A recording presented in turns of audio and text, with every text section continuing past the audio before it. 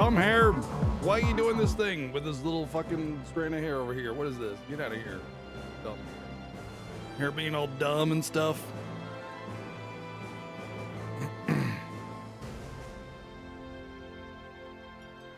One of the Wachowskis will be on it.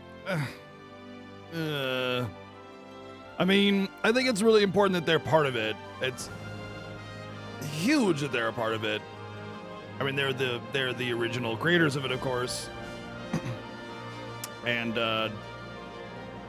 also the concepts and the messages behind the Matrix movies would be lost without them, and I think that's very important as well.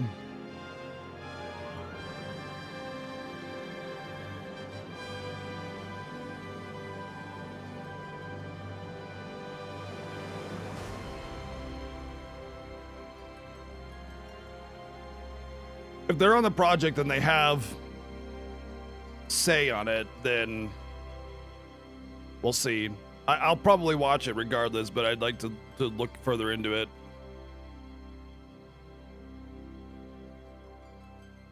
Yeah, WB is pretty much a joke, yeah, for sure. Warner Brothers and all their media and everything. The 4 didn't suck. It wasn't the greatest. It wasn't terrible. I think people overanalyze 4 because it's like one of those things where it's like a big gap between a masterpiece and a new version of a movie or whatever. Like it's like Half-Life 3. If Half-Life 3 came out tomorrow, it could be the best game in the entire world, and it doesn't matter. It'll get such harsh criticism. People will shred it to bits. It doesn't matter how good the game is. And the same goes with Matrix, the 4th Matrix movie. The 4th Matrix movie was fine. It wasn't great. It wasn't terrible though. It leaned a little bit too heavily into like, you know, what the old movies were, and kind of lacked its own identity in a little bit. And I felt like that's where it kind of slipped up a little bit. Because the first 3 Matrix movies each feel very unique and different. Like there's this,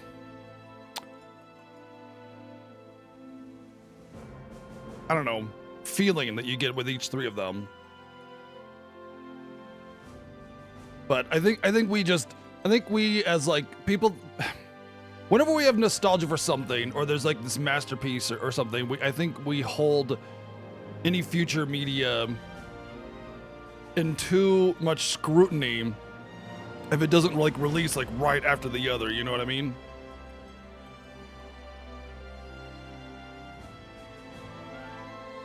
They should be there. Check the... I haven't updated my document, so if you're trying to look at Rebirth, but they should all be there. No problem. I don't have it set to like sub only or anything either, so you should be able to watch it.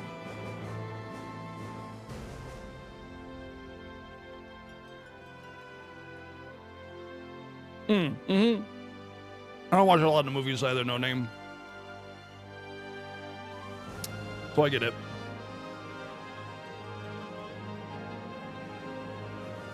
But yeah, I thought the 4th movie was okay. It was fine. It was like the 2nd movie, you know? All right, it's all right, you know?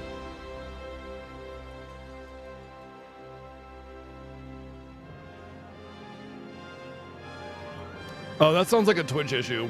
Yeah. That sounds like a Twitch thing. Try it back a little bit, you know? But yeah, I mean, if they do make a 5th and 6th Matrix movie, I'll be interested in watching it. I want to know what's going on with it, but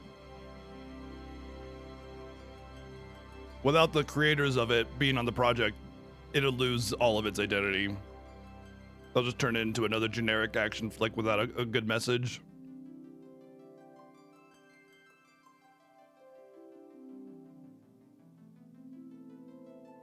There are a few series and movies and stuff that I still like really watch. We go out of our way to watch. Ugh, I shouldn't have put this candy in my mouth. It needs to go away. But like the Mario movie, the Barbie movie, the new Matrix movie, you know, stuff like that, we'll watch right away, whenever we can anyway.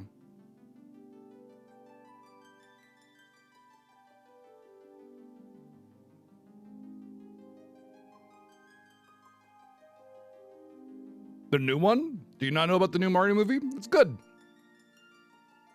It's not meant to be some kind of like deep, rich storytelling experience. It's pretty generic, but it's fun. It's got all the references and cute things and that you would expect from a Mario movie, and it's awesome.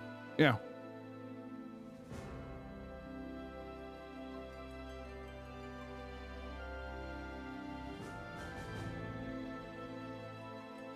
No, I watched the Mario movie back in the 90s when it was new.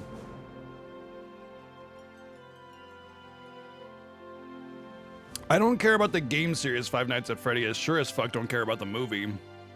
I heard it was shit anyway. What's up, Draven? How you doing?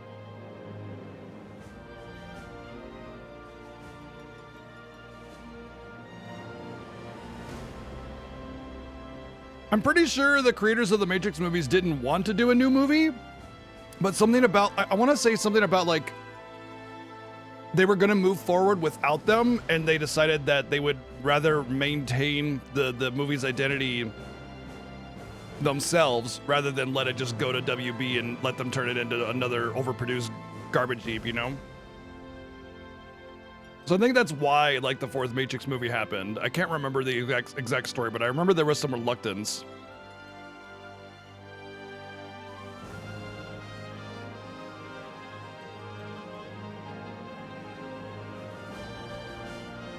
Wait, there's new aliens stuff? What? What? Look, I'm all for nostalgia and reliving the 90s and some of my favorite pieces of media like The Matrix and Alien and Final Fantasy with the remake and everything, but like, you can't just start overproducing it, man. Because like what's gonna happen is we're gonna start getting a worse product. When everything starts getting remakes and sequels 20 years later, it's just gonna be a sellout thing, you know? Okay, just slam it out real quick and who cares how good it is. We've been through this cycle before. It happened already and we got shitty products because of it, you know?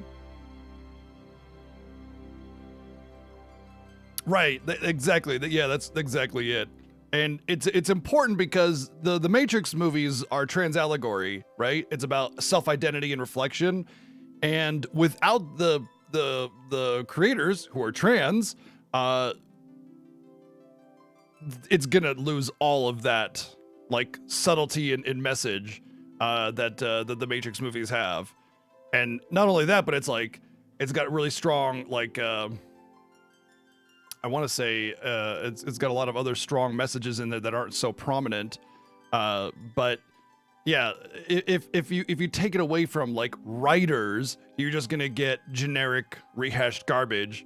Like if you notice, a lot of games, a lot of meh games, kind of have this like random alien creature attacks, and you're just defending it. There's no explanation as to where they're coming from. They're just weird void creatures are attacking, and they don't represent anything. They don't tell a message. They don't have a good foundation. It's just emptiness, you know? Weird void creature attacking, save humanity. Everybody can get on board with that, you know?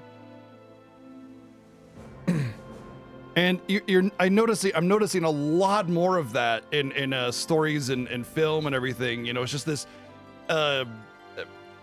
amalgamous, unknowing, unfeeling entity that's bad, and it doesn't represent anything. There's no depth to the story. It's just bad thing, go kill, pew pew pew, action scene. You know, there needs to be message. There needs to be like the art of storytelling is going away. You already did it?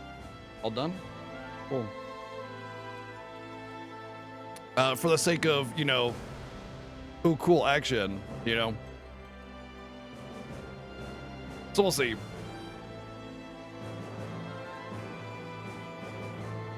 No, I'm not gonna mess with this right now.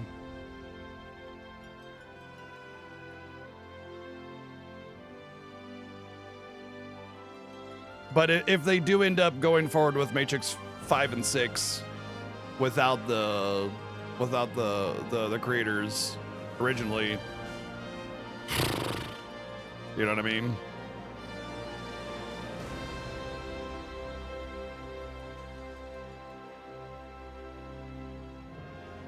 Oh, hey, quiet time's always good.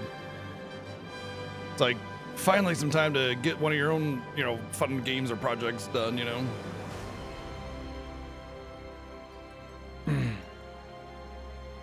Thankfully, there are still some really good remake projects out there, like this remake project, But if we're getting more Matrix movies and more Alien movies and this and that, and it's just like, okay, we're just banking on the nostalgia train again, And again, we already saw this fail with the Spider-Man movies and a lot of other like sequel and nostalgia bombs that we got where they just kind of said, yeah, screw it, just throw it out there. What happened to like Fantastic Four or the later X-Men movies or like Spider-Man 3 or something like that? They all just turned into shit. They're really just bad. They just threw crap out there without any thought put into it because they were just banking on nostalgia. And we learned like in like 2005 to 2010, 2012 that just selling nostalgia is not a good idea. You need to like give it a good production value. And then we got the MCU and it's like, holy shit, this is awesome,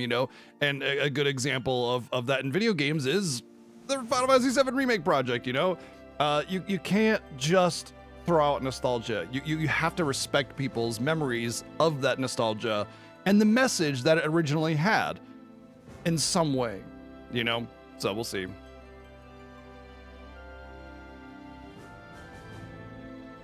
Set between Alien and Aliens? Ah. But...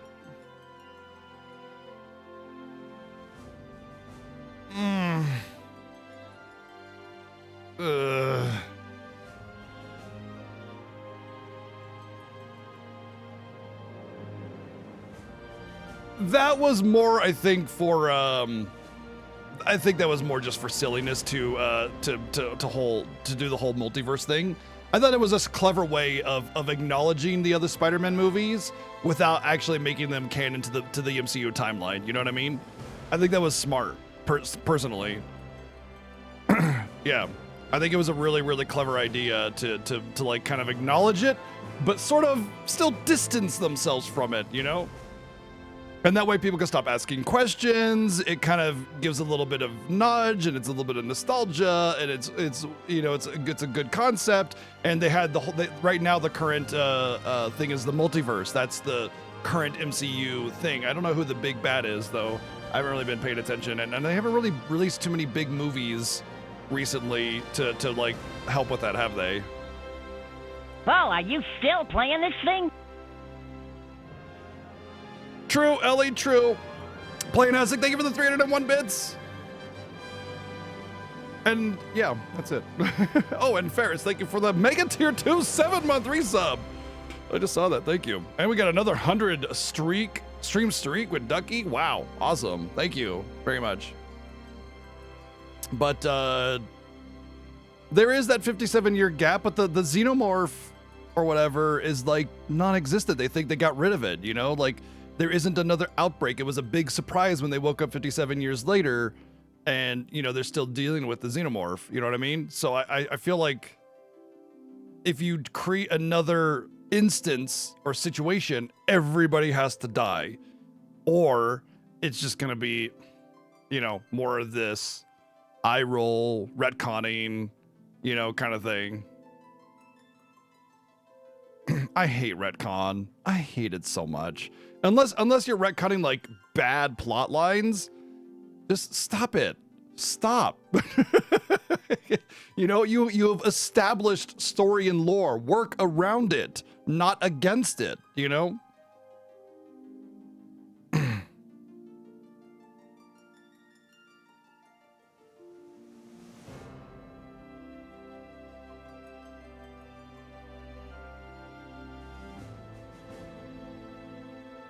Maybe I should rewatch Aliens then. Because from my understanding, Alien, they encounter a xenomorph, they leave that planet. I guess all those eggs were still there. That's true. Unless they torch them? I don't remember. Oh well. Anyway.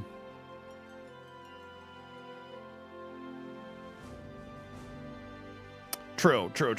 Yeah, I mean, the second, the Star Wars Episode 5 established, or was it 4, established that they all died, yeah.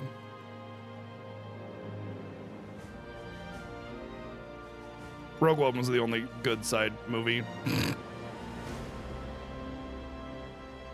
Even then, there were things I didn't care for. Well, welcome in everybody. This is like day 23 of Rebirth. My God, what a robust platinum trophy this is. Way more than I ever expected. We will for sure be getting the platinum trophy today, unless like, I don't know, humanity ends, you know? So I think we'll be okay. Knock on wood.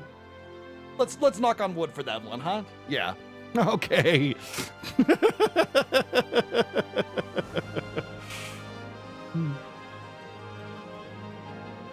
You know, I love the prequel trilogy. There's just a couple parts in it that suck, like the whole I'm in love with the sound of Jedis. You know, like it's ugh. You know, the Padme stuff, the romance shit, just kick that right out, and it's great. And there's a little Jar Jar Binks, of course. Everything else is actually kind of great. I love how they they elaborated on like sword fighting a lot better. Like the fighting scenes are excellently choreographed. And then you have, of course, you have that very famous track that the name escapes me when they're fighting Darth Maul. God, very famous, but I forget the name of it. Duel of Fates. Thank you.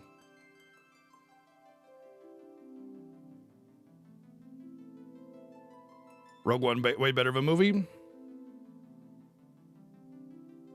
Fair enough. I thought Rogue One was decent, and then Solo was actual garbage. Like, you want to talk about bad movies? Solo. Just rushed, unnecessary, a bunch of just like forcing in the square-shaped block into a circle hole. It sucked.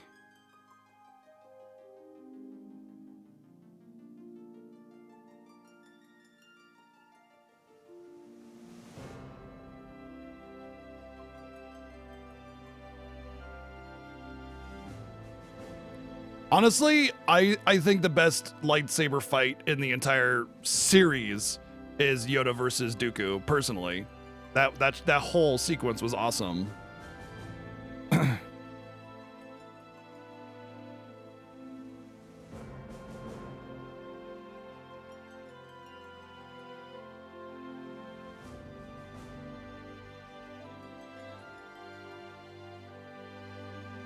Yeah, Yoda versus Dookie.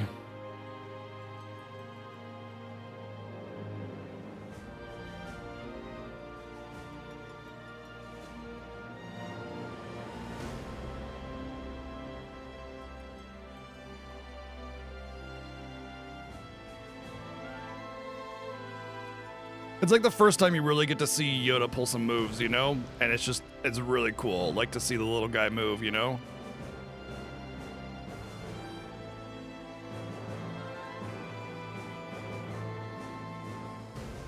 Who do we got in here? Let's get some hellos in.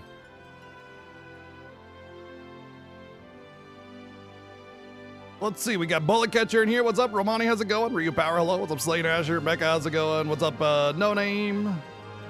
What else we got? Veer Liquor, hello. Shaded Glaze, what's going on? Dracorius, hello. Brock, what's up? What's up, Silver Dragon? Catastrophe's here. Ducky Quack Quack with the 100 stream streak. Wow.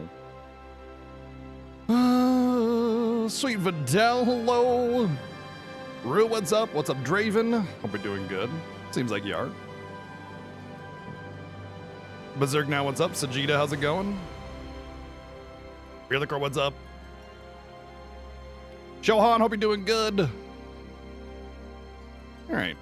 So yeah, today we will absolutely get that platinum trophy. We have 1.5 chapters of story to do, and that's it. That's it. We might go back and do a couple quests if we feel like we got a lot of extra time and we just want to burn some time in the stream or something like that. But realistically, we might just have a really short stream on our hands and just get that platinum trophy and move on. I imagine we'll at least have like 4 or 5 hours, so don't worry about that.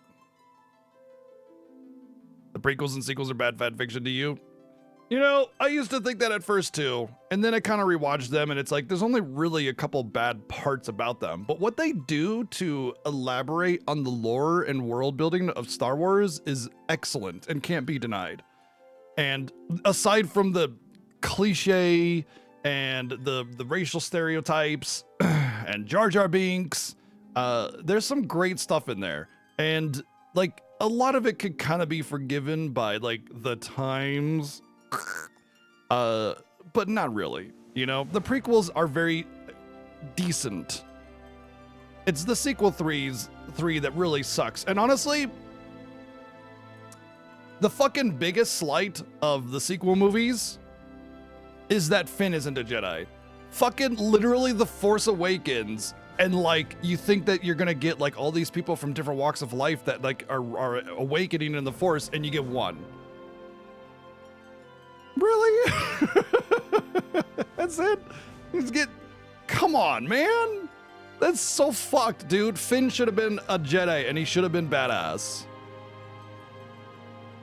I have heard rumors that they intend on making a 10th movie with Finn awakening.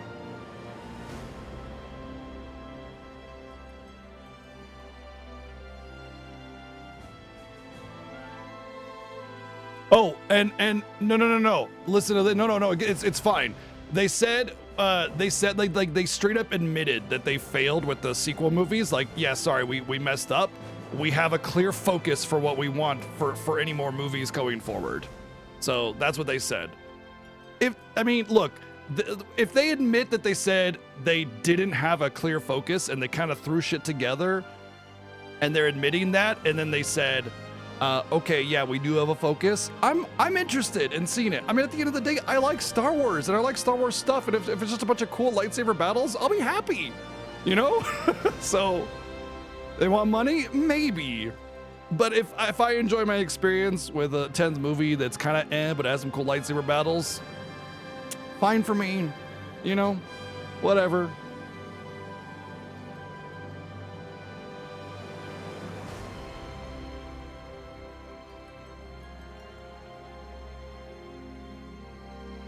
Yeah, I was actually just looking into the KOTOR remake to see if it was still going, and and they said, like, as of last month, they were saying it's still in there, just TBA.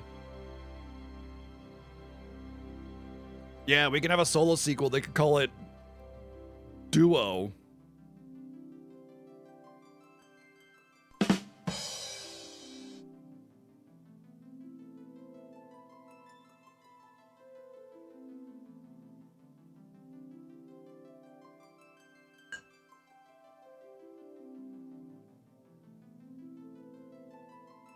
Yeah, I will say that Star Wars lore and story is very muddy. The reason it is because George Lucas is a fucking idiot. For a number of reasons, and not just because he can't keep his own lore and story correct. It's that he let just about any fucking moron write a book or create a game and just didn't care about maintaining the lore of the story. Like, there was so many things that were created in Star Wars lore through like video games or books and stuff, like how lightsabers are made and the whole crystals within them, or metachlorians or whatever the fuck from prequel movies. You know, it's just like, it can't just be like this vague sense of the Force. No, now it's like DBZ power levels. His metachlorian's over 9,000. It's over 9,000. You know.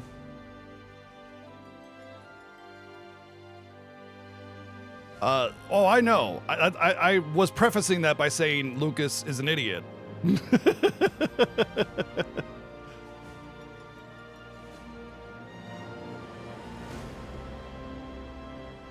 Yeah, Saber Interactive, yeah. No, it wasn't Saber that was doing a remake. It was CyberConnect that was doing FF7 remake before Square took over.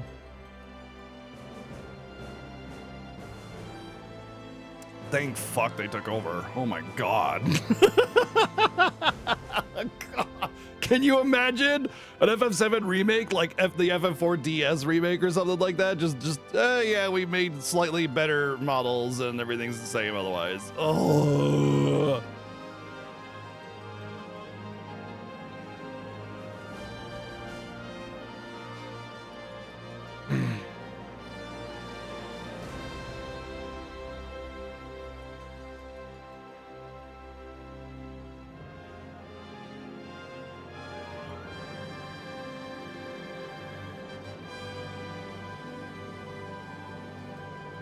That's what the people wanted.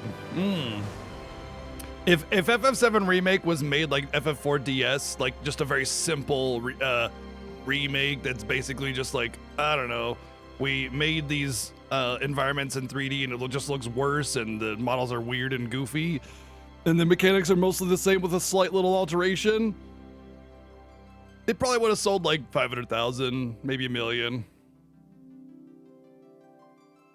And instead we got a masterpiece, a whole epic experience, each title selling. Well, remakes has sold up to 10 million, I think now. Rebirth probably at 3 or 5, somewhere in there right now. We don't really know, do we? It's been a month.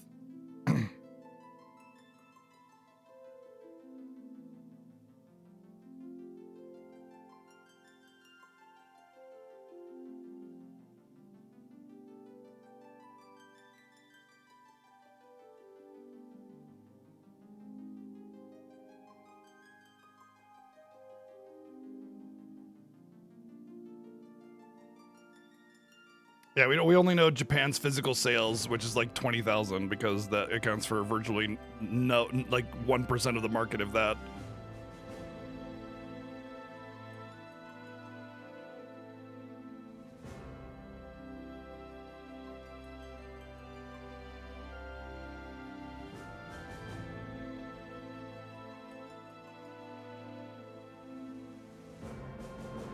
Hey, what's up, David?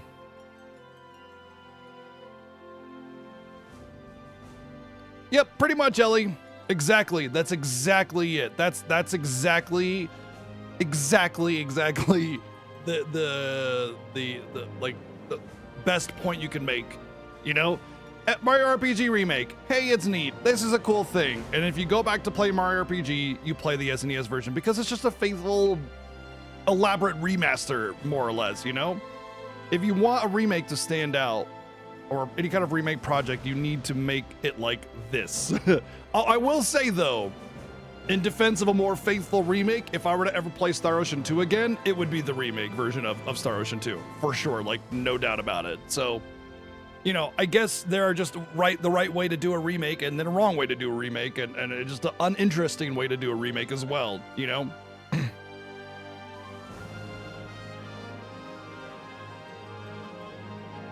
What's TMOR? Of course, but it's faithful. The point I'm getting at is Mario RPG is a faithful remake, right? But they didn't, as far as I know, really improve much. Like, nobody really said anything after the game was released. It was just like, done. But Star Ocean 2, everybody was talking about it because it elaborated and built up the existing systems to be, like, intuitive and interesting and fantastic. You know, it created the same experience but made it polished, and that's like a huge deal. Like, what they did with Star Ocean 2 Remake was exactly the way a faithful remake should be done, you know? But what they did with Mario RPG Remake is like they just made Mario RPG in 3D. Trials of Mana did a good job with the remake as well. Absolutely. Yep, for sure. The biggest thing, if you want to make a faithful remake, is making it familiar but new and polished. You know, create a good system and then bring in the skin of the game that you're remaking, you know?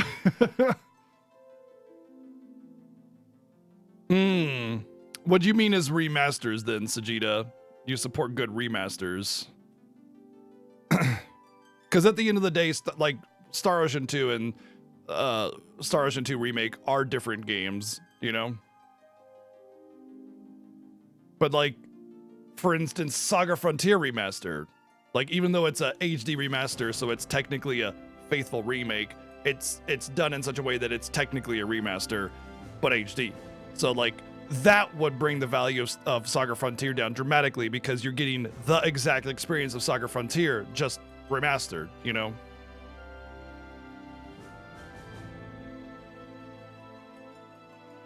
Oh, hi, Motzi.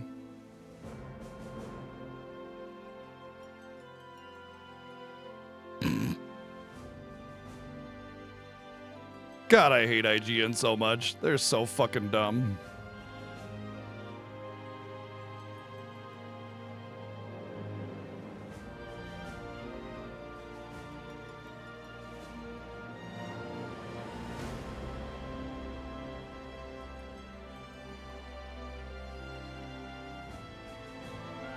Like, not putting FF7 Remake on number 1 and not having Trials of Mana in there.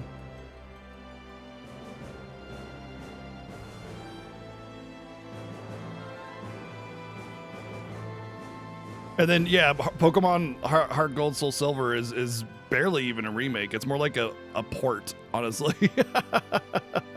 What's up, Ninja James? I think Trials of Mana was a good starting point. You know, it was fun, but it was very simple, and there was a lot of like stiffness in the games and controls. It just needed that little bit of tweak to really take it up a notch. And so I think Trials of Silver, Trials of Mana is good. I platinumed it, but it's not quite there. So I'm hoping with Visions of Mana, they take a lot of what they learned from Trials of Mana and really polish it out to create a much, much better experience. But Visions of Mana, that'll be one of the few games that we actually stream that's new this year. So we'll see how it goes.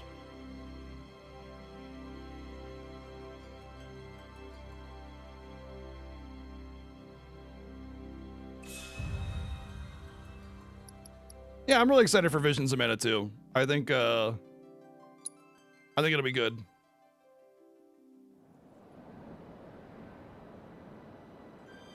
True. I mean, I did play Heart Gold Soul Silver and I really enjoyed it, but at the end of the day, it's just Pokemon. I'm pretty sure Heart Gold Soul Silver was just Pokemon except, what do you call it?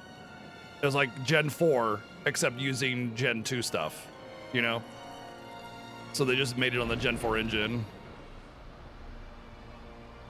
What's this? Which is typical Pokemon laziness. Or cheapness, I guess I should say. Cheapness.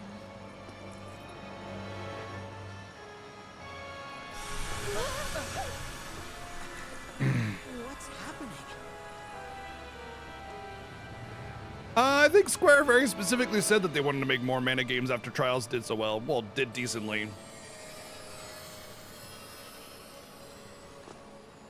In fact, Saga Frontier HD Remaster is being worked on, Visions of Mana, a couple others.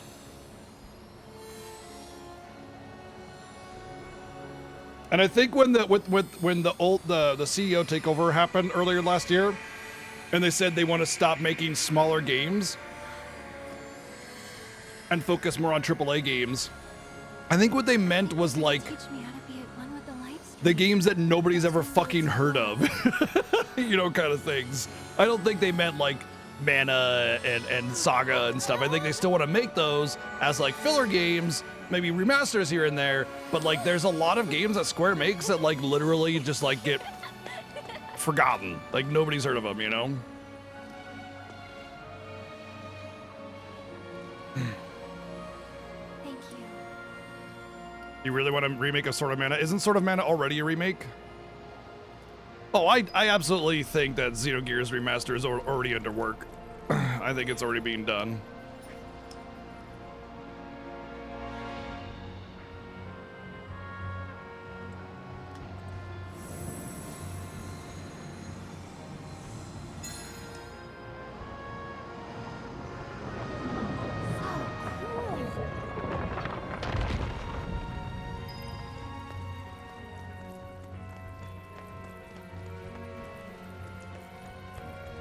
I don't know about remake, but a remaster, an HD remaster where it actually fleshes out Disc 2 would be good.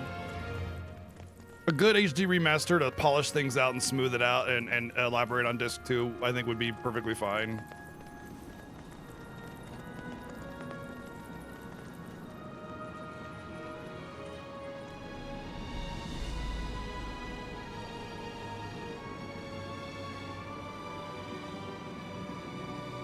They had a lot of projects going on, Mecha. Like, seriously, they were making a Final Fantasy like every year. They had tons of stuff coming out. Legend of Mana and Chrono Cross. Dude, like, 90s Square is like just glutted.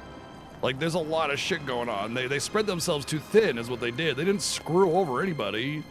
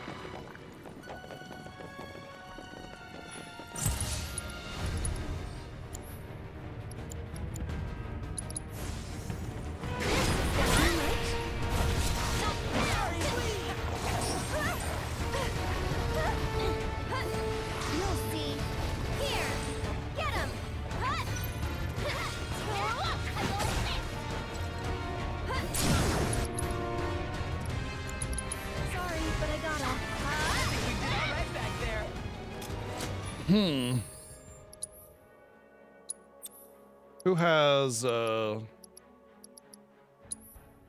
double materia?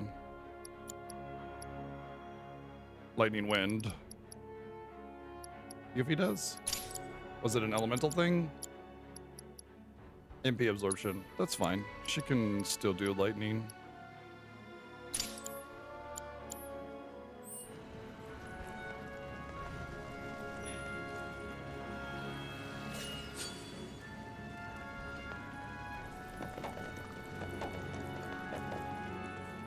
Valkyrie profile. Didn't we get Valkyrie Elysium, which was actually really decent? I played Valkyrie Elysium. It was good.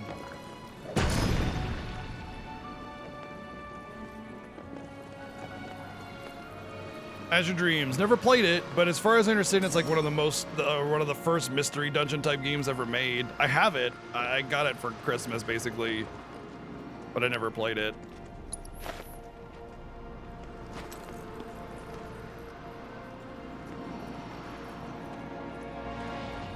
I don't remember how to do this. I mean, I remember how to do it. I just don't remember where all the little energy nodes are.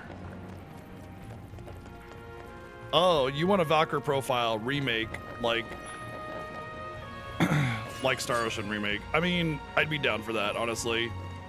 One of the problems I have with Valkyrie profile is it's just dated, you know? It's just not, it just did not age well.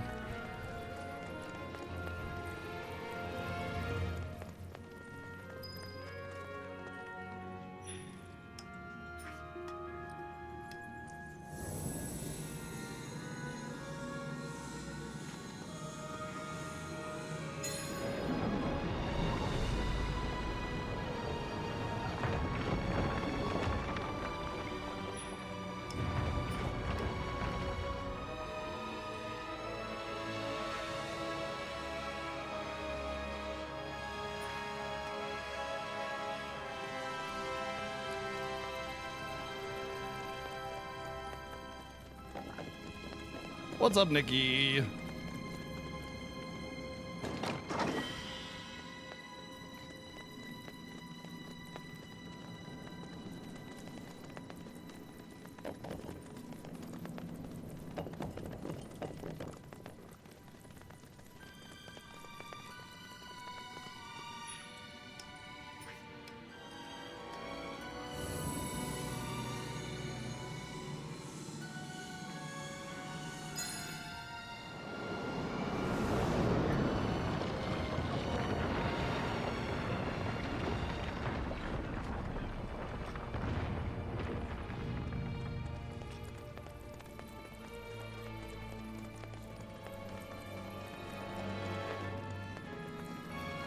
You don't think anything bad will happen to them, do you?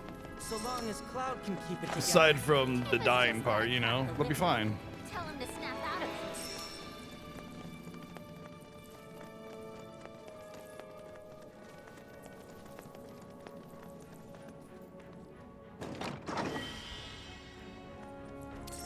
it. It does make me want to put on that guilt. You know what? Actually, that's a good idea. This is a great opportunity to test guilt toss.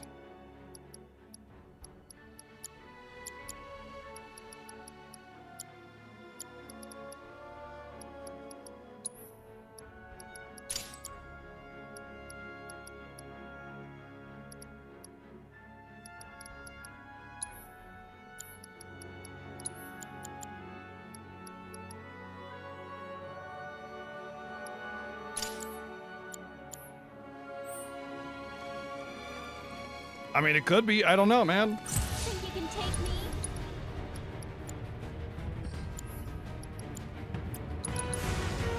Gotta get Whitney. Why don't you lead the way? Don't let me down. Yeah, just watch. You're going around.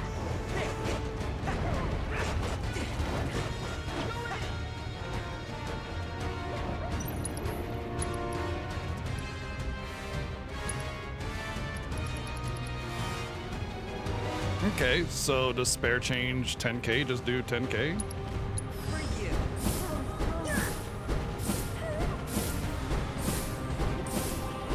Am I missing? I think I'm missing. I think I'm missing it. I think I missed all of that. All right.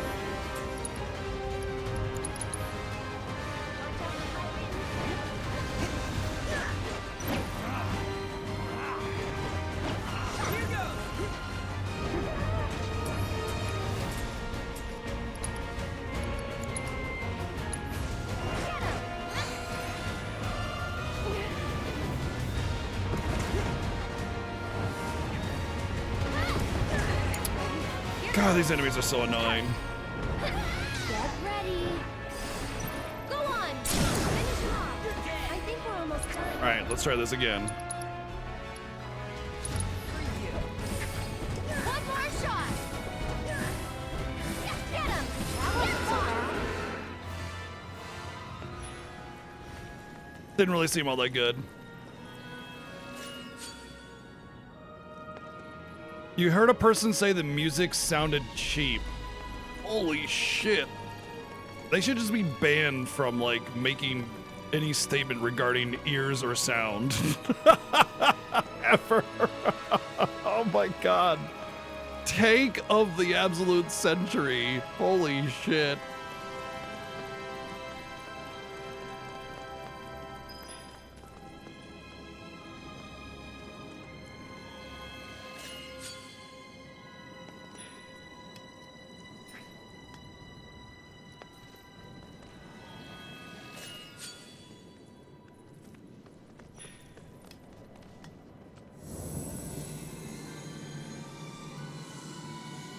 Oh, it's not gonna be enough.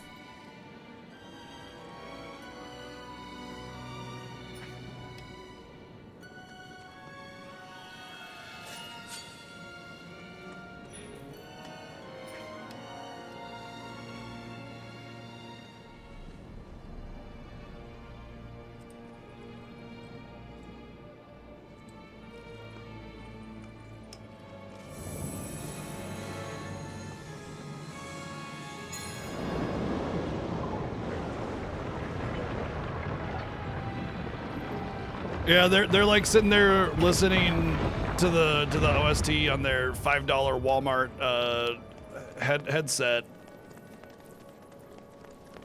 going like, man, why does this sound so tinny and cheap?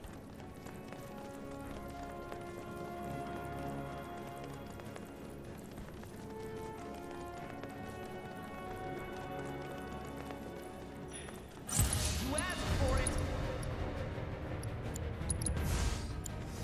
You'll be blown away.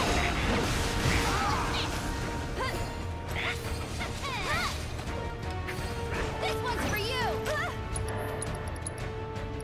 I'm backing off a bit. The Watcher's work is never done.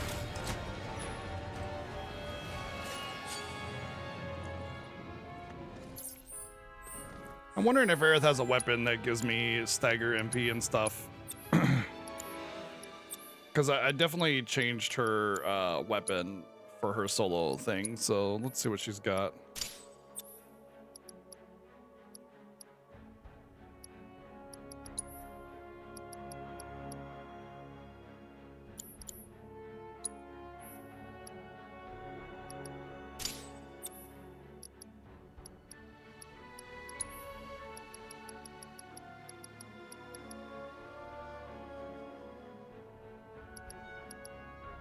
I hate it when they have just one element up.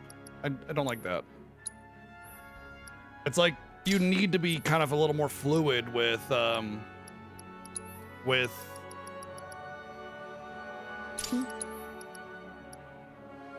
actually pretty good.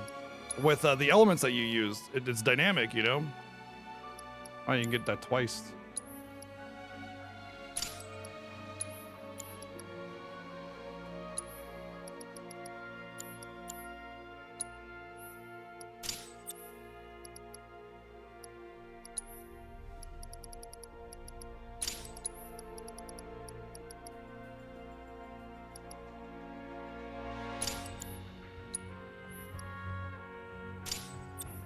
I guess I never really looked at her stabs, did I? Because I would have done something.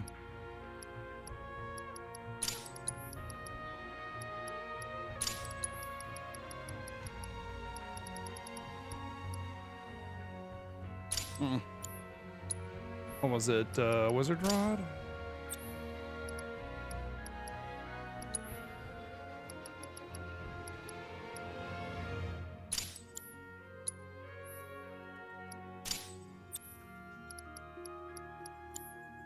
We'll go with this one.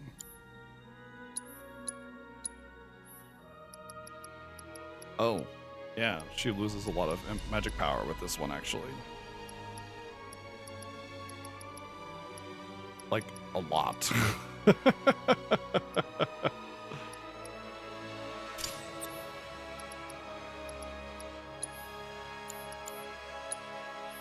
I guess they really want you to rely on,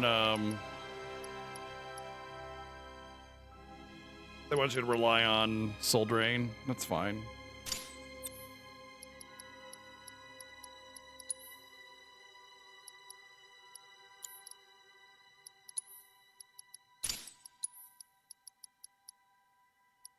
Limit break damage from all the damage that she does on her limit breaks, which definitely is part of her kit. Yeah? Increased damage for Aerith's limit breaks. Wow, all 0 of it on.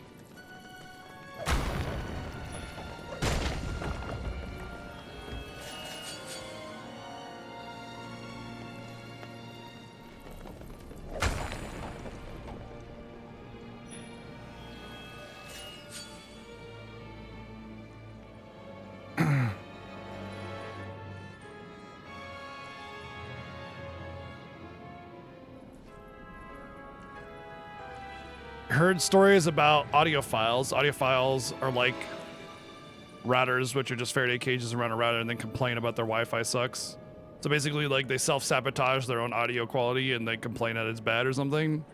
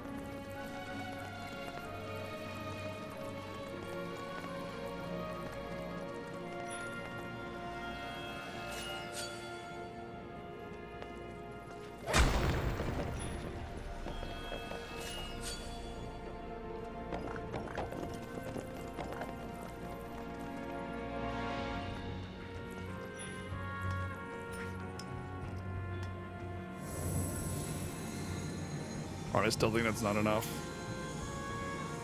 Yeah. Maybe you're low on life stream or something?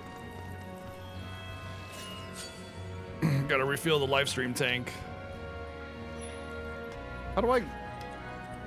Oh, that's because it's over there. Whoops.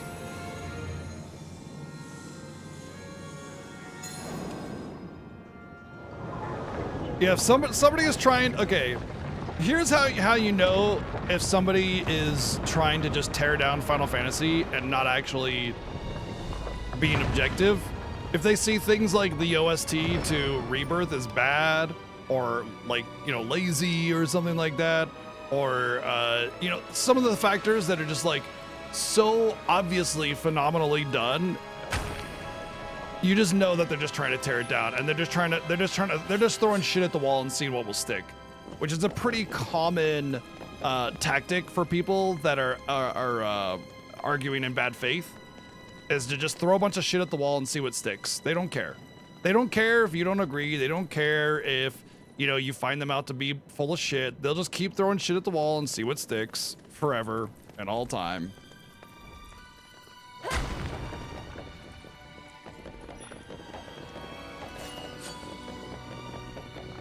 I mean, you can blame money for that one. But it's not exclusive for very much longer, so don't worry about it. Oh, you gotta be kidding me! How shot? It's your turn. If you insist. You're right. This club works.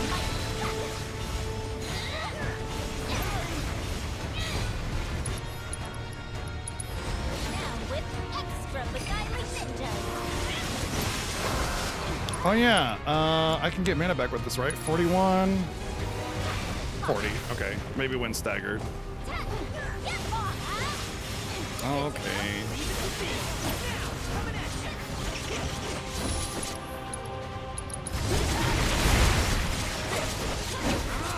Oh, that's shield, isn't it? Yeah. One more shot.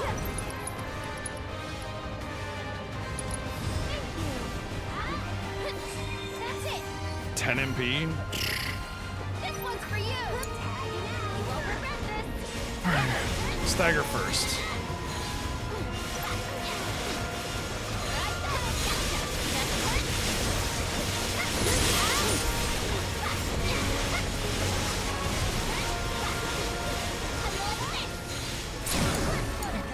I can help too.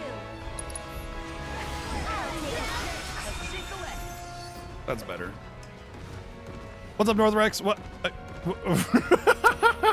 Like was having a day. The development philosophy, and then to elaborate what they mean. Yeah, exactly. Yeah.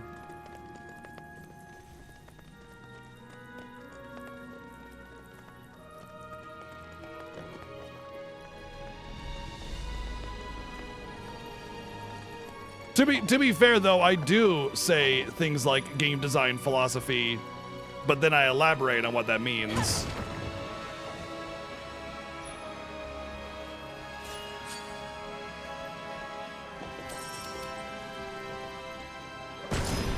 You don't get Mako shards in this game anymore. I kind of like that there are the not, because like the feeling of having to hit all the damn boxes every time you play the game to keep your MP up was kind of annoying.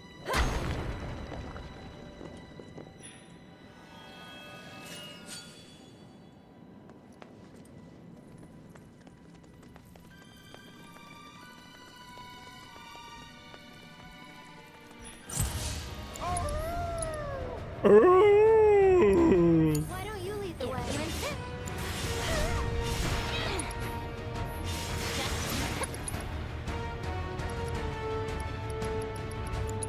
You need to chill. Someone need a rest.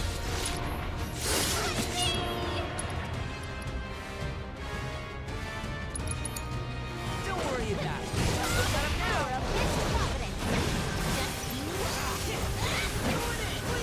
Go on.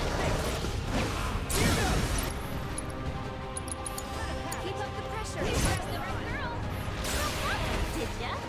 How you like this? That's it. Here I go. Got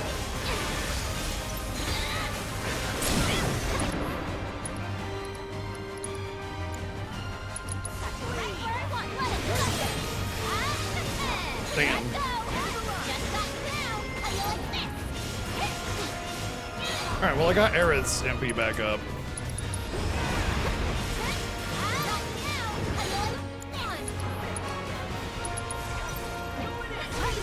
Yeah, the damage that Yuffie does just isn't quite enough to get her MP back on her spellcast.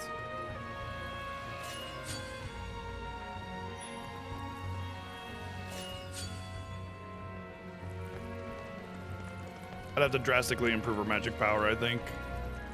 What's it gonna be, like HP up or something, MP up? Another one I can buy.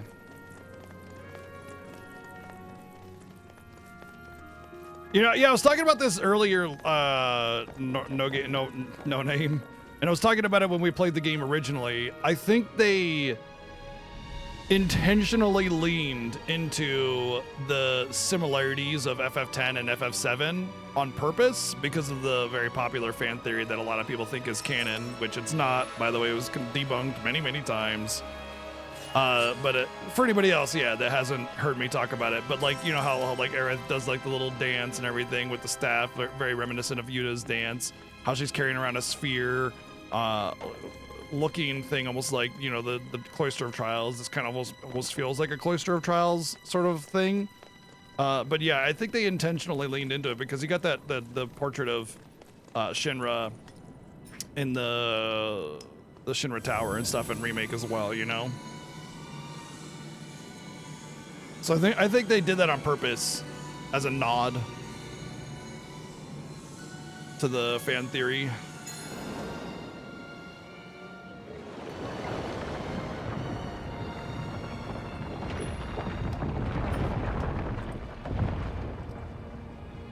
Because it has been debunked. Like it was never even slightly confirmed ever. Like the person that asked the question basically was met with, that's not right, but hey, that's a neat idea, and that was the end of it. And yet people still somehow mistranslated that or misheard that as, oh yeah, they're the same world, totally. Okay. It's your turn. Hearing good hands down. Enjoy the ride. Here I go.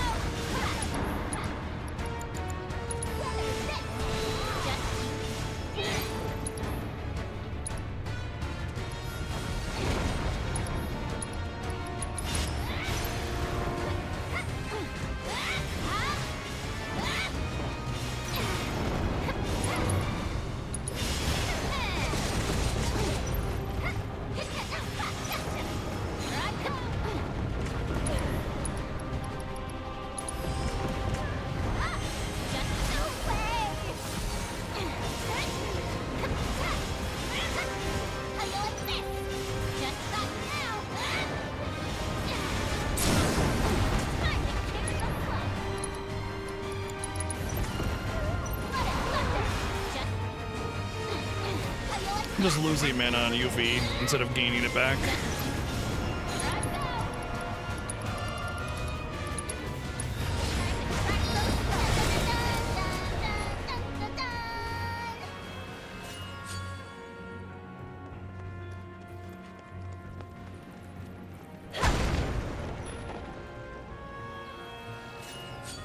You know, I'm all for the fact that they're leaning into that FF10 similarity, but if they made a weapon that looked like Vegnagun, I might uninstall the game. You know?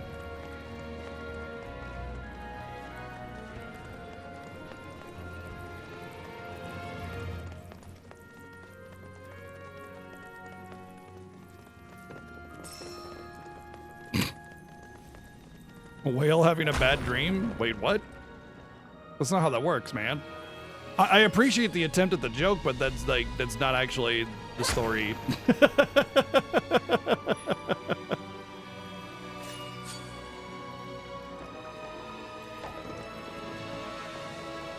I guess kind of in a roundabout way you could suggest that sort. Yeah, okay. I could buy it. Without elaborating on story too much. That works out okay, I suppose.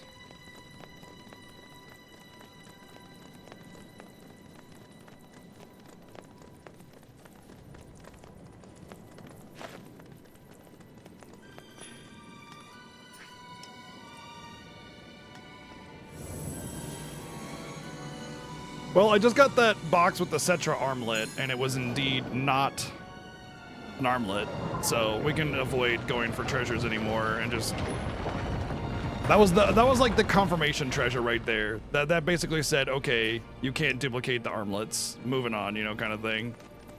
So anything that I have to fight extra stuff or go out of my way to do, we're not gonna bother anymore at this point. We're done with that. That was the chest that I knew beyond a shadow of a doubt was an armlet in my first playthrough, and so seeing that there, I can pretty much say, okay, we're done trying to determine whether or not you get duplicate armors.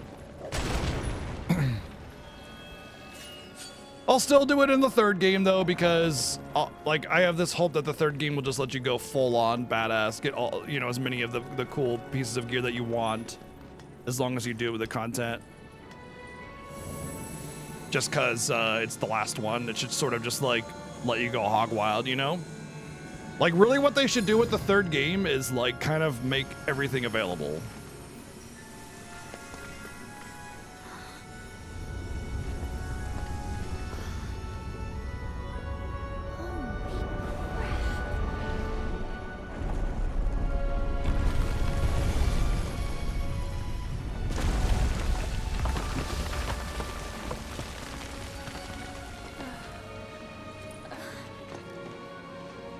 How about we take a quick breather?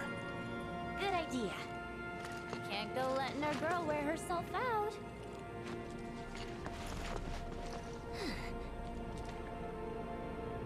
Okay, but just for a bit.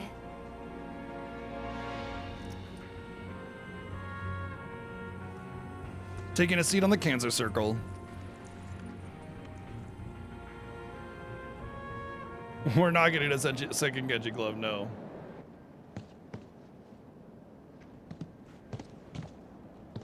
Damn it.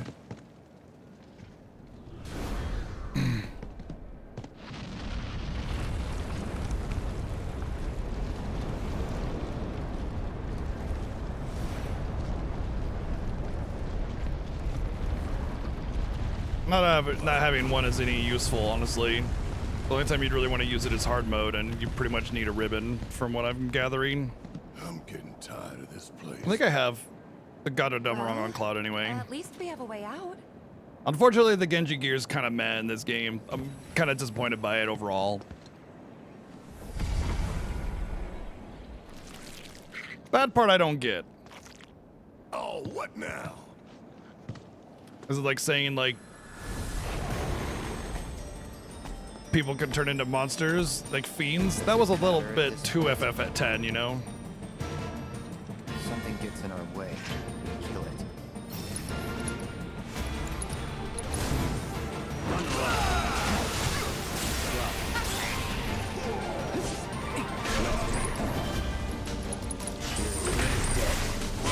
There's also nothing in FF10 lore that says that, like, you know, people become monsters necessarily.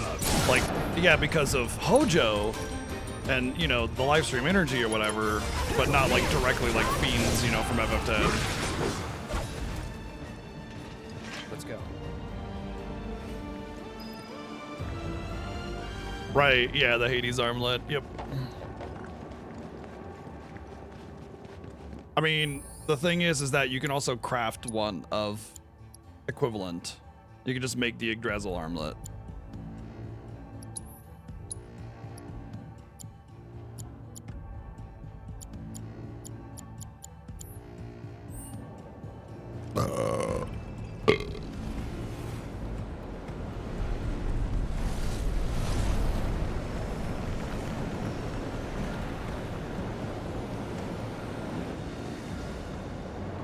Man, this thing is intense. Look!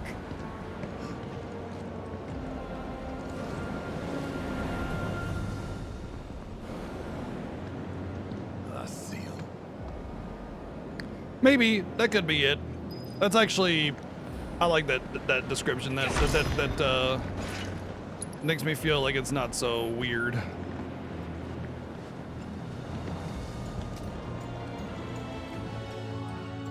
Just the story. Yep. That's it. That's the only thing left. I mean, there are 2 books that I won't get necessarily because they're from questing. No, 1 book. Hold on. Let's see, there's yeah, just 1 book. That's it. I have to do this one. God, I got an itch in my back, man.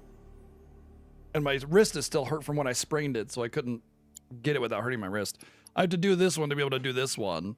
And it's just like the party animal quest though, and it's just like so long, a lot of mini games and stuff, so I just didn't do it. So it's just the 1 book, and that's it. After that, I've done all the quests in hard mode for the books. I'm ready for you.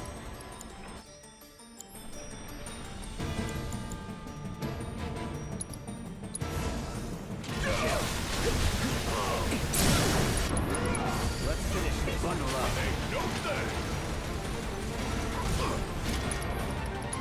Any last words?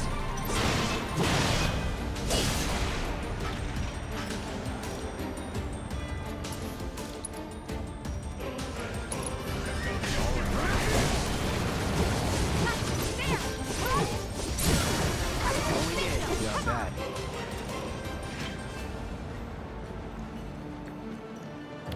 In Remake, there was Proud Cloud. Has there been anything similar in terms of Super Boss that is hard mode exclusive? In this game, a lot. There are like 8 different challenges that are very high tier. No, more like 15 that are all hard mode exclusive. And you know, there's like a bunch of hard mode challenges like throughout remake as well, but like this one has several very high tier challenges Go check the path. that are hard mode exclusive. Make sure it's stable.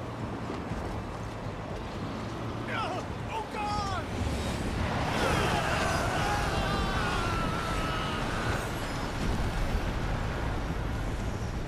I get the feeling we're not welcome here. You can do those challenges without doing hard mode? Sure. Probably. I think.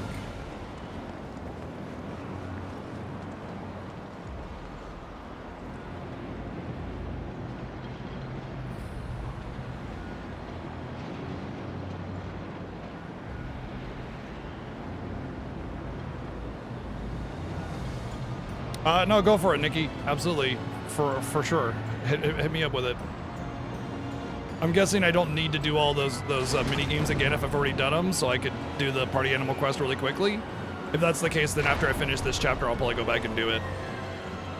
Because I know with a lot of the quests and the mini games, you didn't need to redo a lot of the stuff.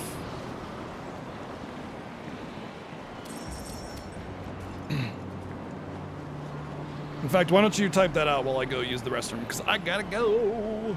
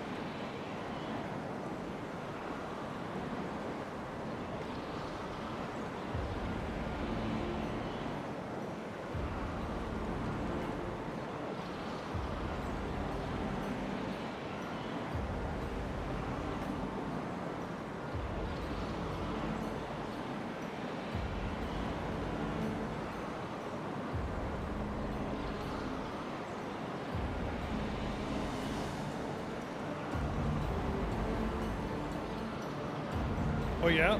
Okay, cool. Then maybe I'll do that after this chapter. Because I do want to get all the books. I was more concerned about the time that it would take because I know this chapter can be pretty long and there's a long sequence plus review and all that. But if it's that simple, then yeah, for sure.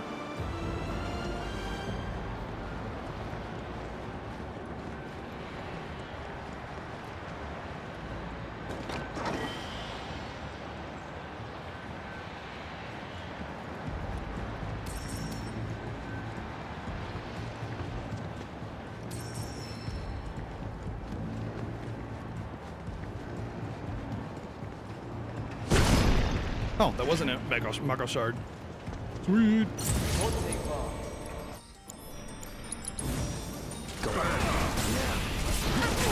Let's try. Let's finish this.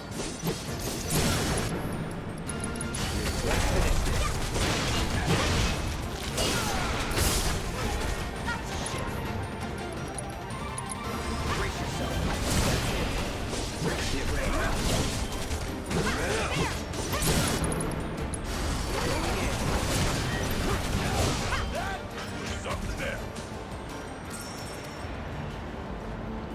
Oh yeah, the 3D brawler part. Yeah, I knew there was a reason why I was particularly dreading it. Now I know why.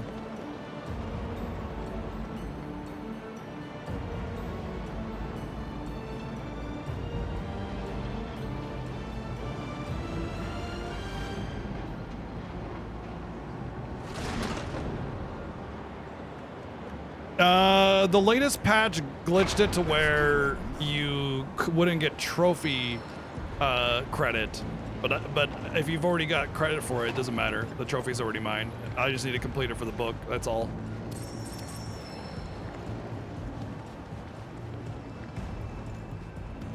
We could try using that.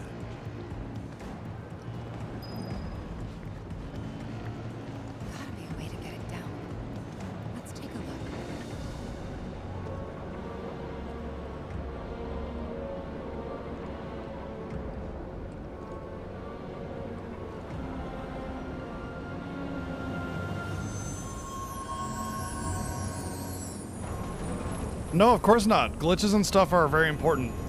Like soft locks or things that don't work or whatever. Absolutely, I need to know that. As long as you don't include spoilers in it. You know, hey, you know the part of the game where so-and-so dies? Well, that's glitched. You know?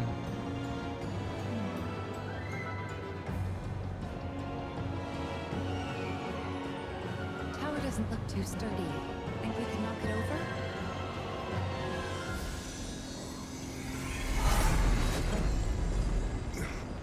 The hell? Exactly. Exactly.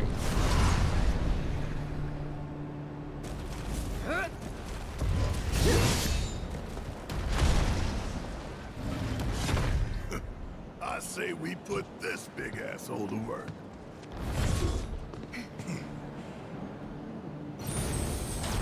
No more fighting. Nice hit, bro.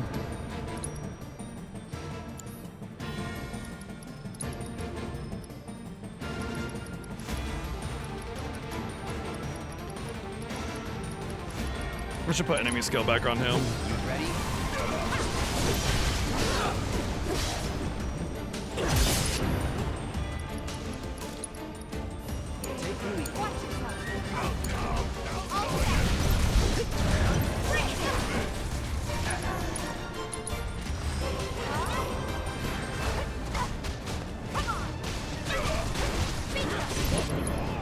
Don't think you'll walk away from that.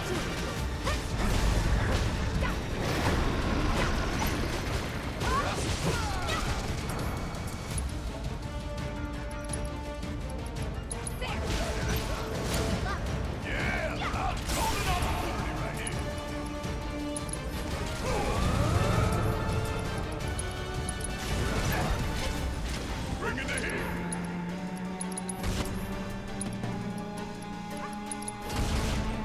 Back up the lift.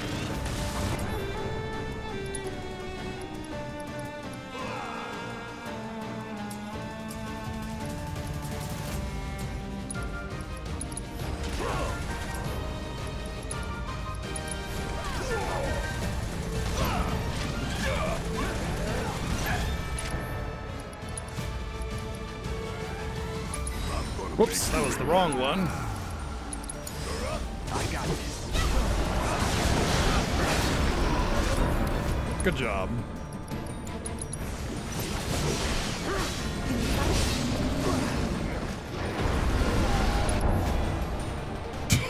So annoying. All these like fucking one-shot abilities that are not being dodged by the AI.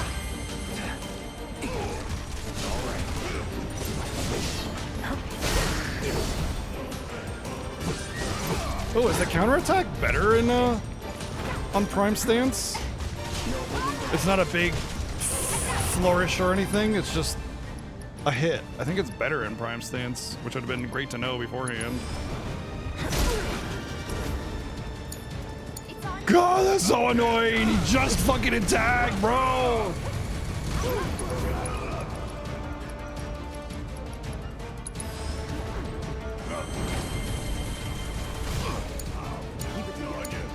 Let's do this.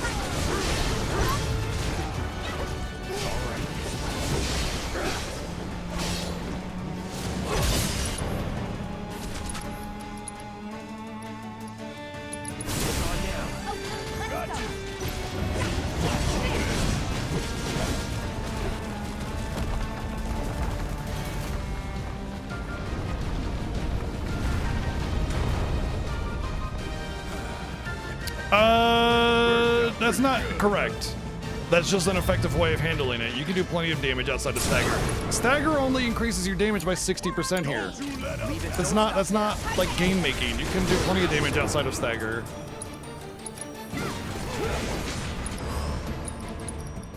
It's just that you're not interrupted while you're doing things outside of stagger or in stagger. So it gives you the freedom to do what you want to.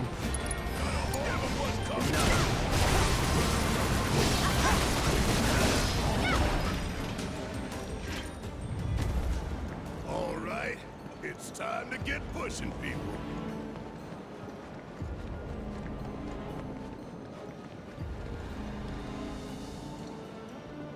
In fact, many fights absolutely require that you do abilities outside of stagger.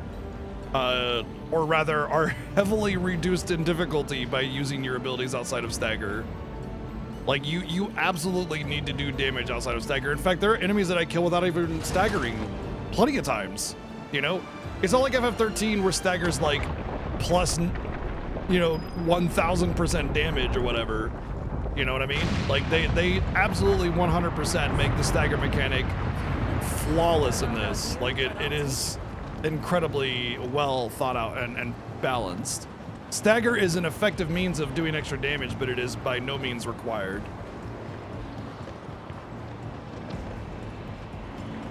Nah, stagger was a little muddy in FF13, and they've balanced it out in games like FF16 and 7 Remake and on, and it is a very, very well executed mechanic now.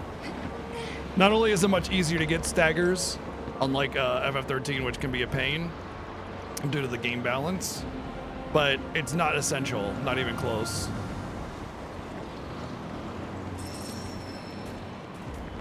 I know, I understand what you were saying, Veerlicor, and I'm telling you that it's really well done. It doesn't rely on stagger. It's not this, you have to stagger an enemy in order to do anything, but it is the primary combat mechanic, and since every enemy has a stagger, every enemy is going to be staggered, and so of course every enemy is going to have a stagger opportunity. That's all that is. But you absolutely do not need to stagger an enemy, or do you need to be staggered in order to do damage to an enemy. The remake stagger in particular is exceptionally well balanced. Stagger mechanic in FF16 is very good, but it definitely could use some work, because that does feel like you don't do anything unless you've staggered them. Well, to an extent. Not quite so bad, but you get the point.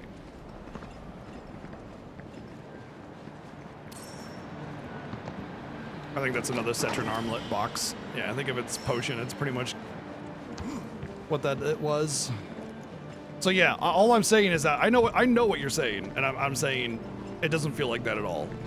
And I know you haven't had a chance to play the remake games yet, so hopefully you'll get a chance and you'll see for yourself that it's not quite as essential as you might think it is. Or even repetitive, for that matter. Especially considering that every enemy has a unique way of getting to that stagger point.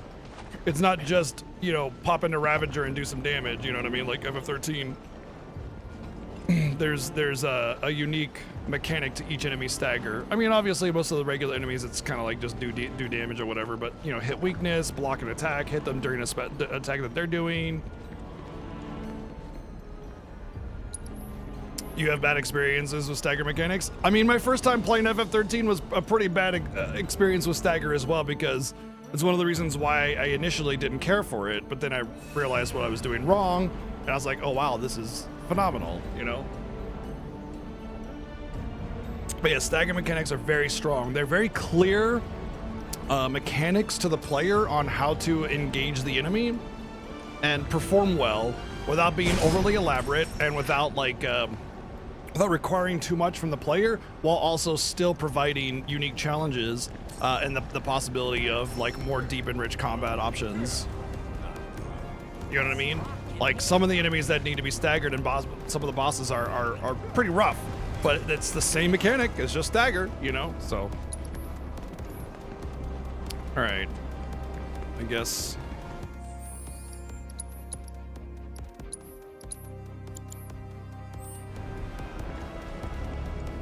Time to fight some Turks. Let's hang back. Get ourselves some popcorn. No time for that. Next. Unless the monsters get home first.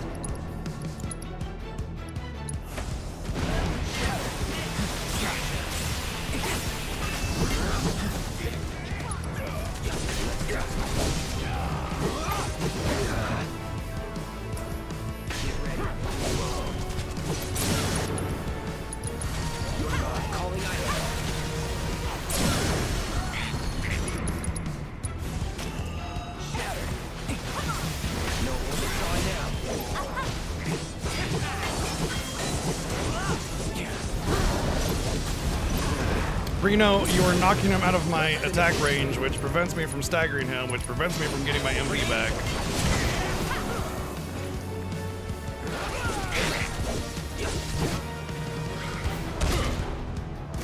I love how Rude protects Tifa there. Oh, yeah, there's no problem. Get a room, will ya? Shut up. By the way, there's a scene in OG where they talk about who they have crushes on. And that's how Reno knows that Rude has a crush on Tifa. God, I love the way Tifa fights, man. She uses everything to her advantage.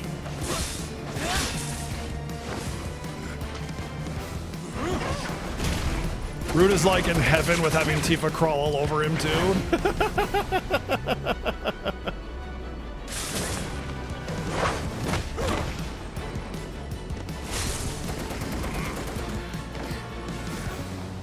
Reno, you know what to do.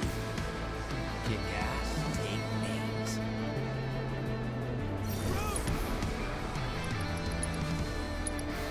Any last word? Deal with that. Alright, give him hell. I got Bingo!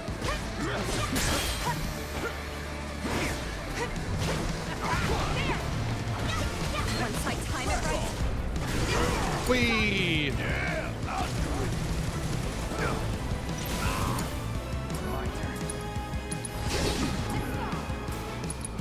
The limit and beyond.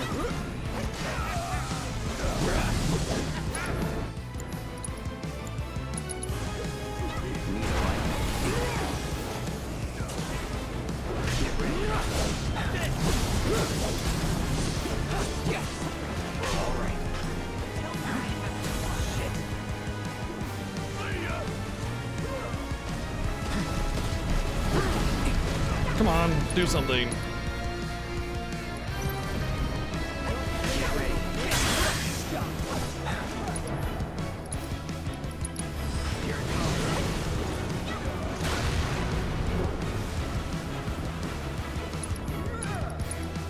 I think he's actually gonna do something. I gotta interrupt him or something.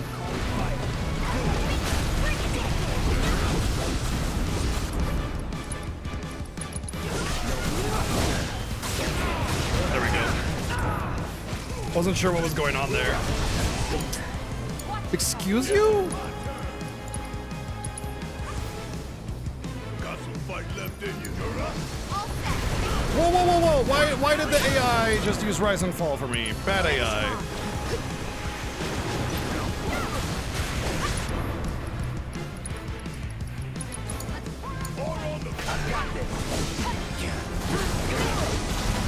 Okay, he's phasing over. Let's just build up some ATB here. These assholes are better than I remember.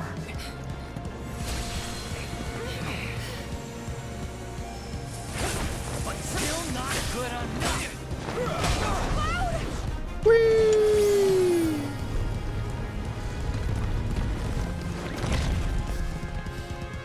Back to plan A then? We kick ass and take names. Hey, partner! I'm in.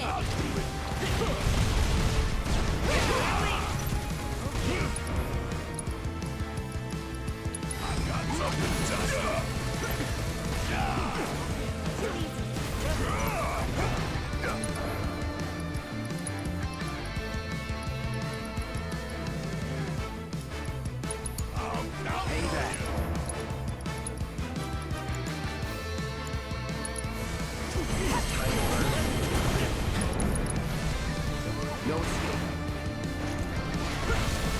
Let's go. It's on now.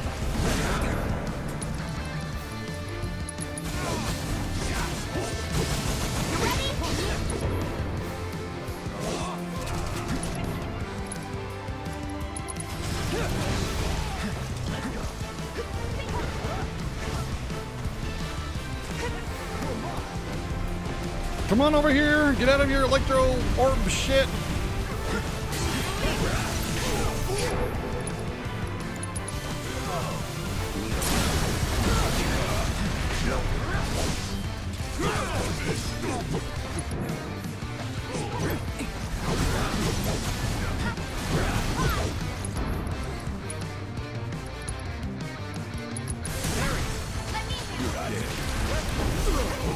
Perfect timing for that stalwart stance, because you basically break it by doing stuff, so. No more games. It's over.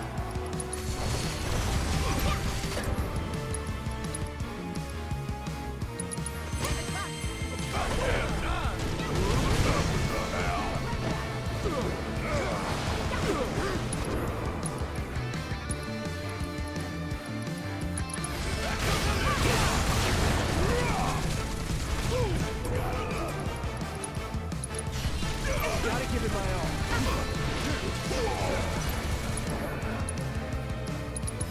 It's on you. All set.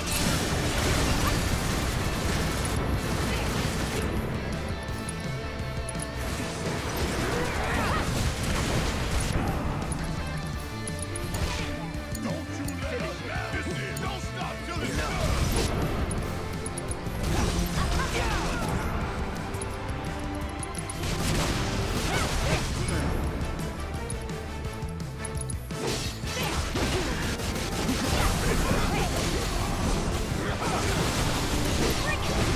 GG.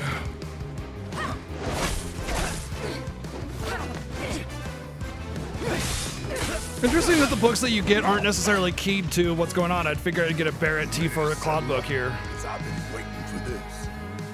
You mean for this?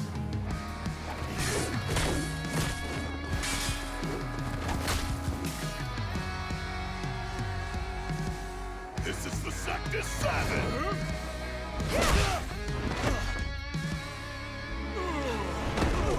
I like how you don't see the outcome of the punch, like right as it happened. Just him flying back when he's done.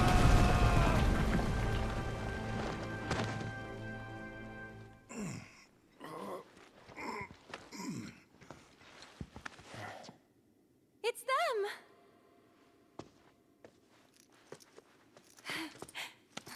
I'm so glad. It you're all just shows the okay. outside of Right the back ancient at temple. ya. It's just. We're lucky you didn't crush us.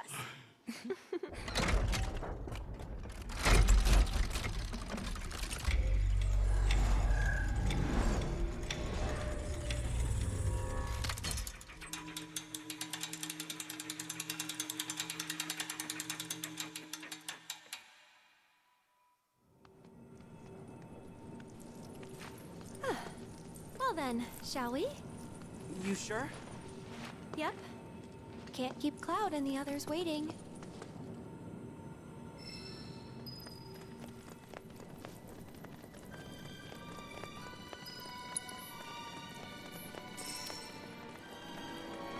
You know, I just realized that if I had kept more of the stuff, I would have had better buffs. So if I didn't go for the treasures, these fights coming up would actually be easier. The whole dungeon would be easier, but you can't suck the juice out of it once it's been filled up. So you gotta go with what you got, which after I kill this monster will at least give me faith.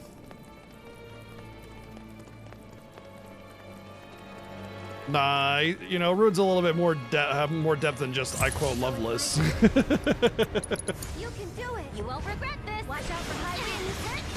Get him.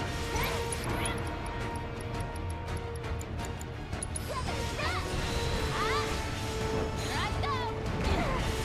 Just how you like this. Gotcha. Got me now.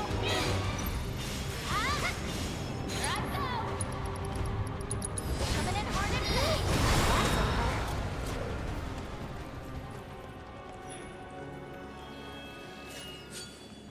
Oh, regen 2, cool.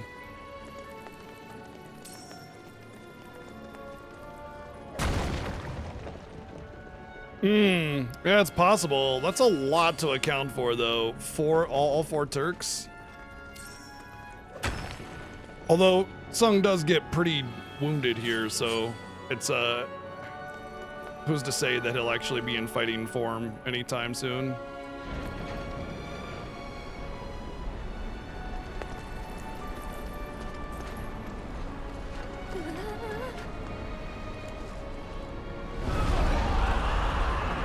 They could do it like if you know what they could do.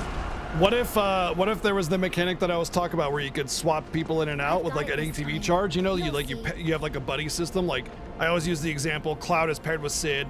He gets a little bit of stats because of his pairing, and then you can cycle in Sid with an ATV charge or use one of his sit out abilities or maybe a synergy ability while they're sitting out. You know, and then that's it. They pop in, do a thing, pop out, or you swap them in, and then you start using them. Whatever.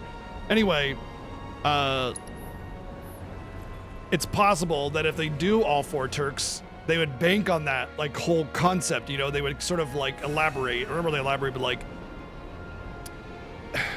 you know how in this game, Rude and Reno have synergy attacks? Synergy attacks are the new mechanic of the game, right?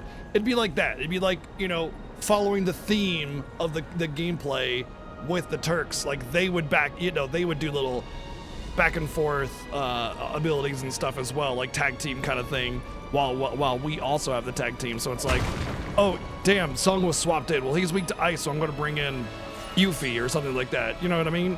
Like you would have to accommodate for that in your own strategies.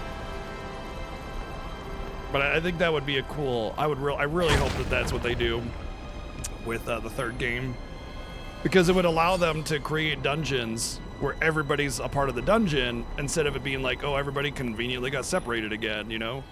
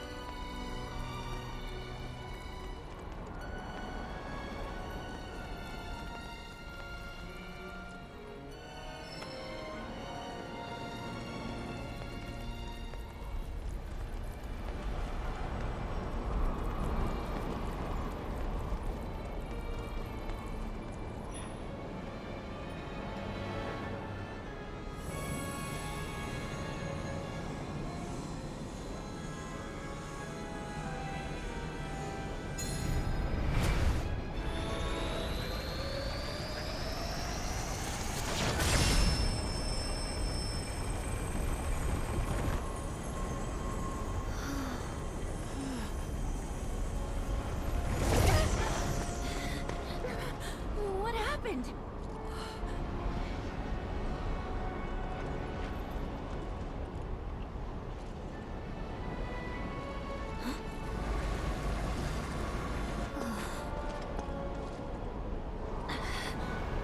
So it's their fault. Let's make him pay. Yeah, I mean, he's in Advent Children, so we know Sung doesn't die.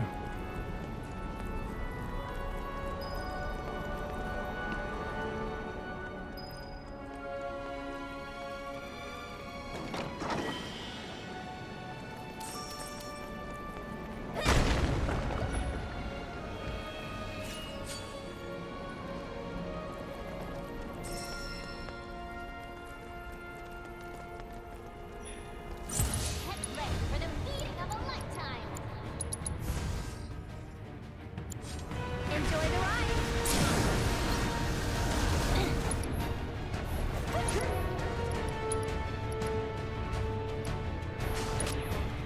It's your turn. Go for it.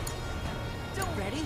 I'll take care. Can you take You know, over the fact that she has her limit level maxed out, that's actually great because I'll show you what I can tagging out. I'm your one-stop collaborate shop. One more I can, shot. when I get into the boss fight, I can just get everybody's limit real fast. Someone need a rest.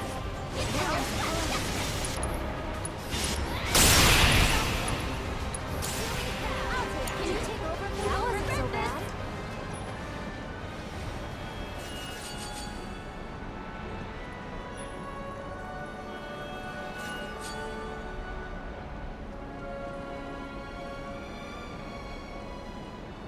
Yeah, that's what I said.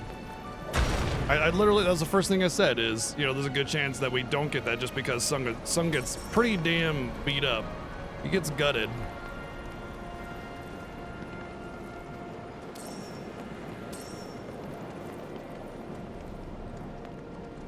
Whoopsie.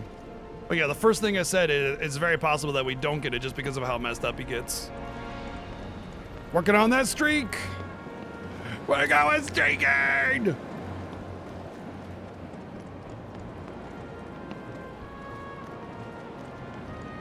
Web breach.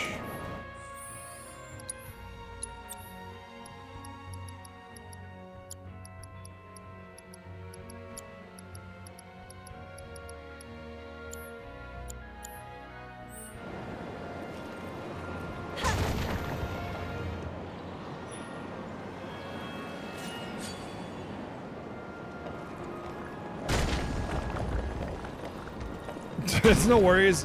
Here's what you do. You just leave your computer on with the browser window active, and then you never miss a stream. There, done deal. If you have to go out, you know? See, easy. Just dedicate your entire existence to making sure that you're here in my stream, and it's all good. Go on, it's your turn. Here I go.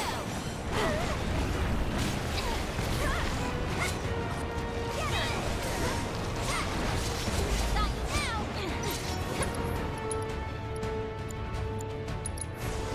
Too bad, so sad. Get lost.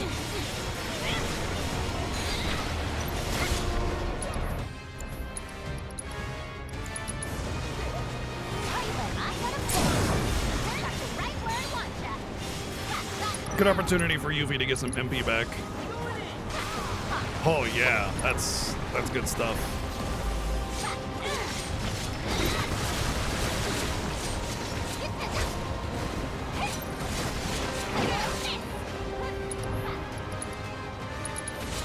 Didn't even have to use Dispel on that one.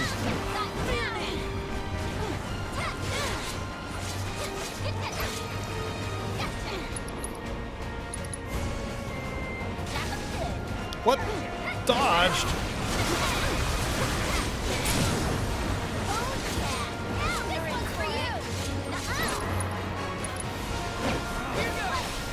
All right. Well, could have gotten more back, but whatever. It's some. It's better than none.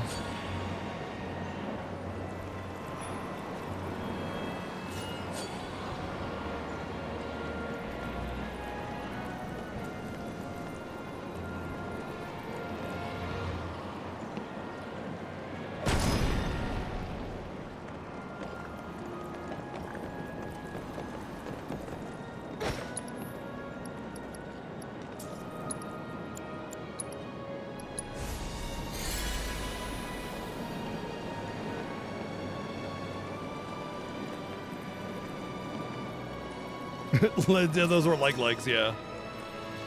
I had to be careful not to let them eat my shield.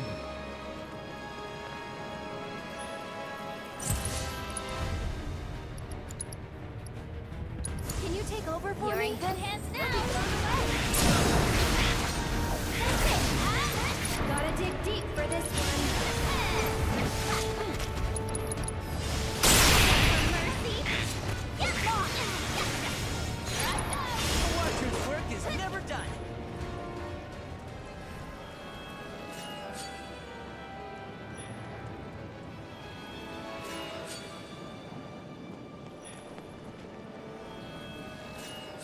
You get any different equipment in hard mode than you do in normal? No. Well, okay, there are certain pieces of equipment like the Cetron bangles that there's only one of. So that the one that you get in this dungeon, that's the only one. The best armor that you can find, again, is the Hades armlet, but you have to redo the chapter every single time to get the Hades armlet and then restart it. So you could have, what is it? I think 2 people with eight socket armors, yeah. And then you can have the Hades armlet, which is 7 sockets. And if you keep going back to go get it, you can have everybody with 7 sockets. That's it. That's the best you can get.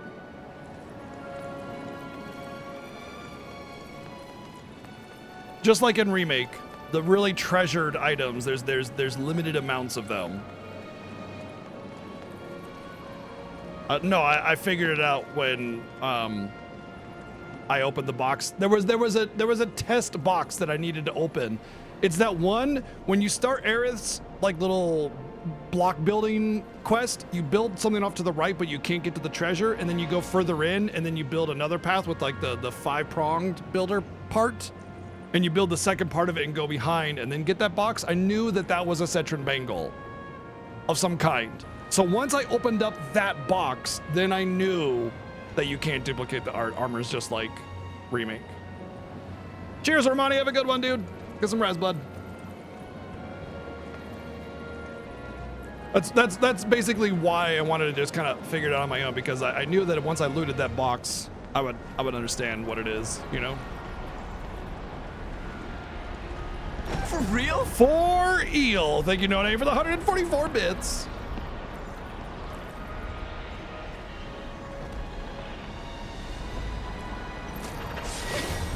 You can do it. Here I go. Let's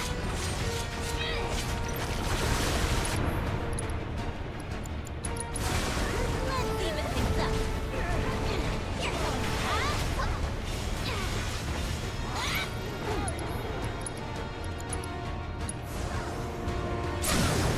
Got you right where I want ya.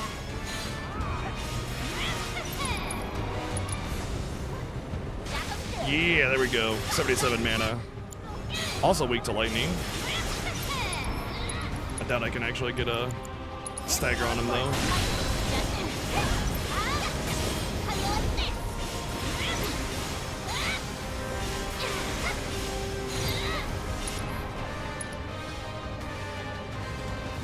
Yeah, it's pretty deep in chapter 11 if I'm not mistaken.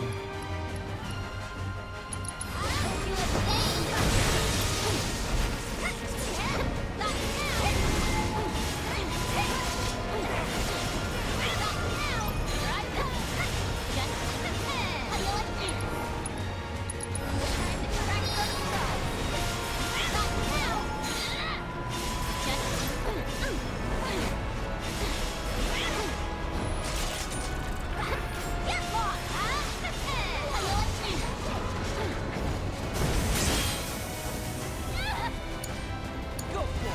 Here goes.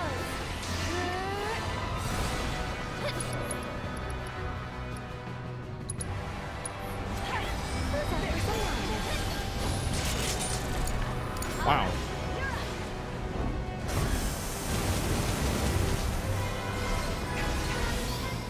Reiwa, thank you for 3 years of subbing. Wow, that's a long time. Thank you.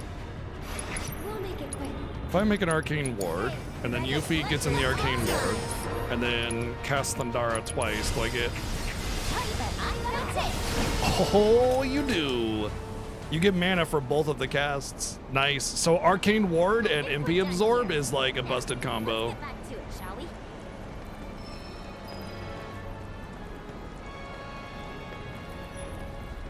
I mean, if you really are struggling with hard mode story, I can see getting the Hades armlets, you know, as a little bit of a bonus help to have an extra materia slot, but it's really like min-maxing unnecessary kind of stuff, you know? Like it's not that big of a deal. In remake, you had that Citron armlet or whatever it's called. I forget the one that's like much better than all the other armlets. It has all the full materia slots and has good armor and magic defense. And that's the only one you get, you know? So that one was a bummer to only have one of. But for this, whatever, you know? You got 2 with 6 sockets, and then you got the Hades armlet. You're good. It's fine. Sure. Yeah, of course. Yeah, I mean, I want to have 100% file as well so that I could just, like, do another playthrough with all the things and just, like, blaze through it and enjoy the story, you know what I mean? I get it. I totally get it. I would do it too, you know? I'm the kind of the person that would be all crazy like that. I mean, I already want to do, like, the full, like, affinity thing. I want to figure out how to get all of that maxed out. Because I don't understand what it means by conversations and story beats and odd jobs. Again, I'm not positive what that means, you know? I guess it means 3-starring their particular jobs for the odd jobs. Conversations, story beats, I'm assuming dialogue choices, but I'm pretty sure I've start all of those. What's the difference between story beats and conversations, you know? So I'll probably just look that up and figure that out. I also don't know how to get that Queen's Blood rematch as well, but like I said, you know, I kind of want to max out those affinities as well. Nah, I'll figure it out later. I don't really want to bog myself down with it. It's like one of those ultra super duper min-maxy thingies, kind of like getting all the Queen's Blood cards. Like, it doesn't matter, you don't get a trophy or anything, but it's neat to do, you know?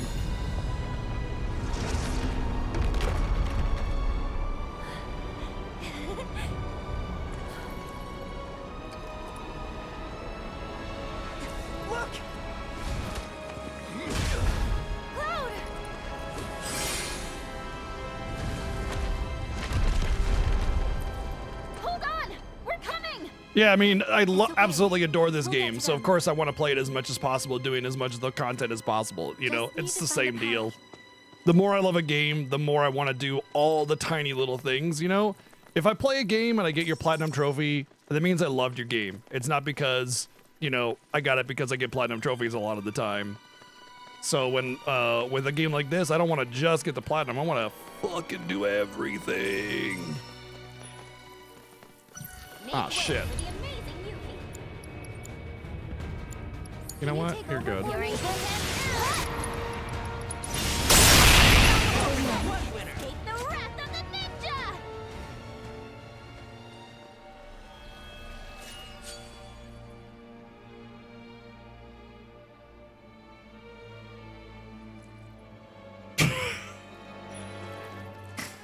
That was loud.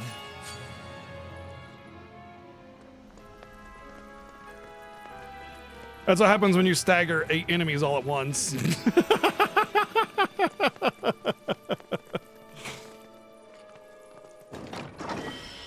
I found that I don't particularly care about Zelda games anymore. I used to love them. I just don't. Honestly, I played, what was it? I love Breath of the Wild. That was great. But then I played the other one, fucking Breath of the Wild 2, or Breath of the Wild ROM hack, and I thought it was uninspiring, uninteresting. Put about 5 or 10 hours into it and quit.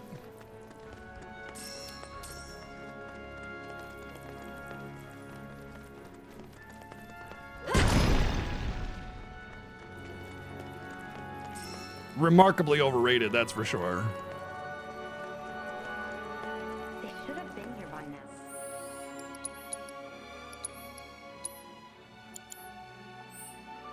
What's the holdup?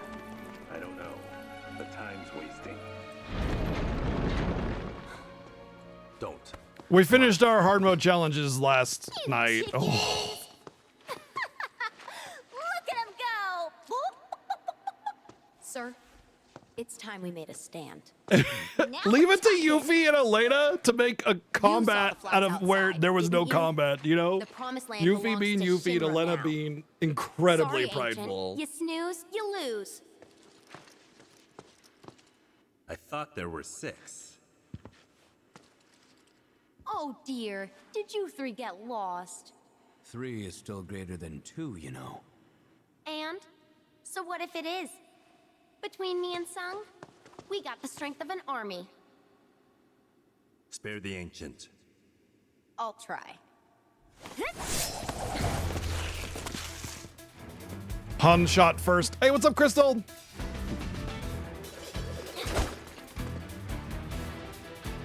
Spare us both the effort, and No! remember that I tried to reach Don't worry. She's a bad case. Whoa! Okay.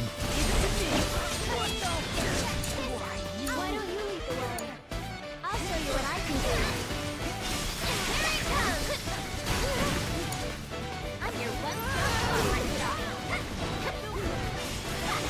Gotta steer clear of this guy. My material's kind of messed up from when I was doing some changing around. This calls for it. Here I go.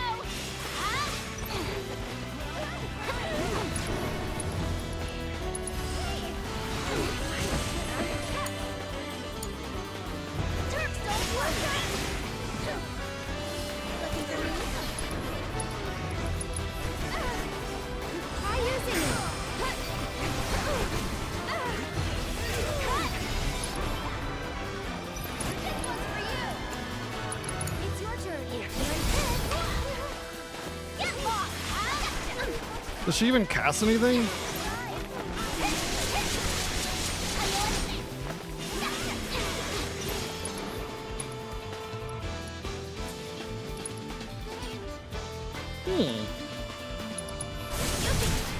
Don't worry about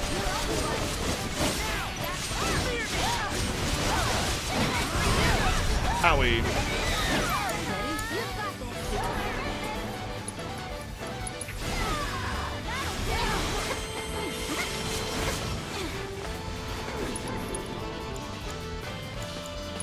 How about you show go?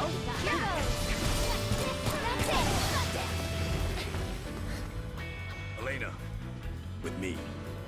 Okay.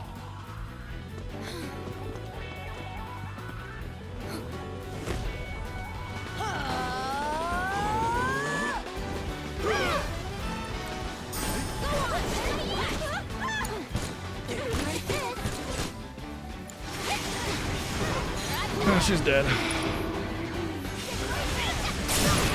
Oh, hey. Maybe not dead.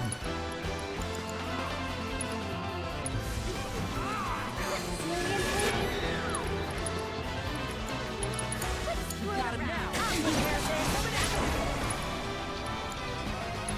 Finish him off. Let's go to town on him.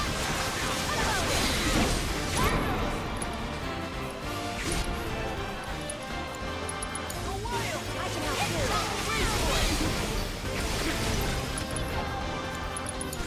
I hear one stop covering shop.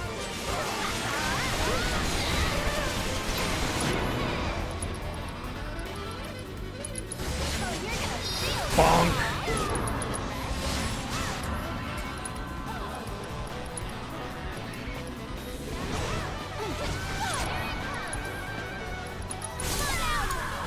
Someone looks kind of shaky. Get him!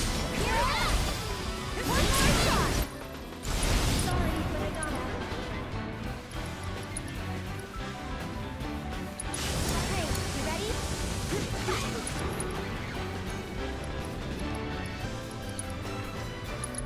Got him now. It's your turn now.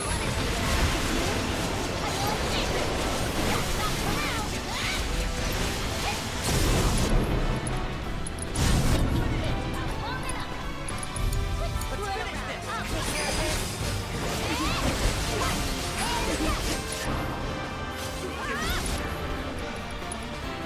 She doesn't have Blizzard. That's the one thing that she can't do. She can still just blast him with fire, though. Get fired up. It's your turn. Here I go. Why did you not limit?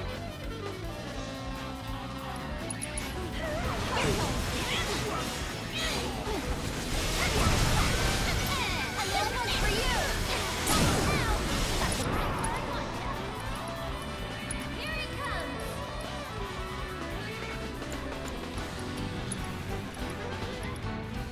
Let's go to town.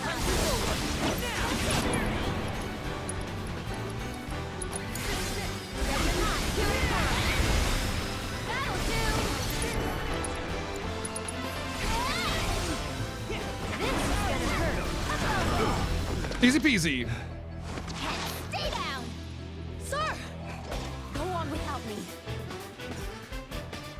I actually used a guide for Gears and Gambits. It's the only thing I used a guide for. You're not getting past me. I'm a Turk. God damn it!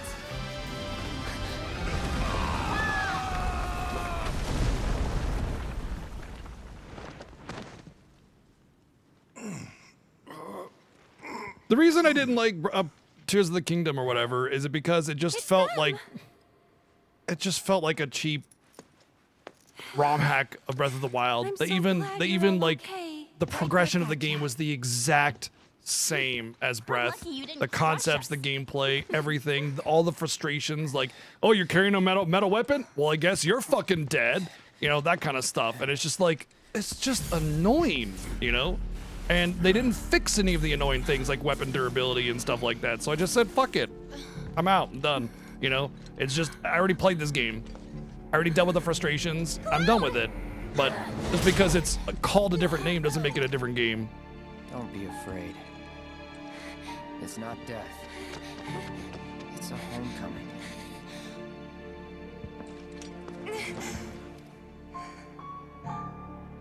Stop. Please.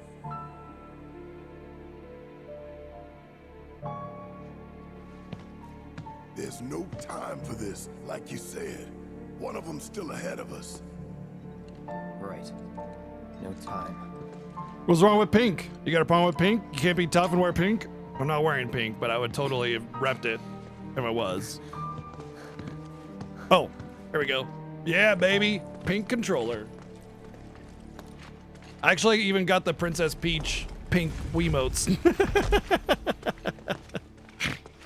Nothing wrong with being pink. Pink isn't necessarily a masculine or a feminine color. You can be tough and like any color. Color has nothing to do with it, man. Doesn't suit a Turk. In fact, I think that's actually kind of better, you know? She got that cute pink gun, but she's kind of badass, you know? She likes cute things, but she's still badass. That's cool. All right, can I change party? I can. Oh, good. All right, so what I want to do here is kind of set my materia back to the way it was. Yuffie had like...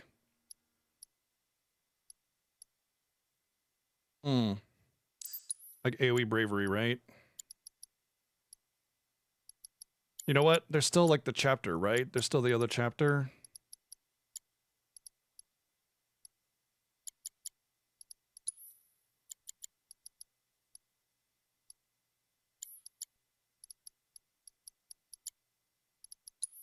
I don't remember what I had up there.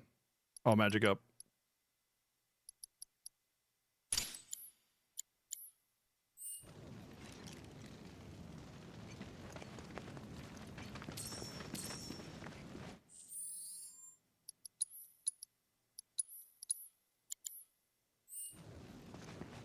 Her Uwoozy.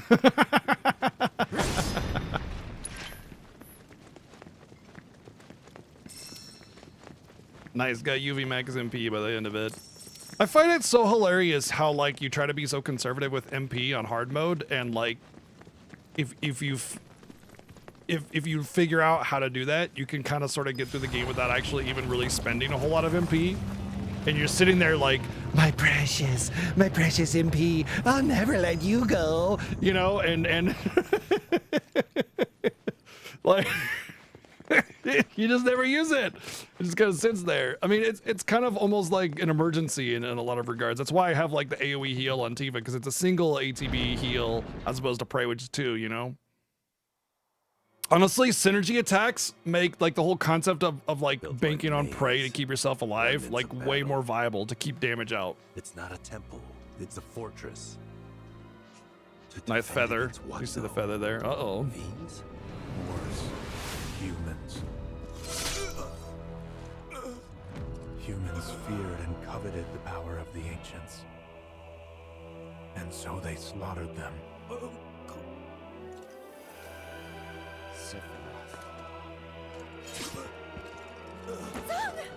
Don't be afraid. It's not death. It's a homecoming. That's weird. Isn't that just what Cloud said? Enough.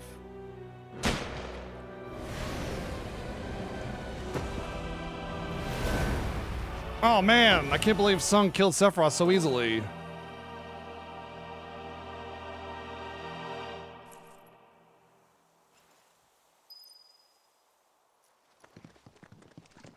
Yeah, I did some synergy Comet earlier. That was fun. It turns out that the synergy attack that you get from Comet is really low powered.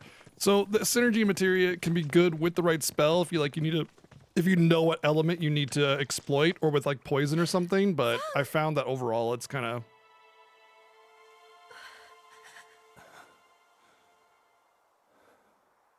You okay? It's not me you should be worried about. Just tell me.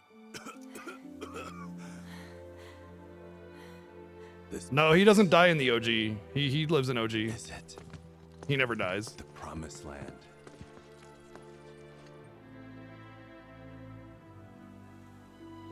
I'm sorry. but Nope, I don't he does not think die. it is. He's in Advent Children. Of course. Figured.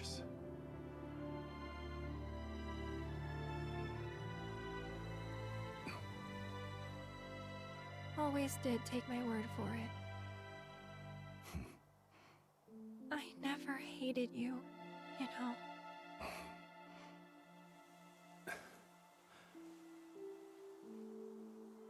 This pedestal's a key.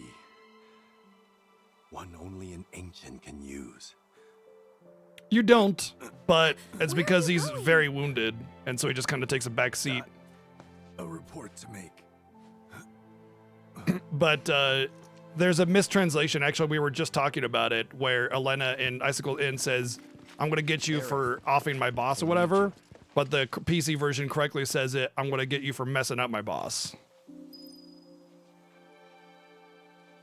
AC is only canon to the original compilation, but that being said, they didn't retcon Sung's death in AC. Like, Sung didn't die in OG. He didn't die. You know?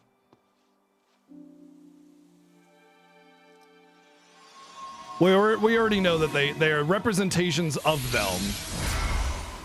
Like, we already know that, Pudding. It's just a nod more than anything. What's it say?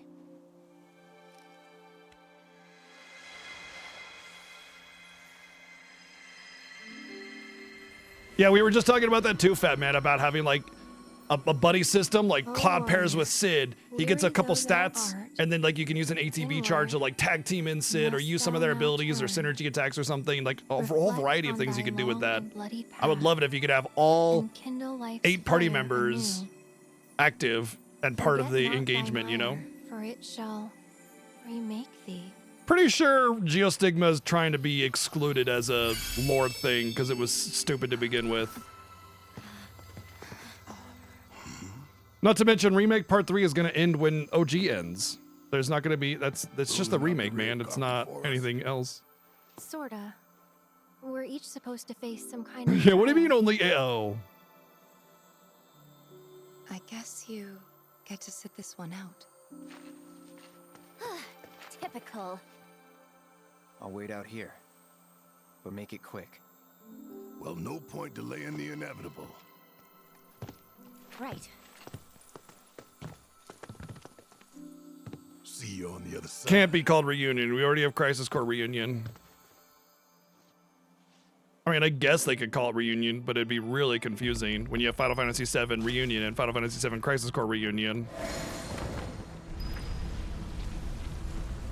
Yeah, but it'd be dumb, and they know it's dumb. It'd be a very, very foolish choice, and they know that.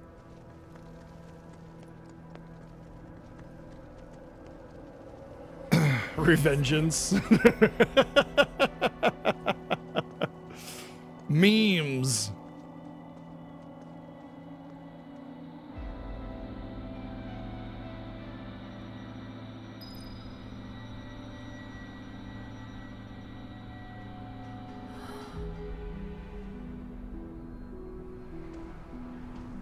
Requiem, I think, would be fine. Even though it's not the hard, like, re-sound. Re instead. I could see them doing Requiem. Requiem does kind of mean the end in a way. Subject located. It can't be real. We just said it's not. We were just talking about Reunion because, my opinion, it won't be Reunion because Reunion was Crisis Core Remaster. Doubling down on that name would be a poor choice. Reno. It's just everybody's replaced with Reno. It's funny you say retcon because nothing in this story has been retconned yet. Like, at all. Like, there's some slight personality changes and some extra elaboration with character personalities and backstories. But there's no retcon. The only retconning that existed in FF7 games was Crisis Core. Crisis Core retconned the fuck out of OG. Retribution, yeah. Final Fantasy VII Ephemeral Fantasia.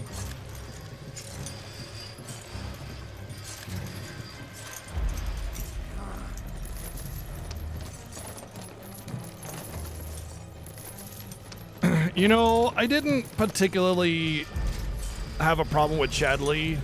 I still really don't have a problem with Chadley, but I do agree he's just like, if you do the open world stuff and the completionism, dude, it's like 90% of the lions are Chadley. It's like, I'm done, man. You can stop talking now. Come along, number 13. Don't be shy.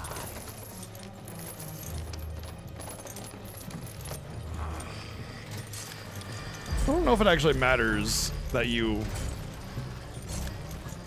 fight here or not. Might just be better to go with it. Yeah, he takes all of the data that you've given him to create like Mega Chadley, and it's just like this big beefy just this big beefy dude with Chadley's like fucking smiling grimace on the top. Just gnarled and veiny and hairy and greasy and oily and muscly. Just gigantic hulking beast. And then just Chadley's head like, hello, Cloud. Let's commit the final trial, shall we? You know? Hello, Cloud. It's time for the final trial. Henceforth, you shall be Red 13. Shall we then? The Chadley.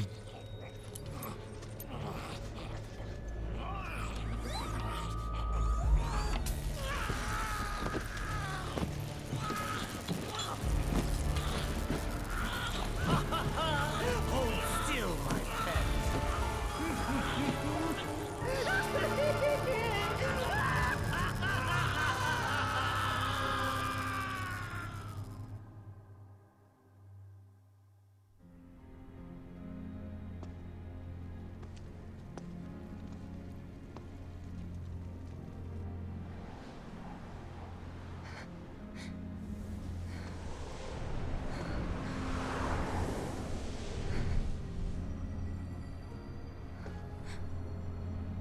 Beep boop boop beep beep beep beep boop boop boop boop beep beep beep boop.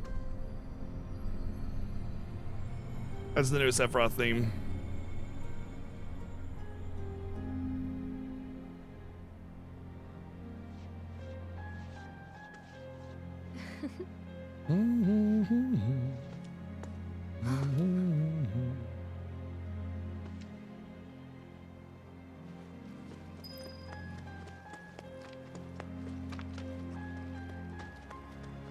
Oh, fun thought experiment. Part 3, Giga Chad, you know.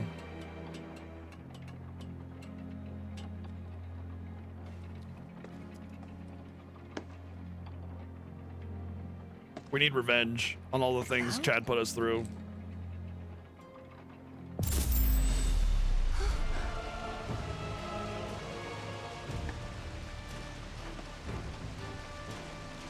So I get like a headache every day now, man.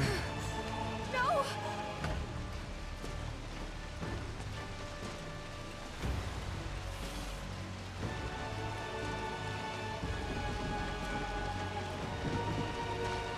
Wait!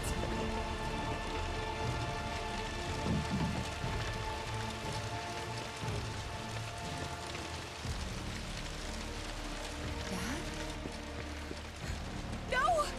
Don't go that way!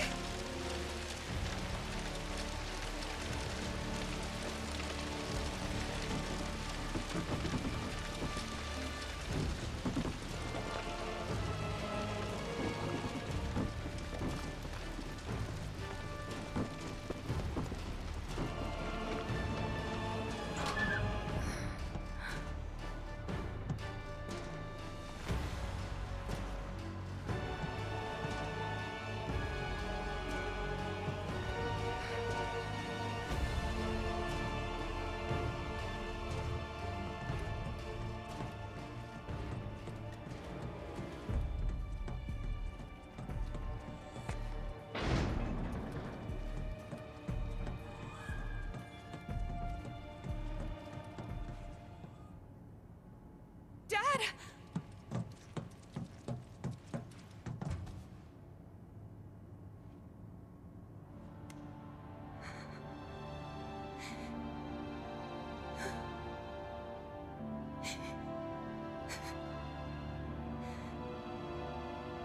Monsters. Soldiers. Mako. Shinra.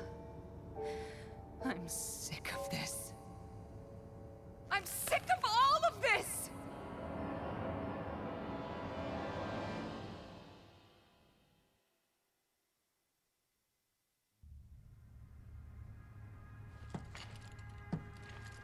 You know, as interesting as this is to Yuffie's story, I really was hoping that Yuffie's trial would not be something that we knew already, something else. Maybe a hint into Yuffie's past with her dad, because I feel like that would be way more traumatizing to her, something way more important to her than Sonin. You know, yeah, Sonin sucked or whatever, but they barely had met before, you know, anything. It was just another person, just another soldier or whatever, just another teammate, that just whatever, you know? It wasn't quite as important to her, I don't think. I mean, I understand that they wanted to lean into something that that we as players have seen, but I feel like it was more, I think it would have been more important to give something actually that's actually more meaningful to Yuffie other than this. Boss, want to try treading a little lighter this time? No point fighting if we don't have to. Boss, I don't think we'll be back here anytime soon, so make sure you're ready for anything, okay? Nah, if it's part of the story, it's not a spoiler, man. That's like saying if you play the game, you'll get spoiled, you know? I mean, they could also do it in a way that they don't show his face, you know? It's a silhouette, or it's only from the, like, the chest down or something like that, you know? With, like, that kind of echoey sound to make it sound like a memory, you know? Fuzziness, haziness. There's all sorts of ways to do it.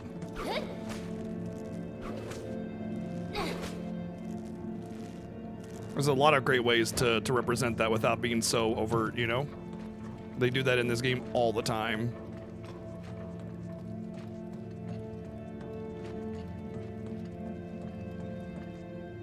Boss! Sonon?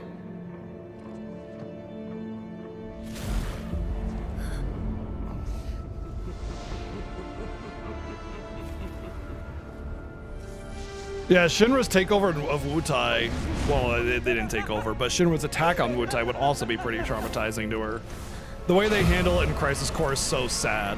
Like, pathetic sad, not, like, heartbreaking sad. It's just like, yeah, I'm a kid. Hey, Shinra, taking over our town and killing all our people. You're cute. It's like, you're old enough to know that you're being bombarded and your people are being murdered and you're just acting like an idiot kid. The fucking Crisis Core, man. What a joke. God, I hate Crisis Core story so much. This is awful.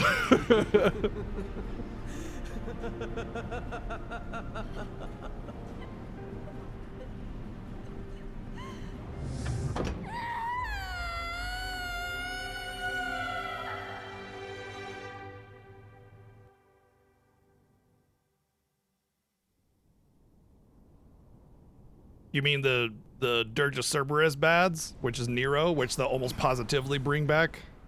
Nero will almost positively be fought in Wutai, almost positive, to resolve Yuffie's part of the story. As far as Vice, he won't be part of it, almost positively. He's gone. Bye-bye. He was just a digital one-off super boss thing. Actually, Square hinted at the fact that they want to do a Dirge of Cerberus remaster in the same vein as Crisis Core, but they don't want to do it until after the third game because that's when the story of Dirge takes place, is after the third game. So basically, what the reason that they did Crisis Core remaster when they did is because they wanted people, they said this in an interview, they said, we wanted people to know what the original story of Zack was through the original compilation so that they could use that as a basis of comparison for how we utilize Zack in the remake trilogy. So basically they said, okay, well, Crisis Core is kind of important for people to like know how it happened in the OG. Here you go. Here's Zack's story. Let's see how they compare to the two games. And that's why they released Crisis Core there. Dirge remaster, remake, whatever they want to do with it, probably just like Crisis Core remaster, will be done after the third game. Same deal. Hey, do you want to see what it's like in the OG compilation? Here's Dirge. Unfortunately, because they're not remaking them, they're just remastering them, the stories are still going to be cringe as fuck. What's gotten into you? Red the red, yeah. Red the red and blue the blue. I am cerulean the blue and crimson the red or some shit. Fucking terrible. God, those stories are so horribly executed.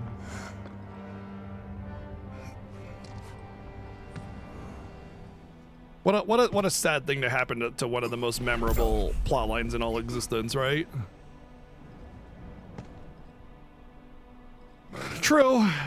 I had some real fun with that scene where Nero and Vice are basically like about to make out, and I had the smooth jazz playing over it with the heart and everything. That was fun. But I had to delete the clip because it was Careless Whisper that I was playing, and that's DMCA now, so I had to delete the clip. Womp womp. Honestly, probably Aerith is my least favorite to play because she's so like a turret, and as a turret, she doesn't have enough output to justify being a turret. You know what I mean? Like, she's so stationary, it's hard to utilize her. If you don't have her ward down, she just becomes a liability, I guess.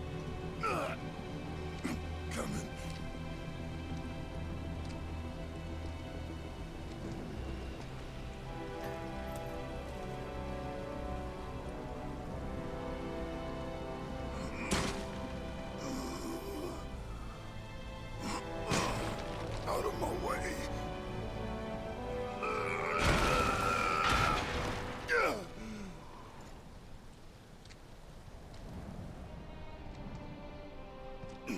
Sucks too because Aerith's like one of my favorite characters ever.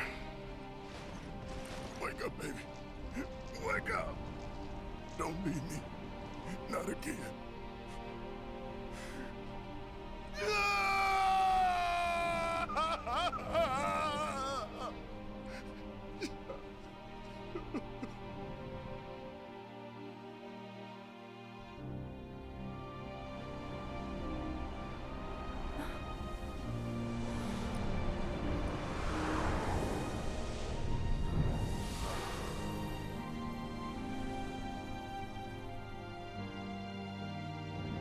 Offhand. That's the joke. Stopping at Sector 4 Undercity. Sector 4 Undercity.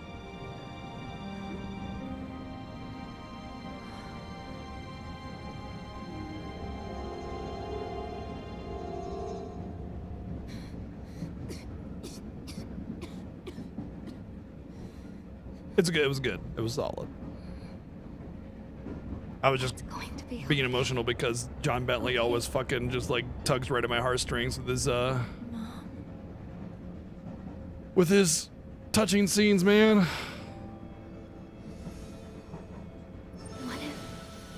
What if we went on an adventure? An adventure? A big one. To somewhere far, far away. Without the men in white and the needles? Would you get Sardines! Oh wow, I think the young Aerith VA also was originally a kid that has actually grown up because they sound less like a kid as well. No name, thank you for the 100 bits! The sardines!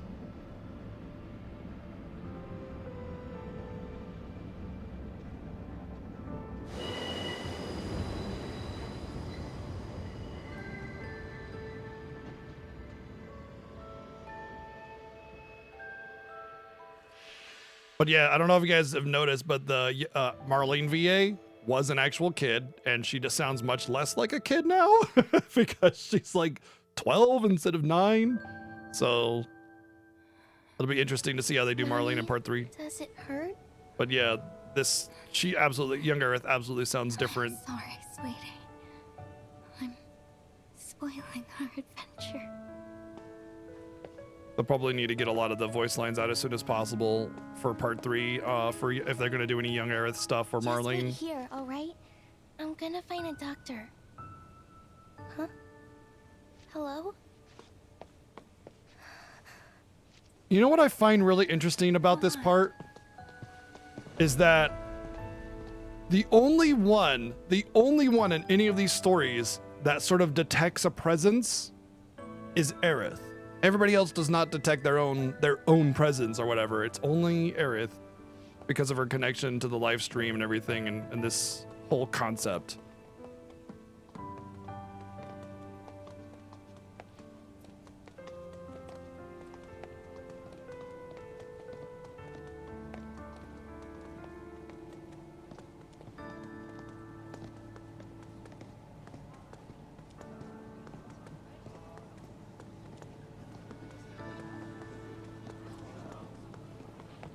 Yeah, I know, right? Just freaking hell, man.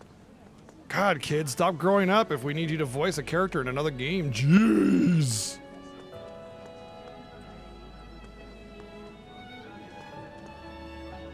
Right?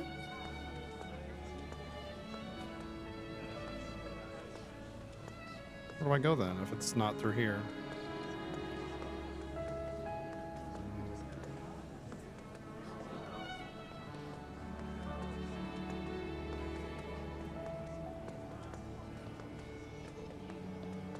Well, we did find confirmation about Marlene when we first heard Marlene when we were going through the first time. I thought I like bump into these people and they're like, "Hey, doctor me."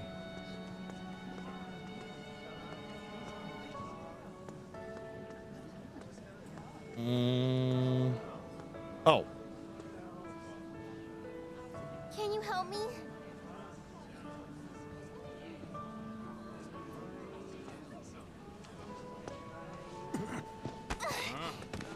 And stay down, brat. Who the fuck laughs at a kid? Like, seriously, man. Who the fuck laughs at a stumbling kid that you knocked down on the street? Like, I don't get that. Man, that's some shitty tier people right there.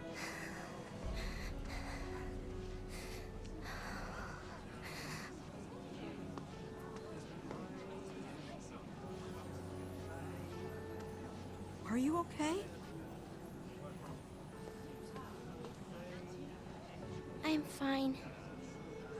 Sorry, I have Texas and back pain. Is there a doctor around here? Yeah, no, what a loser for being a lost kid. Loser. I'm like, fucking hell, I'm man. sorry, honey, but Talk about I don't know. no heart. I'm not from this part of town. Oh, okay.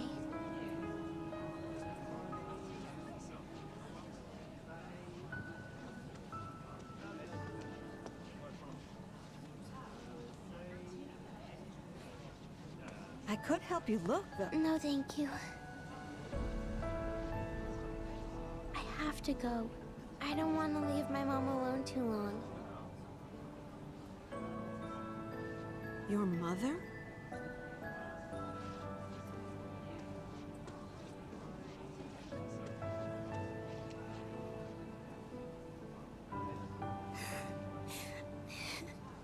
I'm sorry, Mommy. I tried.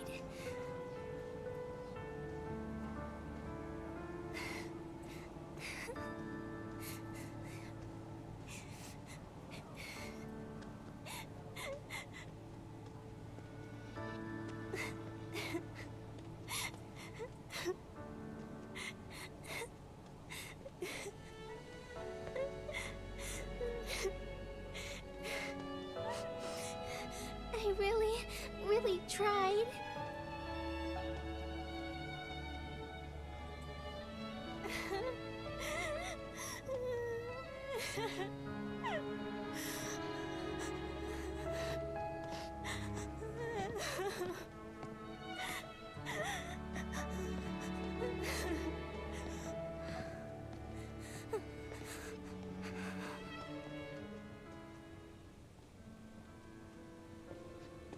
Mom! Aerith. Mommy has to return to the planet. What? Don't cry, sweetie. I'll always be with you. Always and forever. But you can't go. You can't.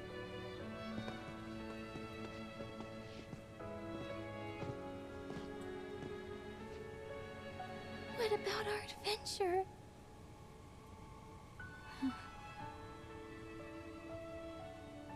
Miss, do you need help?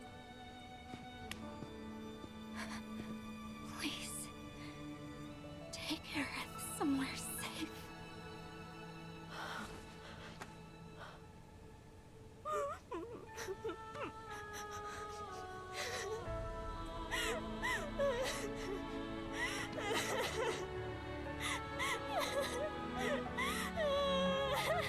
We need to go. Mom! It's not safe here.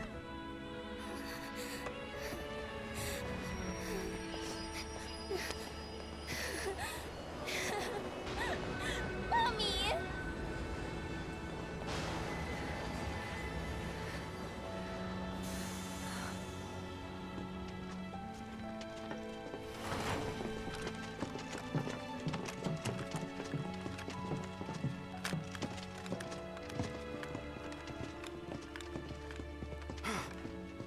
Hey, she's over here.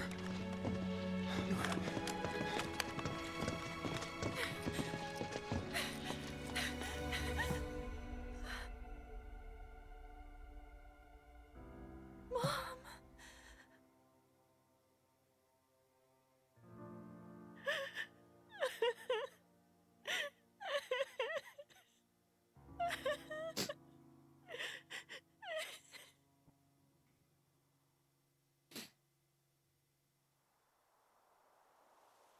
So well done. She getting a little bit of a taste of what happened afterwards after she left and just taking it away. Solid.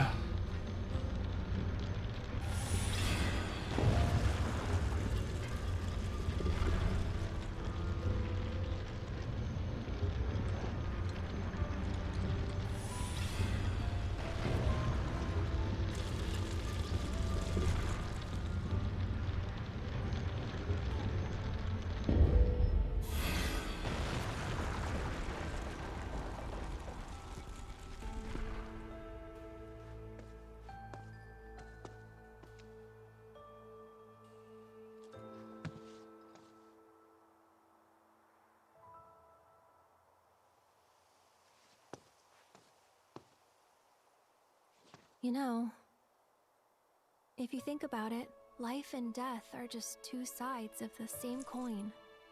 Our bodies may disappear when we die, but our spirits still live on.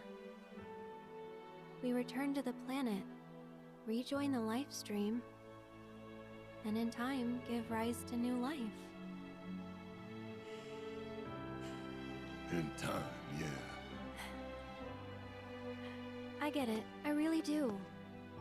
Knowing that the people we love aren't really gone, it doesn't make it any easier to let them go. It still hurts. So we can't just think of it as a homecoming, 'cause it's not that simple. We've all experienced pain. We all have our regrets. No What we've regrets. done, what's been done to us, that's set in stone. The past is forever. But the future, even if it has been written, can be changed. It's true that the pain and the anger we carry can make us stronger. But at what cost? What toll does it take? I believe true strength doesn't come from any of that. True strength comes from our ability to forgive, to forge ahead in the hope of making things right. It comes from ourselves. So focus on the future, not the past. Do that, and not even Sephiroth will be able to stand in our way. I mean, we all just had to come to terms with our hardest past, right? Not even him.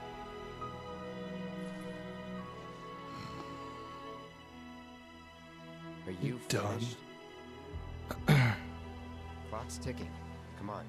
Remember that Cloud didn't say anything until she mentioned Sephiroth.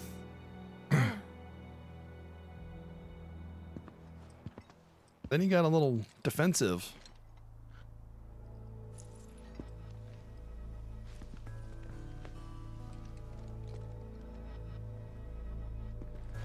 What do you mean by that, Nikki? I'm not sure what you're implying. I'm confused by what you said.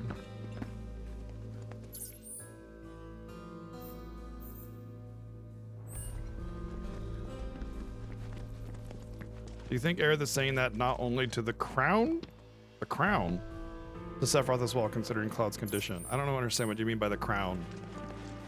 Or what you're implying, I don't get it. Oh, she's saying it to everybody, including Cloud. Obviously, she's pointing a little bit more towards Cloud because he's being so off-puttish. Or off-putting, rather, would be a better word for it. But I don't think Aerith really knows what's up with Cloud. Like, okay, Aerith understands what the planet's plan is for the future, right? That we understand that because the planet is extremely, like, wise, right? It has a plan for itself, and Aerith knows part of that plan. The most important part of that plan is what she knows the most, obviously, and that is her ultimate fate at the end of this game, right? But I don't think she knows everything. I don't think she really understands Jenova at all, because the planet doesn't really understand Jenova at all.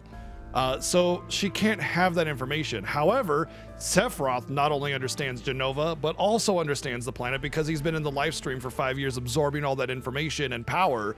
So the reason that Sephiroth and Aerith have prior knowledge of the future, it's mostly just that they know the planet's plan to an extent, and it's vague because the future can be shaped. This was not part of the planet's plan to give a fucking parasite in the middle of the live stream absorbing everything, right? But now that it's happening, since the last 5 years that Sephiroth has been dead and in the live stream, it's had to readjust, right? Because the future can be changed based on your actions, especially if prior knowledge of what that plan is. You can sort of say, that's your plan? Well, fuck that, you know? Well, Jenova is not the parasite on the planet, it's Sephiroth. Sephiroth is the parasite absorbing all the live stream. Sephiroth has complete control over Jenova, not the other way around.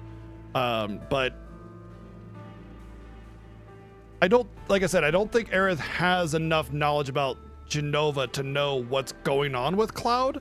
I think that she knows something is wrong, and she knows it has to do with Sephiroth, but she can't quite put her finger on it, so she's still trying to be there for him. At the end of the day, she can only do so much, you know? But watch The Date with Red, that was the first date I got on my first playthrough.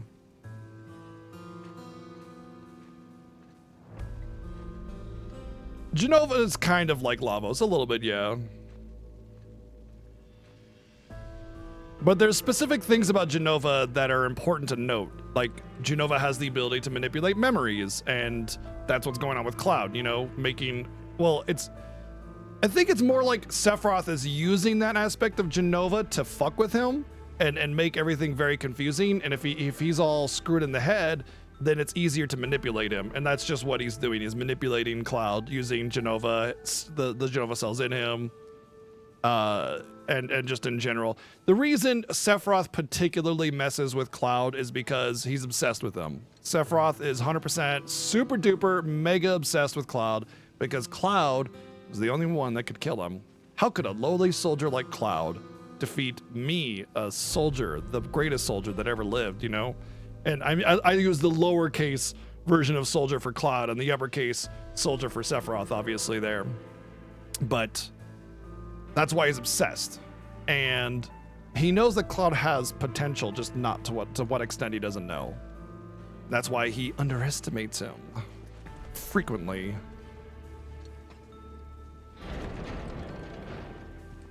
No, he is. I mean, look, before I ever played Remake, I was very much under the impression that Sephiroth was obsessed with Cloud. That was how I always took it anyway. Before. Basically what happened is Sephiroth stabs Cloud in the shoulder, and lifts him up, you know, right? And then Cloud's like, no, fuck you, and grabs the sword and then tosses Sephiroth into a pool of Mako, kills Sephiroth. But Zack has gotten his ass kicked by Sephiroth. Cloud got his ass kicked by Sephiroth. They trudge down the mountain, weakened, bloody.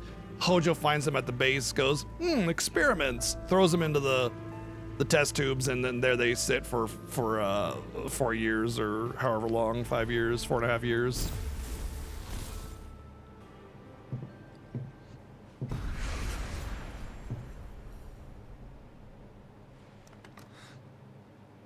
What's wrong?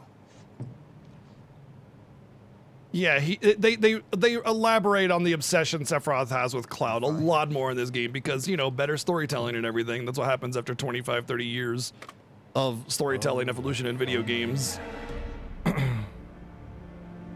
though, was it worth it?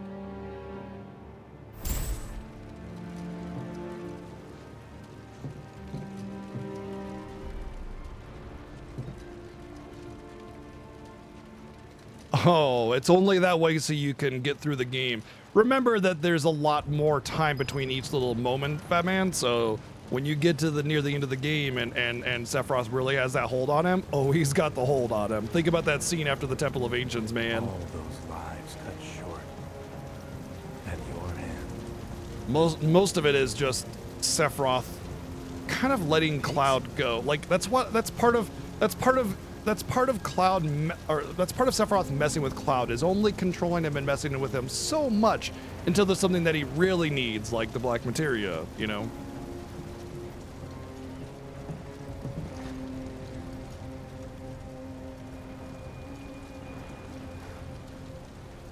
Is what you're feeling even real?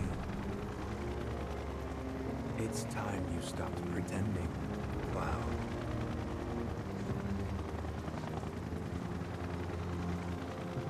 Pretty much, yeah. At no time does Sephiroth not have complete control over him, for the most part. I mean, he's weakening him bit by bit on purpose, but still, like, if he really wanted to go full on, there wouldn't be a problem. Well, that's not entirely accurate. I would say Cloud has the ability to fight back a little bit.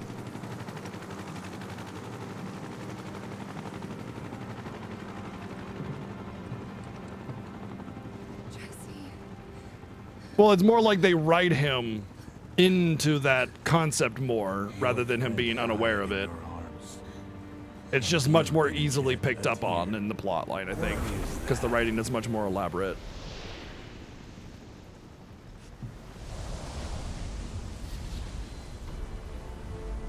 Sephiroth. Sorrow. Anger. Regret. Guilt. Nothing but empty words to you. For you are but a puppet. My puppet.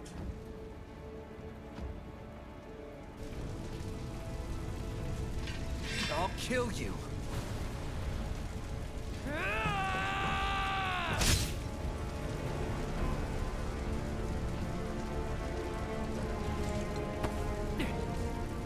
Good, Cloud. Very good. Very clear difference, yeah. Fill your hollow heart with rage.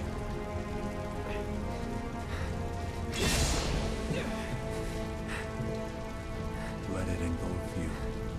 Consume you, Yep, that's it, John. that you may burn your world to the ground, as I did.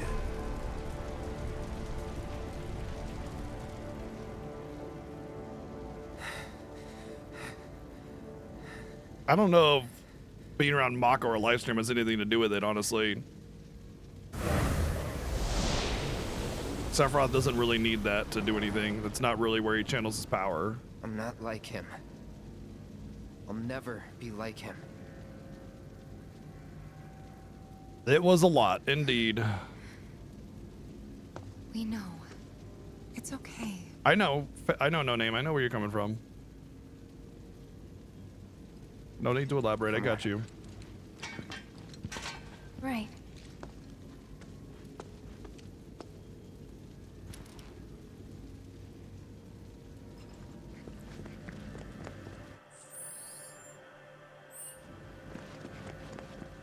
Weirdly, oh, it's Demon Wall. That's right. That's what the fight is next.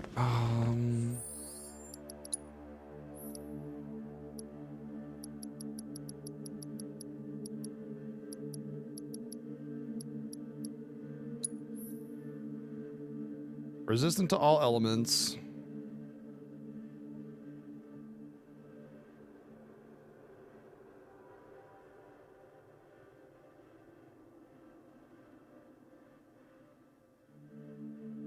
Ah, okay. So we want elemental versatility, but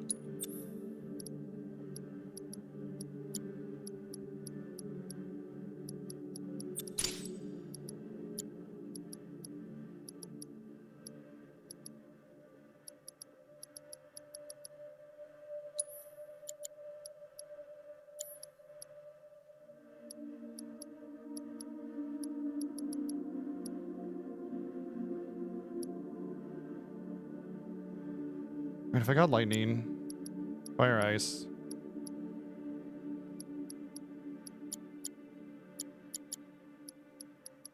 No wind. That's the problem.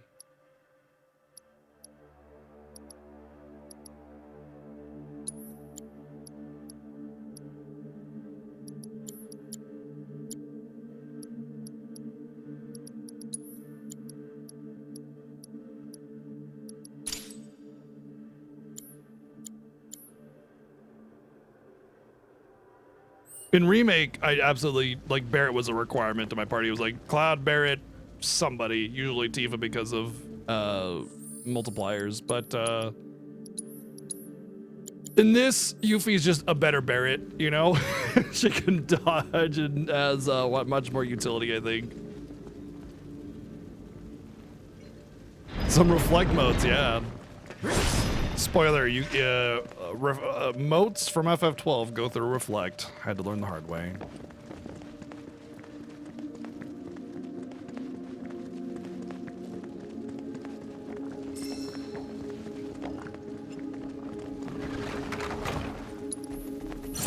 If this is what you want.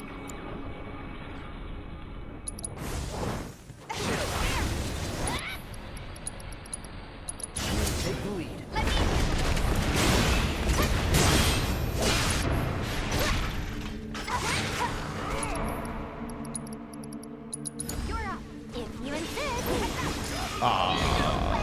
Oh, still got it.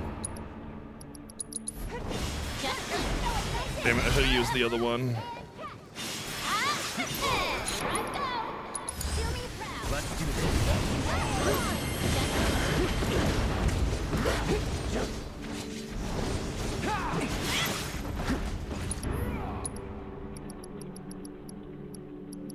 Back to the planet.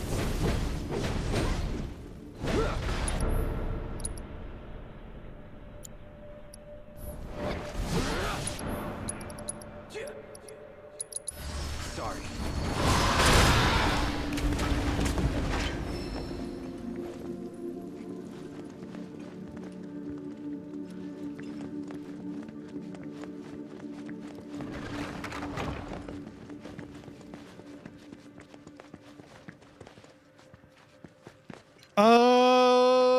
Honestly, John, it's not what it was for me. For me, it was taking advantage of Cloud's very excellent parry mechanic. That was like and steadfast blocks and stuff. That was like anything Gilgamesh and on basically was all that. I mean, Yuffie definitely had some great ATB build, like during moments when I really needed it to heal or something like that. But like the amount that I got for that was irrelevant in comparison to Cloud just being Cloud. Can I bypass this asshole? I agree. The aerial combat is insane. Tifa still kind of sucks. She's very grounded when it comes to air combat, but I mean, everybody has their strengths and weaknesses, right? You know? So I think that's what they were trying to do there. Oh, this is... whatever. It's on you. It's on you. You won't regret this. This goes for it. Here I go.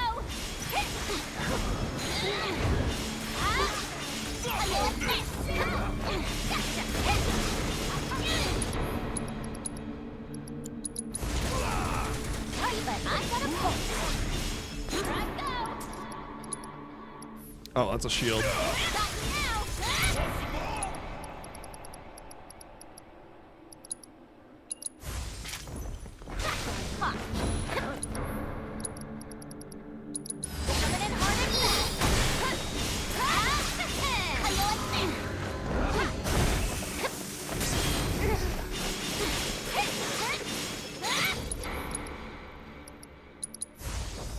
Take you too long. I'll just take the MP hit. Here, now die.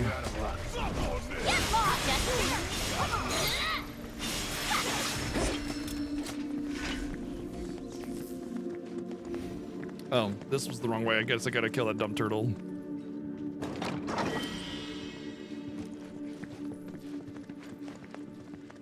Oh yeah, the Brumal form. I hate those kinds of abilities where it's like hit this and then wait for them to hit you so you get a counterattack or whatever. Ugh.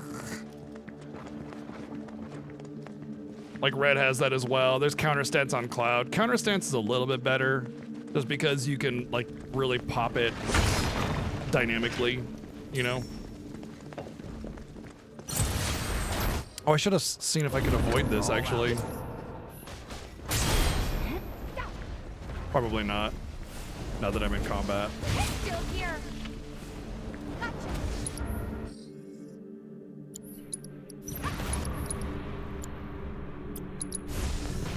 No one sees that's it. Don't overdo it. Let's go. Bingo. Good luck. I'm your one-stop sovereign shop. Bring it.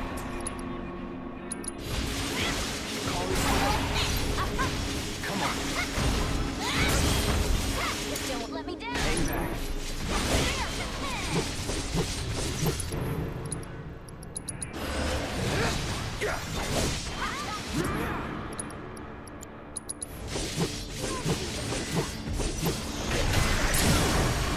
Let's do this.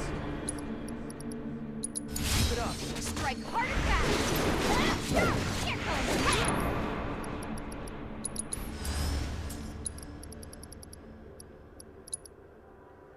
With the power of pain. Better make it Leave it to me.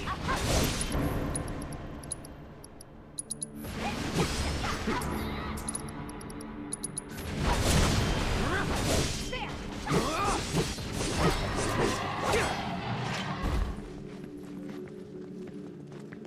Oh, I can imagine Wutai will be quite a bit bigger. My prediction is that Wutai will be an ally that you have to convince in order to properly do the assault on Midgar to get back in there and stop Hojo from doing stuff or any number of things, you know. My prediction there on how that'll be handled. So it'll probably be a pretty elaborate, and then you'll have a conclusion to the whole like Glenn stuff that's going on with him.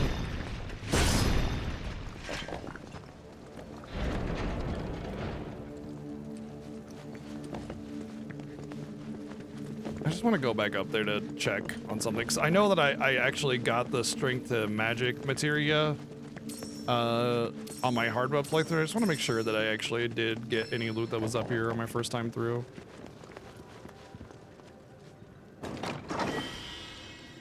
Okay.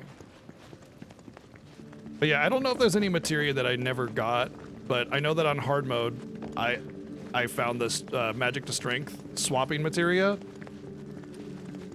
And that's a pretty big one, I think. If you wanted to mess around with a specific build anyway.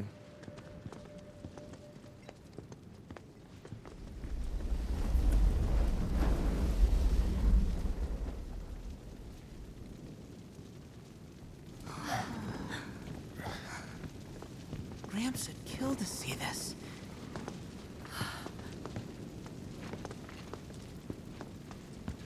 I know, right, Fat Man? We're almost there. We got it. You know, I can talk concepts all day until I'm blue in the face. I'd never be able to write a scenario, you know? There's no way. I can't keep everything together like that. Some people are really, really good at remembering all of their characters, personalities, places in the story, everything.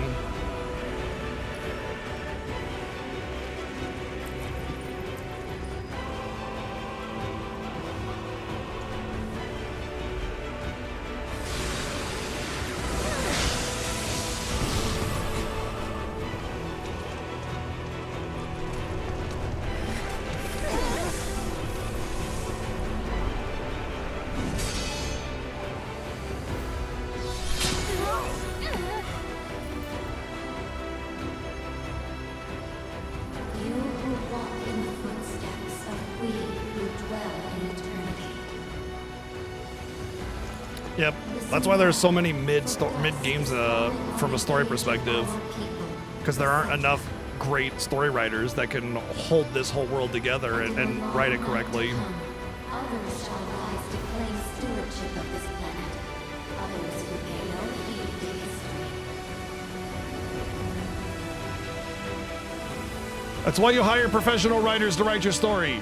You don't have like the sound designer write your damn story. Cough, cough. Fucking Eternal Sonata.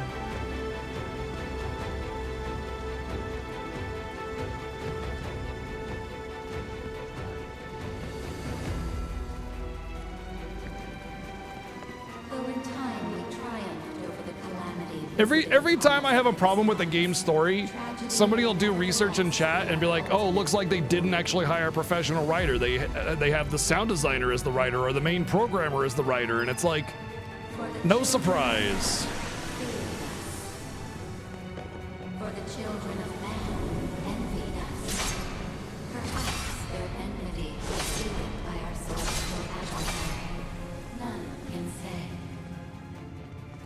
Regardless, we've been forsaken by fate, abandoned to unquenchable anger and unbearable grief, condemned and driven forth, powerless to forestall the coming of our end. You want to hear more story? You want to hear more of our story? First, you must fight or die. Ha ha ha. Wait. Now you're free. I'm really gonna get a chance to hear your story that way, am I? Deal with that. You're up. Here I go. Now.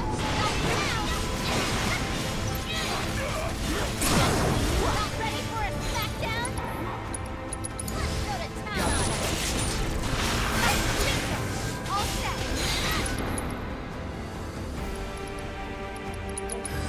Up you go. Bring it. Oh, that's how we get Tifa in the air. Is that it? All right. Okay, we got Tifa in the air. That's the first time I've had Tifa in the air. You asked for this.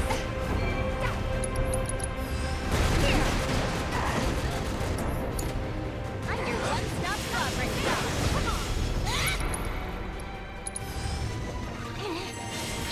on. Chained Echoes, it was all right. It was pretty okay. It was a very respectable game that was very decent. This part works. Here I go. Whoops.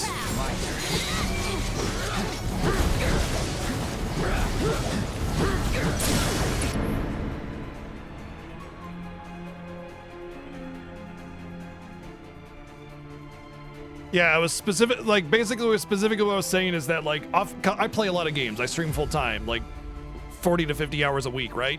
I play a lot of games. And oftentimes I play a lot of like PS2 or, you know, PS1 games with like really mid stories, or even modern games with pretty damn mid or below average storytelling. And every time that happens, I get in there and it's like, it's either just like a really like cheap, low budget project, or it's like, you look who the scenario writer is and it's like, oh, and look, the lead programmer wrote the game. What? Or the sound designer wrote the game, or, you know, the graphics artist wrote the game. And it's like, no, you hire a damn professional writer, you cheap bastards, you know? Brace yourself. It's always the case. Sometimes it's both, actually. So yeah, that's what I was talking about specifically, is when game developers do not hire professional writers, you get bad stories every single time.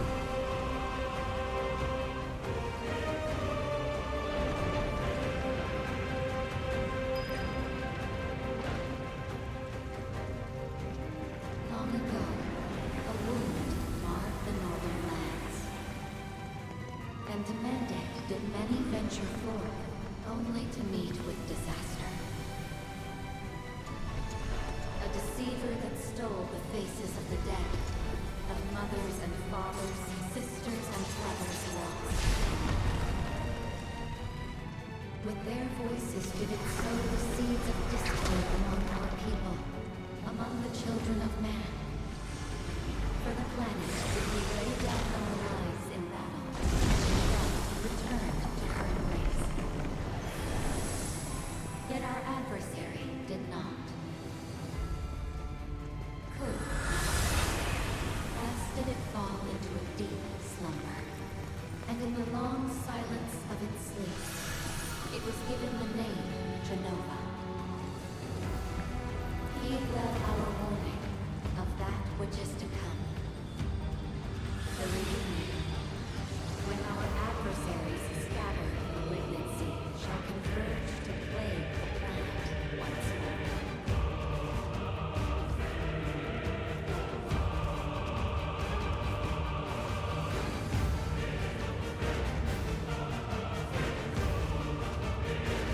Yeah, Genova in her pure form almost, yeah.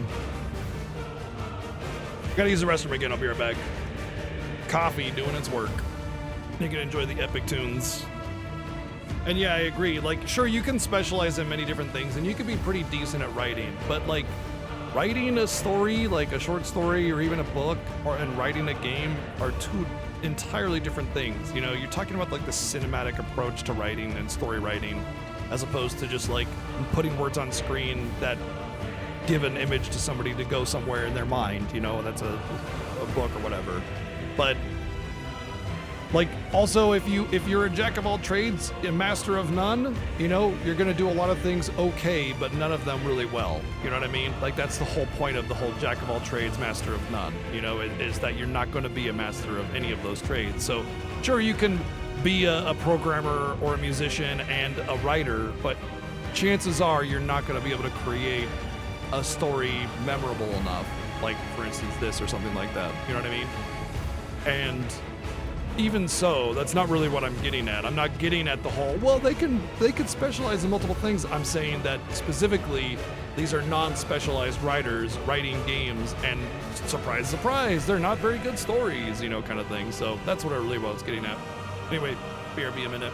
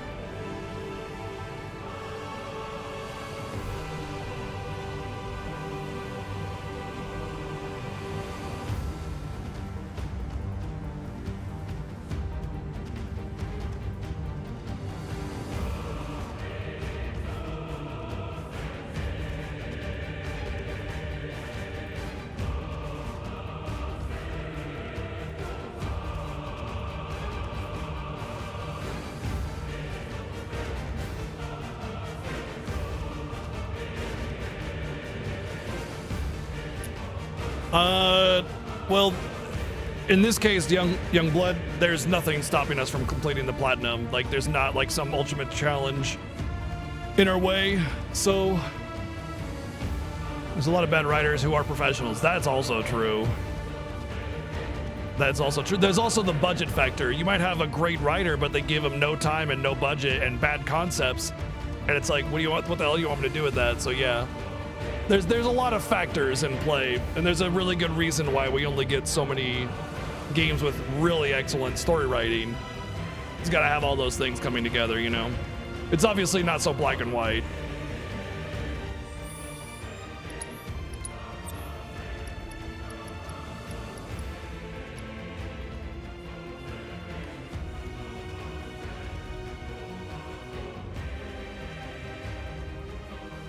That's true. A lot of the time, writers have a team in order to like flesh out certain elements, like side quests or whatever.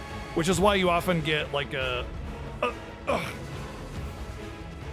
it's a kitty. That's why you often get a lot of like tone shift and some side questing in some games, because you know you'll have like side quest writers and then main story writers, and that can kind of like dilute or cause a difference in personality a little bit.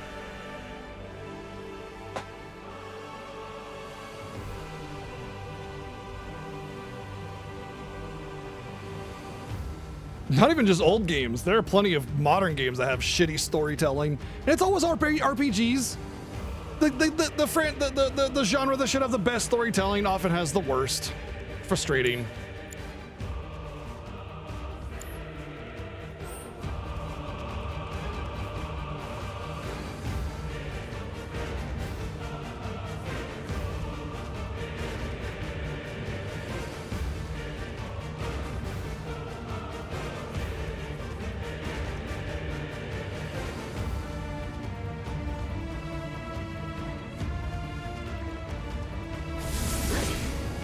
That would not surprise me at all if the storytelling in Dragon's Dogma 2 was weak. Honestly, that sounds like par for the course, to be perfectly honest. It's on you. Oh, it's on you. You will remember this.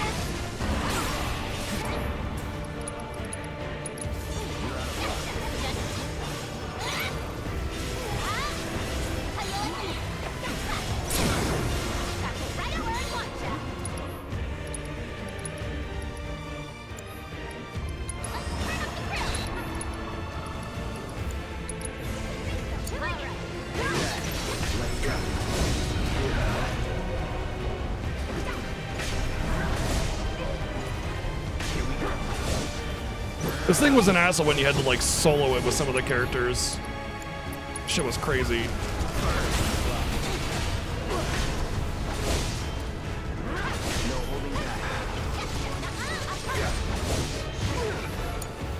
I got this. Watch yourself if you insist.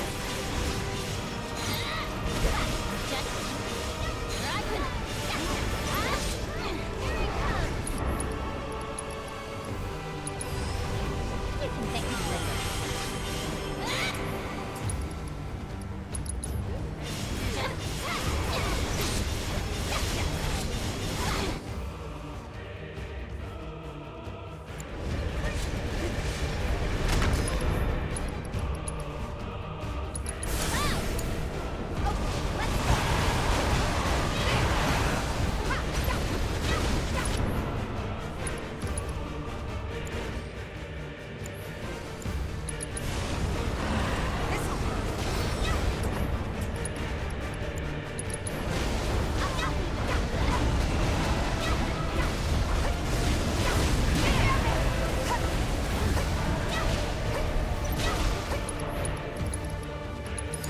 Good to go? Taking over.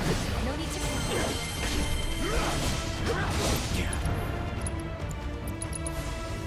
Calling fire.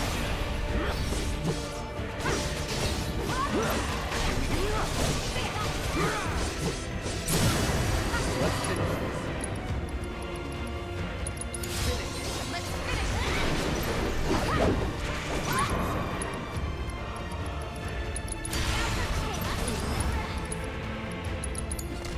Leave it to me.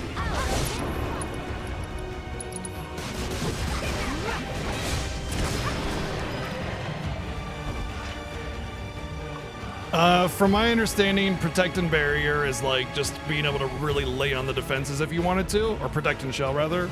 So like the other Mana Ward and stuff is like a flat damage reduction, whereas the other one is an increase to the stat, Vitality or Spirit, which has different scaling depending on the situation. I do agree that it's kind of a weird double dipping into it. I think they just wanted to add more options. You know, if you wanted to go super defensive build, you can, you know, and there's a lot of things that really lean into the whole buffing, debuffing in this game, like different weapons that increase buff duration or increase debuff duration and stuff like that. And so you can go like a really mega buff debuff build if you really want to.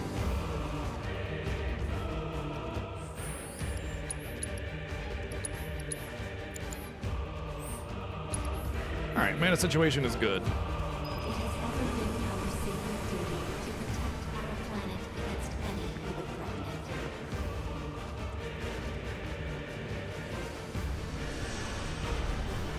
If we can in fact were one such threat. The key, who with bitter prayer forged the black materia. So foul was the orb's magic that we knew at once it must be hidden, that none might ever wield its terrible power. It should be more accurate. It's not flat damage reduction, it's percentage damage reduction, but it's a flat percentage, like 25, 50% or whatever. The meteor shall fall, sundering the skies and shattering the earth. All life shall perish. Yet I shall remain. I, son of Genova, will at last claim my birthright. My dominion shall reach into infinity. It shall encompass worlds unbound by fate and histories unwritten.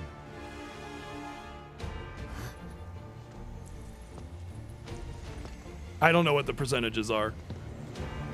What do you mean? My fragmented mother, these errant worlds, all shall be one again. The reunion.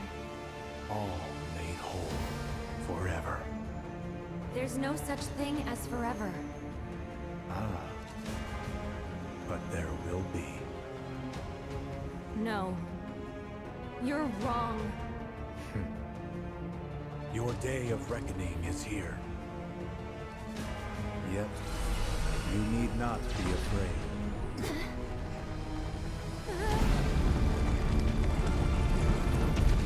This is but a homecoming. Get back here, damn it!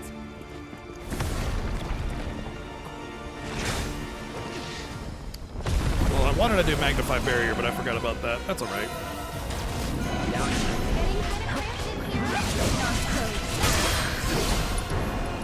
All right, let's just get this out of the way right now.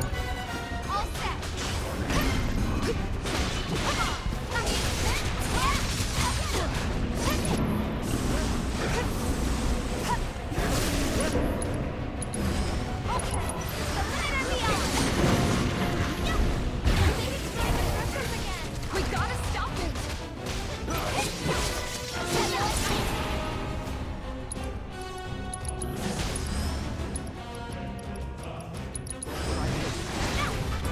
It's on you. How about you show us what you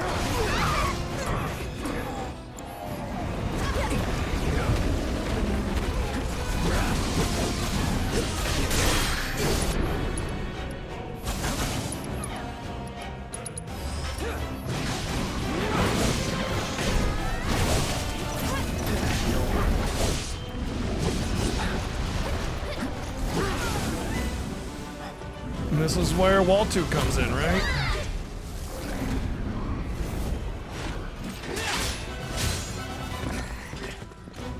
Knock two of them!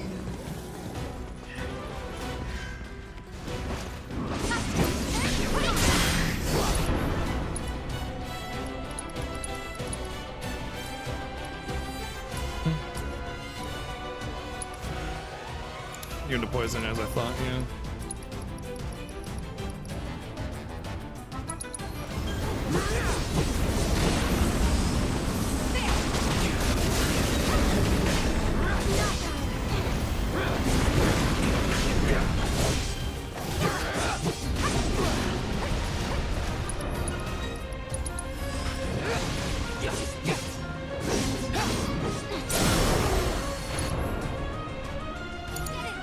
ready to mess them up?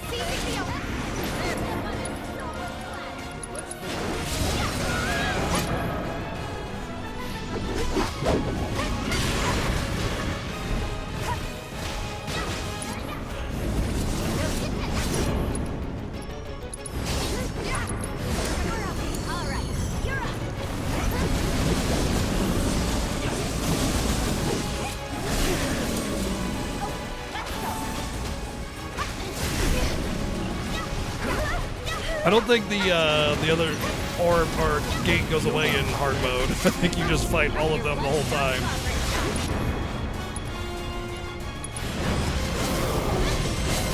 Oh, there it goes. Now it's down.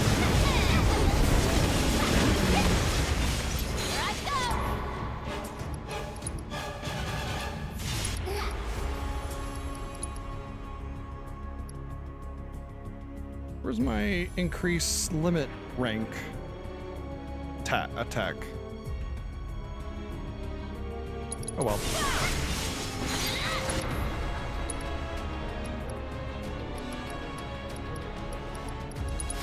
Go forth and kick butt!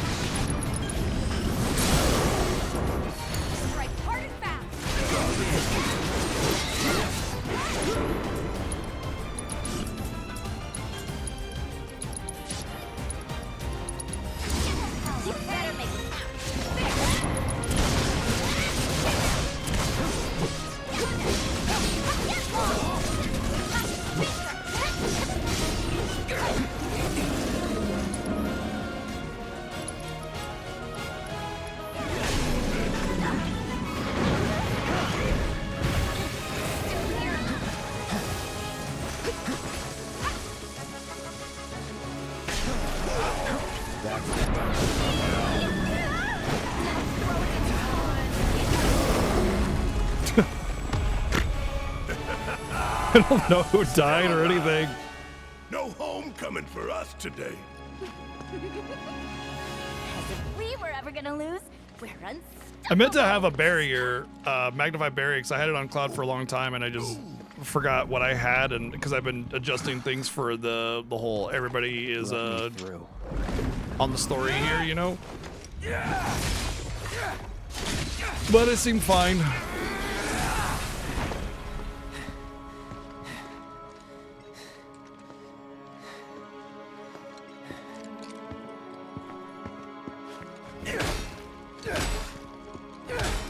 Nice touch with the marks on the wall.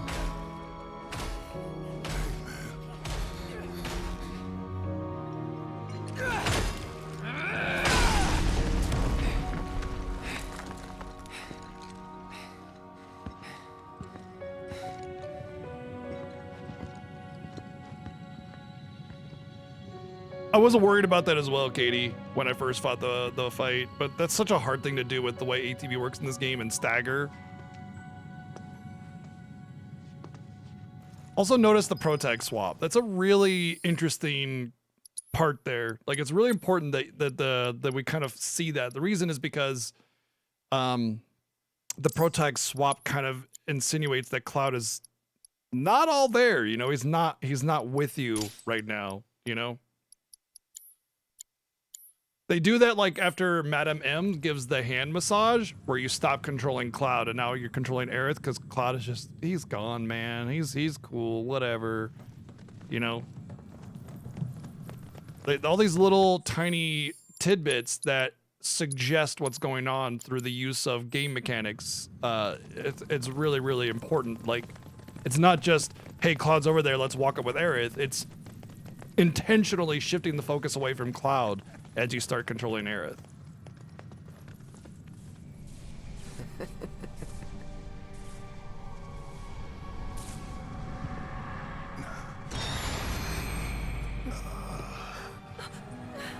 Don't!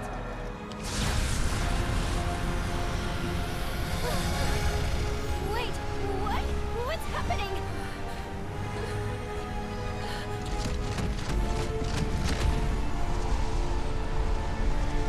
Oh, he's in control, just not Cloud being in control. It's Sephiroth that's in control. So there's control, just not from Cloud.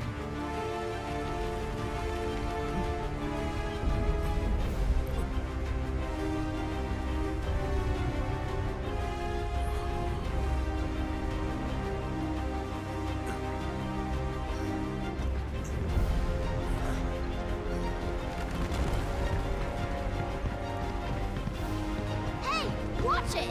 Sorry about that! No, we just killed everything along the way, so it made it easier for him to get there, you know? Honestly, if you ran through this whole place, it'd probably take you 5 minutes.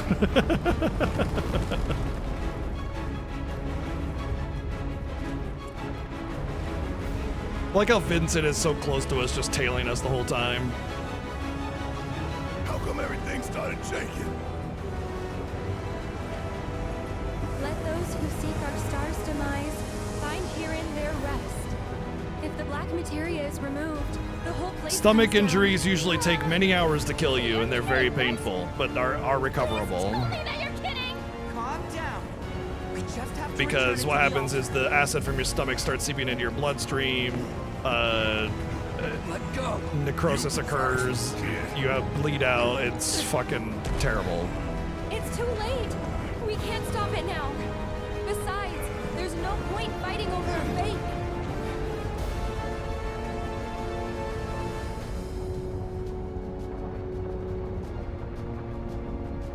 No, you're trying to fool me.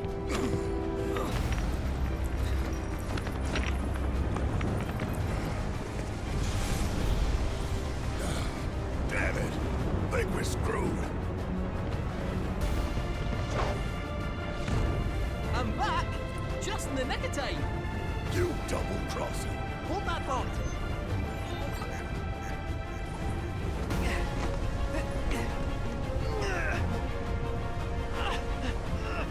Run!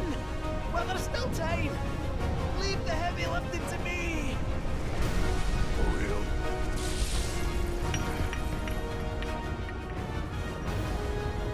But what about you? No need to fret about a ball like me! I wasn't even built to last! I wish I had this skip leg day! Can't hold out for long! So run! As if your lives depended on it! Come. I have secured us an exit.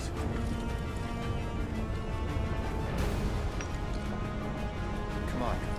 We gotta move. Hey, Cat. Appreciate it. Off with you! Thank you.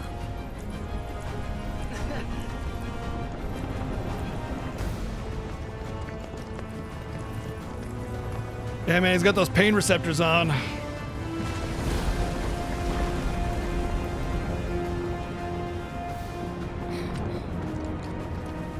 Still with us? Yeah. Good. Let's go. Clearly not good, because we're still controlling Aerith here, which insinuates Cloud's not good, you know? Shut up and run! It's okay, these rocks are made out of styrofoam, look. See? We're good, don't worry about it. Can't take it back, though.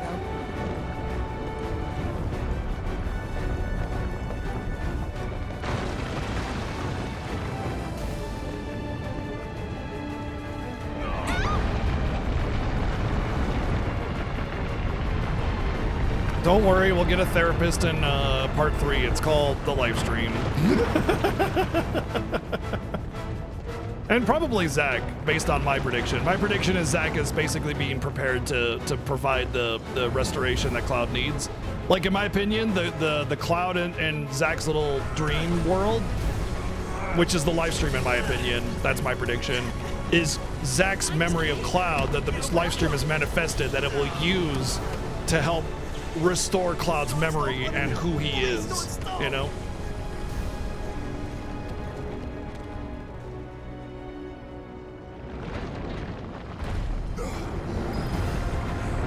Not still. We're getting out of this one. Can't let this death be in vain. We won't. We're gonna make it. Well then, y'all better pick up the pace.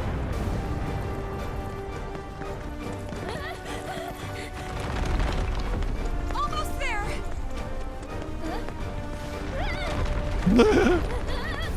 Don't look back! It's always Barry, man.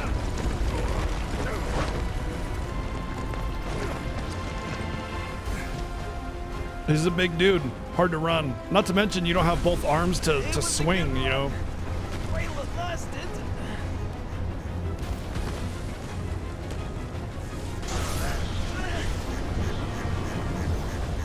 You did what you could. The rest is up to them.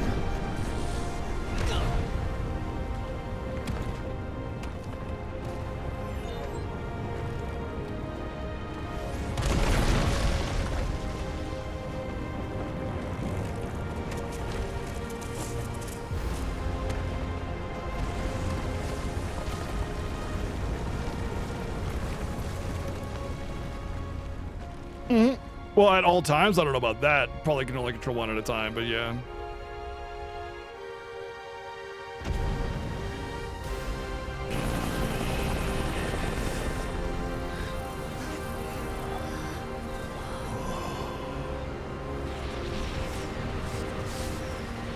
I wouldn't stop there, personally. I would keep running until I was in the forest.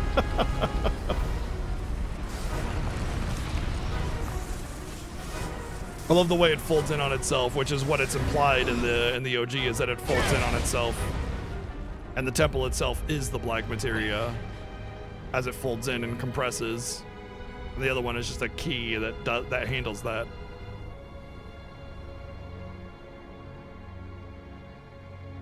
Which is why it's so violent and confusing inside the temple, because it is the black materia. Now that's not a sight you see every day, eh? But we saw you. If I bought my clogs, they'd be sobbing in the streets at the saucer. This beautiful body's but one of many. Welcome back.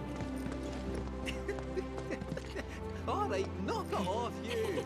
So, y'all get what you were after? Read the room, dude. Like, come on.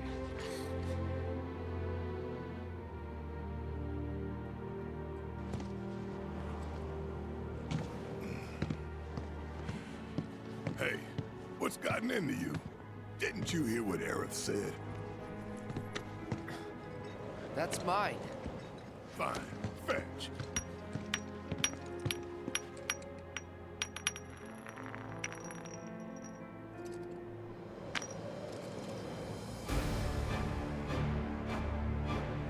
Sephiroth.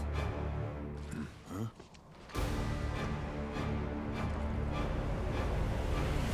This is the key, which grants access to the true counterpart hidden between worlds. Give it back! Whoa!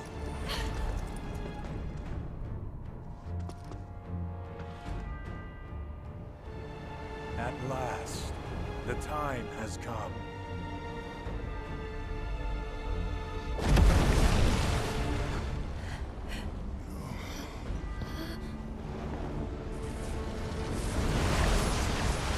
It's the wing is symbolic.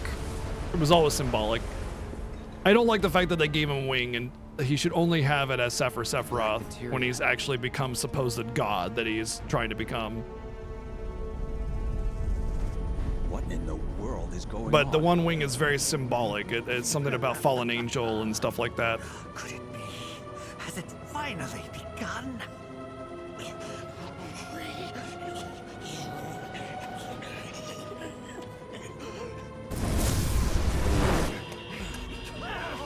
Yeah, it's kind of cringy with how much they use it, to be honest. It shouldn't be a part of his character until Sephiroth. Well, rather, because Sephiroth has all his wings, actually. I think it's... No, Sephiroth only has the one wing. Yeah. Well, the two wings, but on one side. Anyway, Whispers? he's not the one-winged angel until the very end, you know? No. Sephiroth.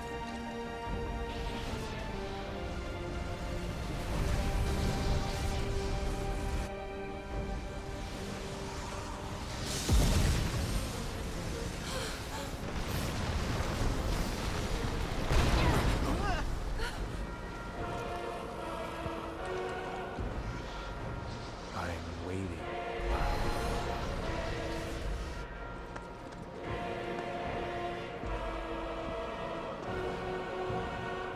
Wow, 100 streams, Grim. Awesome, dude. Thank you.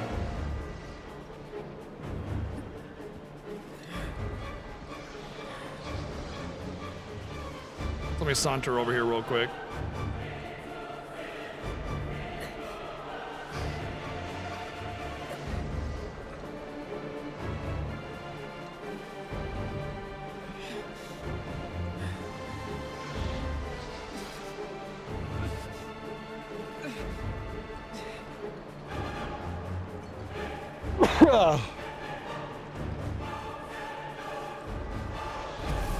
It's almost like he's trying to fight back, but can't, you know? Isn't it so interesting that Sephiroth just drops this, right? He has it, why does he drop it? And Cloud's scrambling, like, onto the ground like he's fucking crazy to get it. Begging for scraps almost, just to appease him.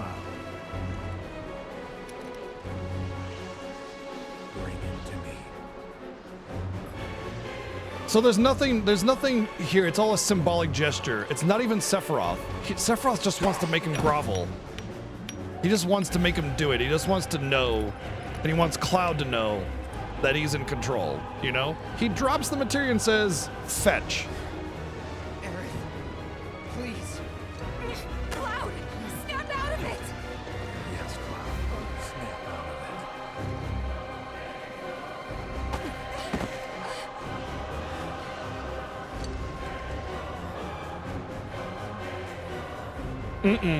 It's all just showmanship to Sephiroth. But they don't know that. It's actually what happens in OG when Pod is losing it. If you have Tifa in your party, she drops down and slaps him and knocks him out. The way it's handled here is slightly different, but yeah. If she won't give it to us, we must take it.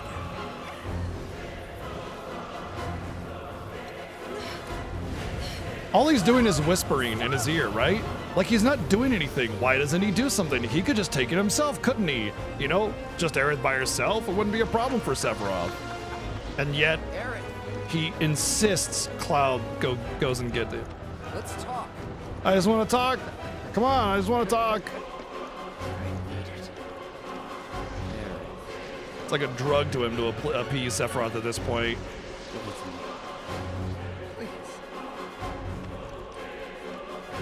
Ooh, what's over here? Is there loot over here? Oh, darn. Yeah, let's save the planet together, Aerith. Come on. Aerith, come on. I just want to talk, Aerith.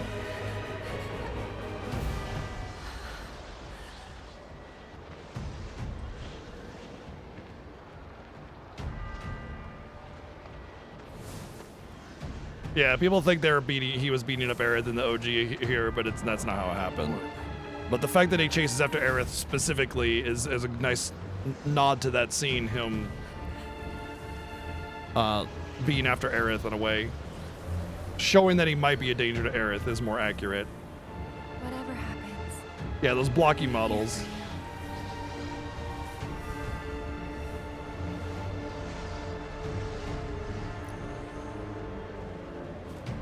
Thank you. Remember, it's not even the black materia.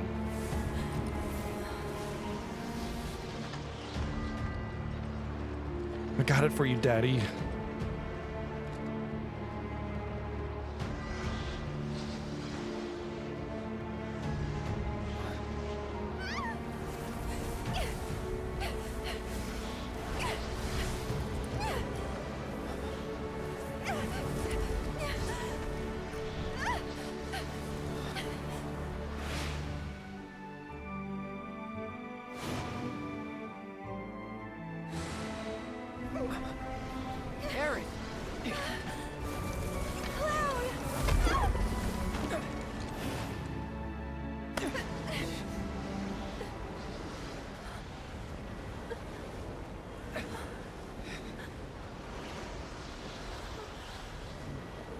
Yeah, Cloud doesn't actually hit Aerith in that scene in the OG. He's just pounding the ground because he's all crazy. Going bananas.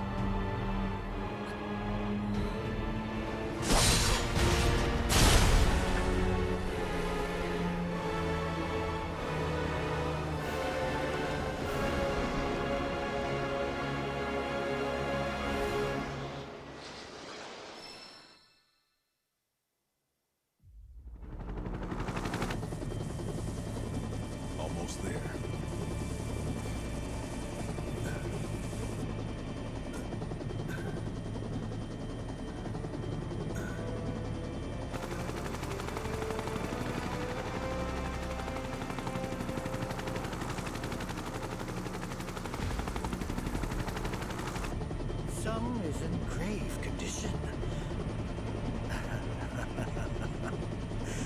Perhaps I could help. No. The medical team will see to him. I think you have enough material. Tell me, Professor, how would you explain the phenomena we witnessed at the temple? It would be premature to draw any scientific conclusions. But one thing is abundantly clear. We at Shinra could stand to dream far bigger.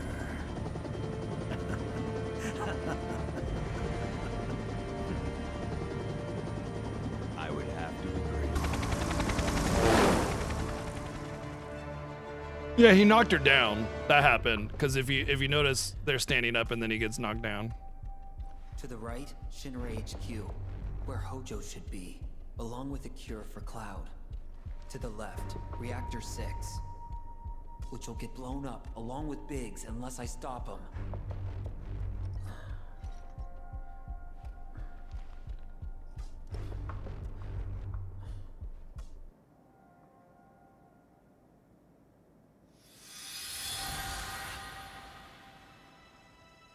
His hair was long and gray.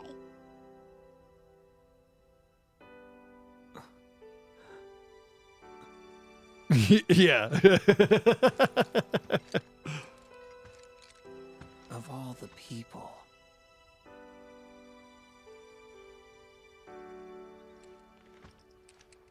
Sorry, one more question.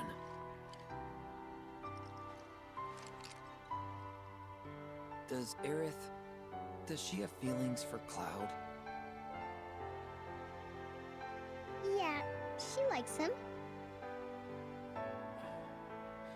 She does, huh? Can't say I saw that coming.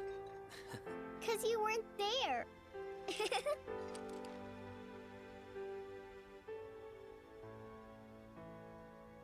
One thing that he doesn't know is that he's not putting together is that neither was Cloud, as far as he knows, because he's the one that brought Cloud to Midgar.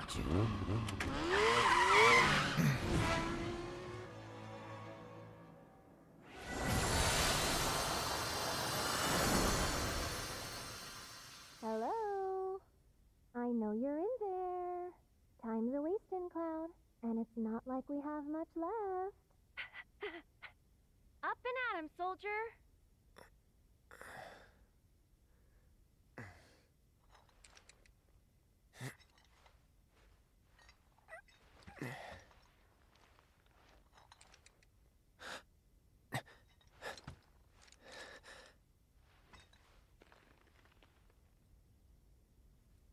What is this?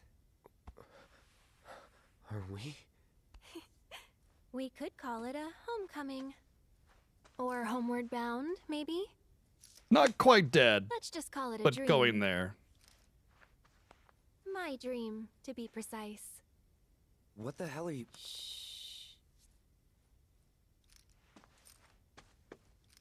Just play along for a bit. Calling it a dream when explaining what it actually is a little bit difficult, obviously. So it's not literally a dream, not literally her dream, but definitely not real, but definitely not fake. And the fact that she uses homecoming there to tie together with what he and Sephiroth said, suggesting that that's what death is, One thing. making it abundantly clear that this is in fact the live stream. Because I'm pretty sure you won't like what you see. You know I'm gonna have to look now, right? Right. There I go, putting my foot in my mouth. When will I ever learn?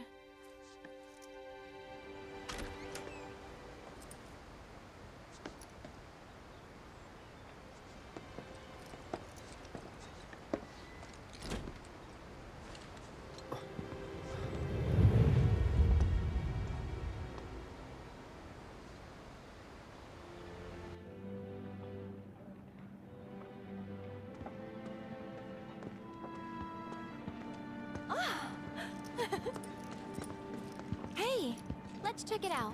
Come on.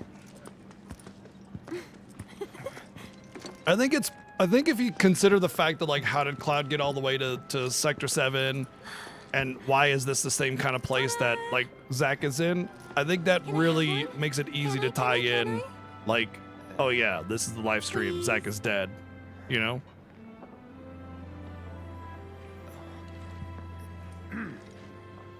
Which one do you want? Whichever one you pick.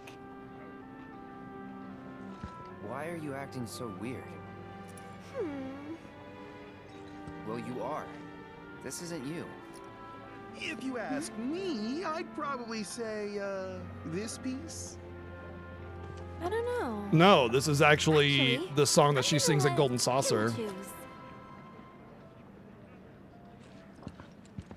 Everything is free.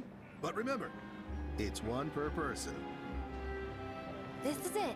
After much cajoling, Cloud is about to give his very first gift to Aerith. Only question is, which one will he choose?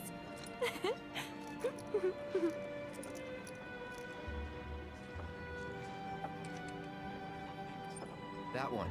Ah, I'm so sorry. I meant everything but that one. Tell you what, I've got something else I think you'll love. Come on, man. You know, that's actually pretty neat. Perfect, even. You kidding me? It's kind of weird, though, Just these moments. Thank you both. that it plays during this, which kind of does suggest that the song is being sung to Cloud, but you could also argue that the song was being sung to everybody that she's met along the path. That way. Come on. But I wonder if there's a primary focus on her singing it to Cloud, but it kind of has meaning to everyone.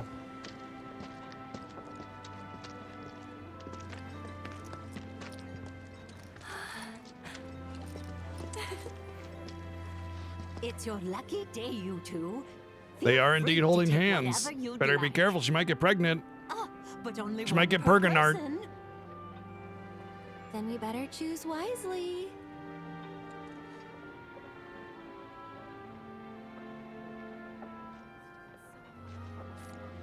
Stamps champs. I'll take one of those. Then I'll have one of those. All right. Though these aren't the only treats I've got, you know. How about my latest Wasn't that song specifically meant to be, you know, Let's try it. how Aerith was feeling after leaving Midgar, after knowing nothing else, Go on. and the journey ahead and everything? I'm not quite sure. Honestly, I don't really remember thinking about it too much.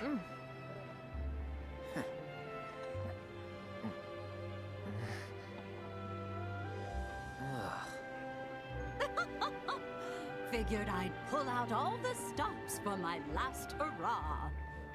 Guess I pulled out one too many. It changed to white at the end of Remake. Needs a little sugar, maybe. Yeah, and take out whatever's making my tongue tingle. It sounds to me like I need to start over. I miss it, the Steel Sky. That one? If only we all had more time, am I right?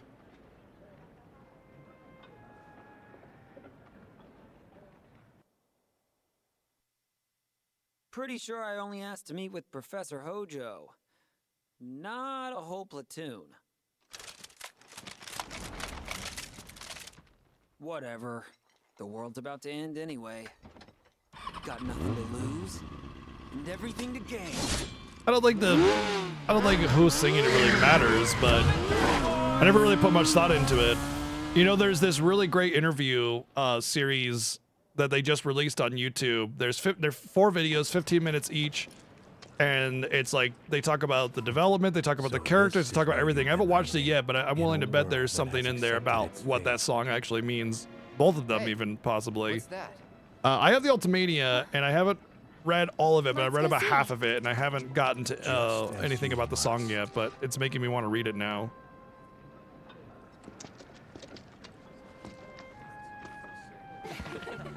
Interestingly enough, as much as there is a lot of romance in this game, in this series, the whole FF7, it's not the primary focus, you know? The romance is only an aspect of it, you know? It's not a love story. It's, well, it's Cutest looking couple gets their photo taken. a lot of things, but the primary theme is like a pro-environment theme, with a secondary being anti-capitalistic theme.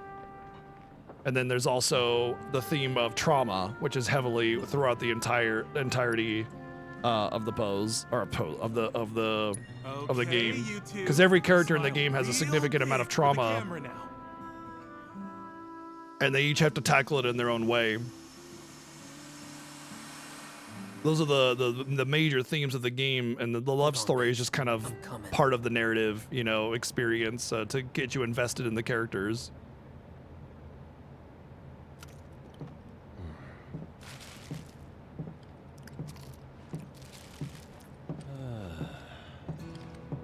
What gives? Reactor busted? Seems it's all out of Mako. Pump's still sucking away, but the only thing it's pulling up is dirt. Meaning? That the life stream's bone dry. Bomb one reactor, bomb them all. Planet's done either way. All figurative.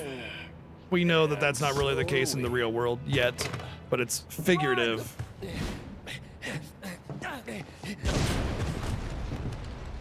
The planet's basically saying, hey, we're dying here, help us out, you know? That it? Yuffie had a little bit of trauma with her dad. Figures it'd fail for real. What am I still doing here? Why did I have to survive? Look at me. I'm useless. Can't even make a damn bomb. You're not useless. For a moment there, I thought my life might have some meaning, but... Had. Past tense, my friend, you're not alive. Shit. Well, that's where you're wrong. Wanna know why? Because you mean a lot to a lot of people. So come on. She left home in OG, you know, because her dad was shit to her. All this expectation of her place in Wutai and everything. Thanks, but... why are you here? Yeah, about that. Never mind. I know. Kinda obvious now I think about it. World may be ending and all, but a bombing's still a bombing. That's part of it too. But mostly, I was worried about you. That bleeding heart. It'll get you killed. Will? That's so on the nose, man. That is so on the nose. God damn. It's like they're screaming at you that this is a live stream and Zack is still dead. That this path, this world was one I chose. I wanted to take back my life.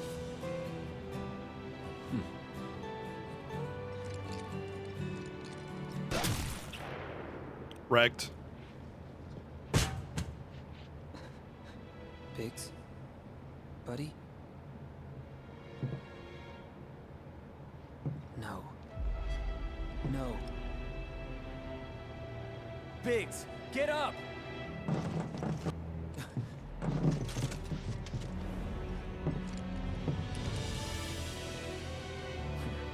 End of the road, huh? Fate's got one twisted sense of humor. And I'm always the punchline. But I'm sick of taking its shit! This is my life. I make the rules. See you never! I like how he doesn't run head on into the soldiers, because that would absolutely kill him. Later. Come on, let's go. Hey, why'd you pass on us? Well, for starters, you don't look like you're on a date. More like at a funeral. Well, I don't think that's true at all. Just have fun while you can, huh? God! Even the fucking NPCs with no name are saying like, bro, everybody's dead here, or they're not even real people because they're just manifestations of the live stream to get you through this world from one step to the next. What's going on with this place? Memories, man. You. And please don't play dumb. All right. I'll tell you when we get to our spot, okay? Where's that? You really Probably. have to ask? I don't know you. You're just a figment of my It's imagination. one of my most favorite places. Can I make it any more obvious? You're talking about the bedroom, right? You're so ranty. Oh, the church. Oh, yeah. I knew what you meant.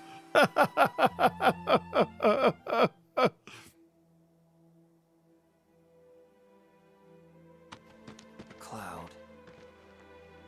Why would Johnny still be in Midgar? Holding a... It's almost like he's not real. How the hell am I supposed to choose?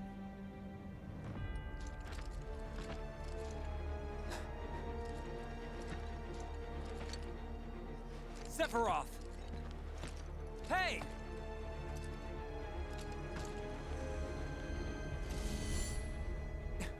You want a piece of me? No, not you.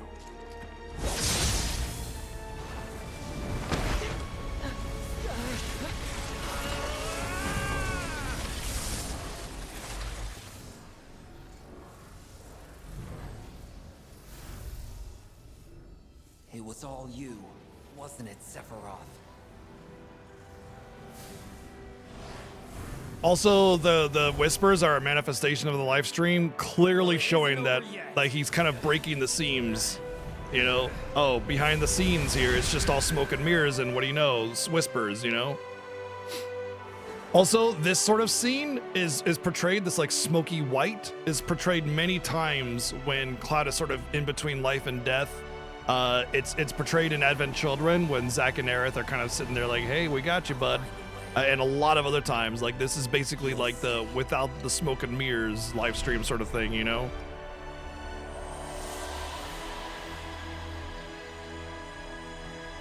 Not really Aerith, but Planet. Yeah, Aerith doesn't have control over any whispers.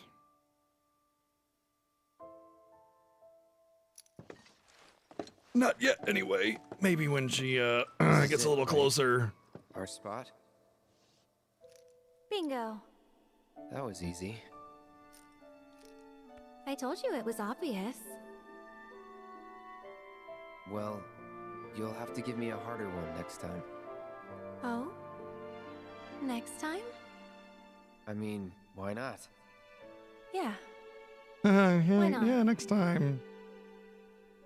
She knows her fate. She knows it. She's known it since the first least time I that they know met. now. That's why she's so Where you and I playful and stand, says, "Come on, one more time," or let's go and check it out. You know, she knows what the end result of her journey is. Thing is, Cloud, I really like you. But then, like can mean a lot of different things, can't it? Because there's liking, and then there's liking. Seriously, what's going on? You've been weird all day. And then there's how I like BGG.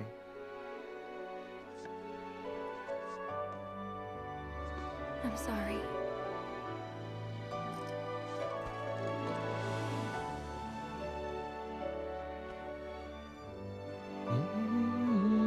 Whatever happens, don't blame yourself.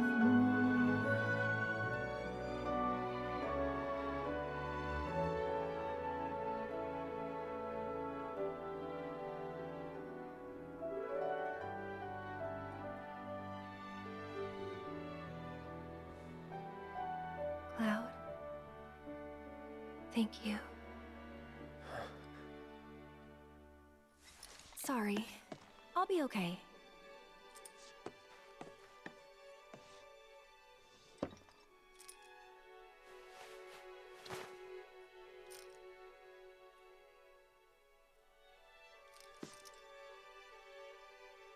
Here. Take it. But your mom gave that to you. This isn't about me, though. It's about saving the world. And you.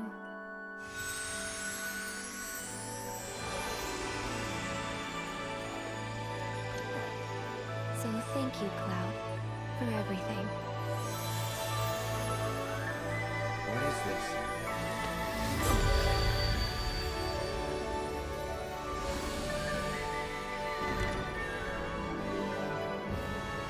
It's been fun.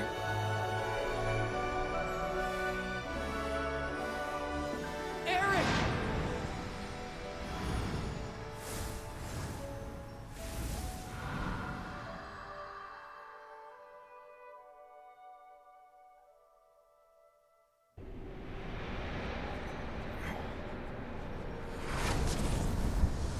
That's Vareth basically saying, it's time for me, but not for you. You still have something you need to do, so wake up.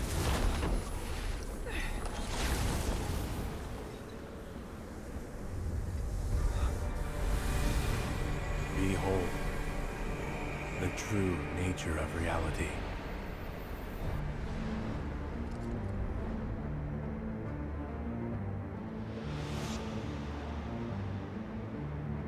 When the boundaries of fate are breached, new worlds are born.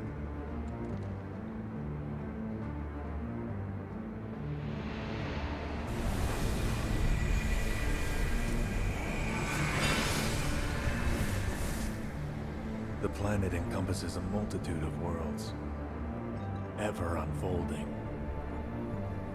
Some quickly perish, while others endure. Yet even the most resilient worlds are doomed to fade. Nevertheless, their loss is not. This whole concept is directly related to us For it is not basically death, defeating the Whispers but in a the first homecoming game. that awaits them in the planet's embrace. It's like there was All a life path is that the as planet one. was taking, but once we sort of All born are bound to her. fucked with Should this fate, world it just be kind of unmade, so too shall her children. now the planet's like, oh shit, I'm scrambling to find what plan I want. Where's my actual path? In his power You know? to protect and preserve it, but this isn't the way it's supposed to be.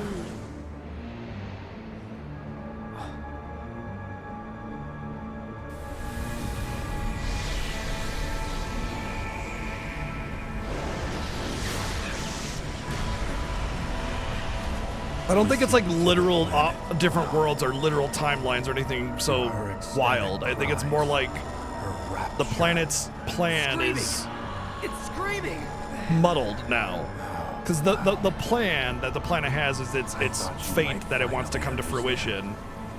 And when we fucked with fate and said no, because Sephiroth coaxed us, he coaxed us into destroying that manifestation of fate, you know? Till the end. Time enough for you, perhaps. But what will you do with it? Let's see. Let go of the past, Cloud. But I don't think it's like literal alternate worlds or timelines. I think it's more like To bear witness. the planet doesn't have a focus on where it needs to go for it to survive, because Sephiroth has frayed it. It's frayed its sort of focus in a way.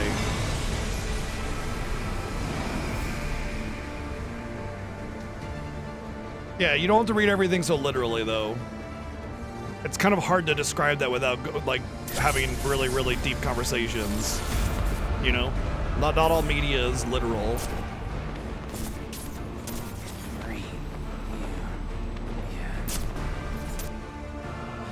Leave me out of it. How very That's not just stubborn my of you. Perhaps prediction you on need what's going on here. A little push.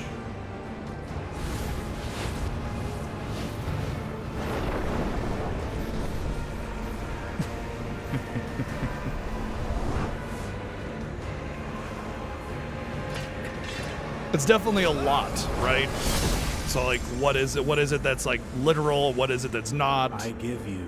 My take is that the whole timelines, alternate realities, that kind of thing. It's not so literal. It's more the planet's expectation. Its path. It's unknown now. That's why it's called the unknown journey. You know.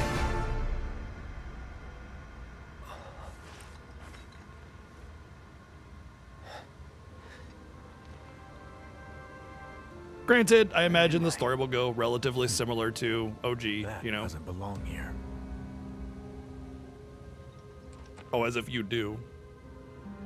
Very poor form.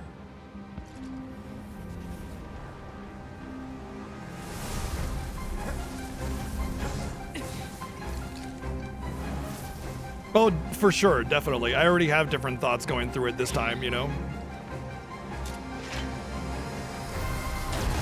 Now you're in for it. Enough.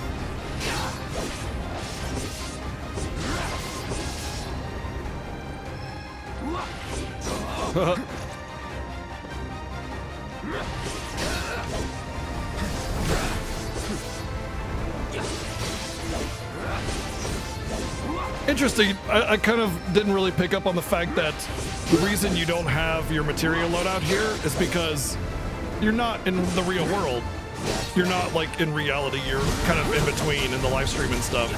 I think that's why they sort of just gave you the basic loadout instead of it being like an actual solo part of the chapter or whatever, you know? Well, this is definitely the Sleeping Forest. In fact, we get the same scene with Aerith where she appears behind a tree and behind another one and upside down. We meet again. You're okay. Sephiroth's here. I can feel him, watching us. Yeah. But forget about him for now. That's exactly why we're watching the story, focus on Becky, yourself, is for that okay? exact reason as we go through hard mode, you know, so we can kind of re-experience it. But I'm fine. Nope. Sorry, Cloud. You're Focus fucky on in the Little head. Cloud, the one I've been trying to find. The real you. You know, this was always sort of muddy in the OG what she means by the real you. Leave And what that Sephiroth mean to is, me. I what that can means handle is the him. one that's not been corrupted by Sephiroth, the one He's that's planning not. to use the black materia, but I won't let It that wasn't just happen. like, oh yeah, you need to He get has out of to your be shell stopped and be a little bit by more Asatra. outgoing. No, that's not what it means. It means that Sephiroth's got a hold on him. She's waiting to And I'm find the last. real Cloud. The Cloud underneath all that corruption.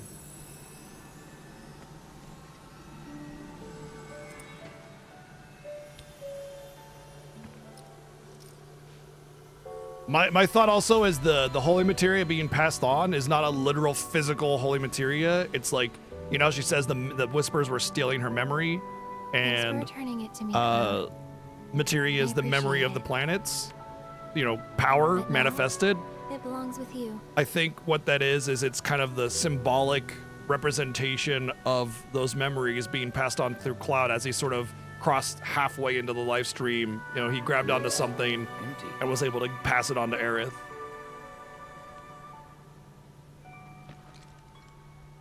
Aerith? Aerith! Because right now you're not alive. You're sort of in the live stream-ish, you know, sort of that in-between life and death. Because we remember we just fell down like 100 freaking story pit of death.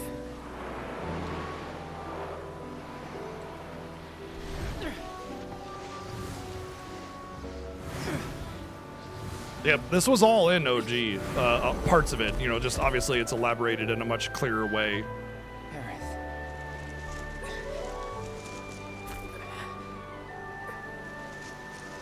With some extra stuff like whispers and Sephiroth being there, you know, there's different aspects to how they tell the story, but the concept is the exact same.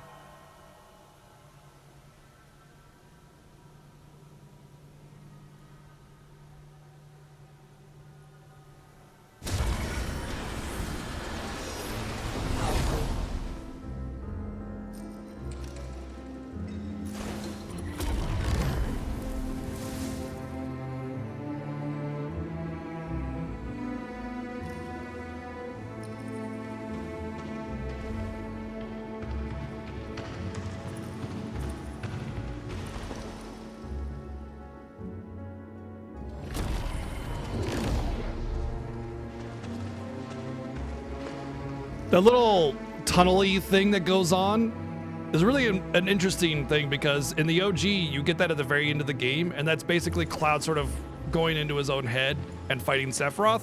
it's sort of a like a representation of the mental like struggle that he has to sort of fully eliminate Sephiroth, because even after he's cleansed of like Genova cells and his corruption, he's still that lingering doubt of, did we actually do it? Because he's been harassing him for so long that he doesn't know what life is like without Sephiroth being so inside him, right? Winky face. But that little tunneling thing is basically Cloud remembering his sort of memory. We'll see that a lot, I think, in part 3 as we sort of recover his memory.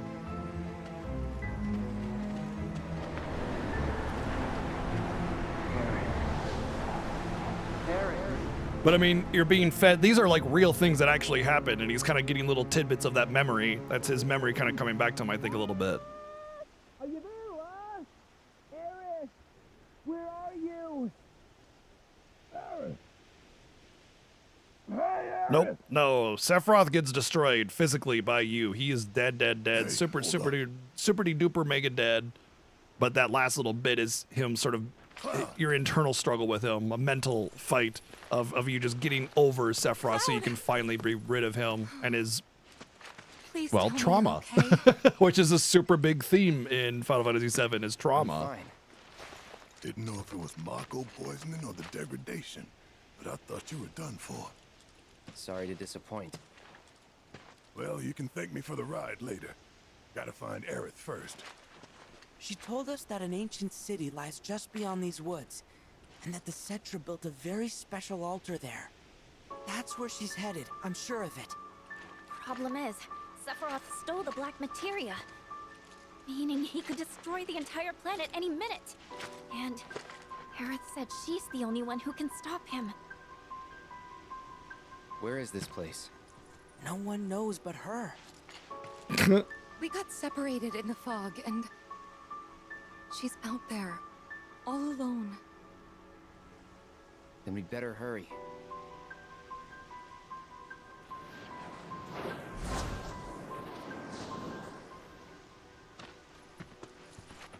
That way. And how can you be so sure? Sometimes you just know. So, Cloud. Sorry, Bear. I absolutely love you, but I gotta have my team in.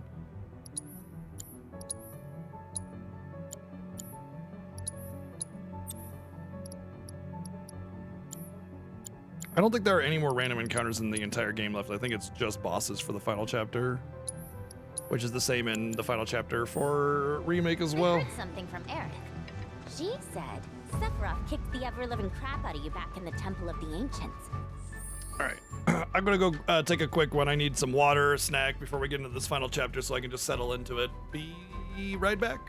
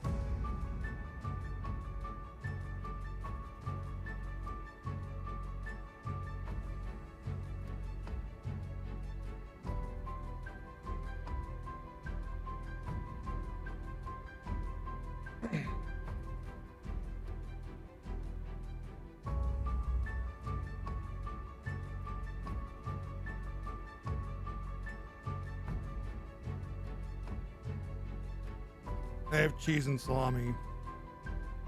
It's good.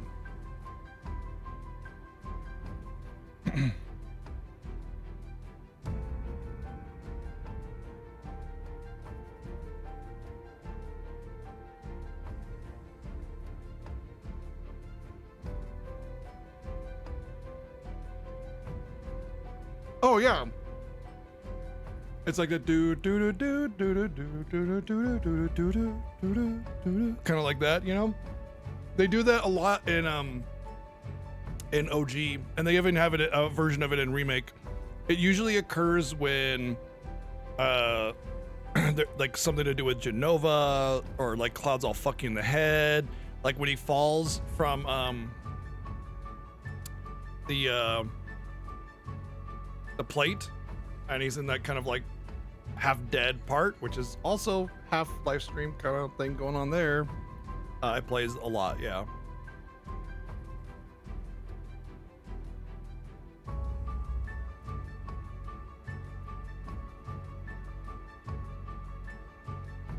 It also plays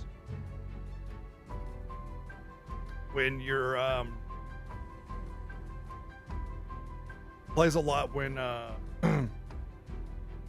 the start of like disc not disc 2, the start of like after the northern crater.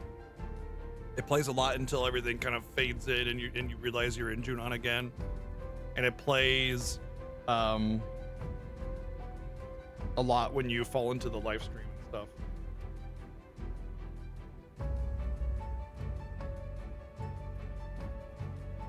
It's sort of a mystery, what's going on, live stream, Cloud fucky, Genova sort of theme, you know?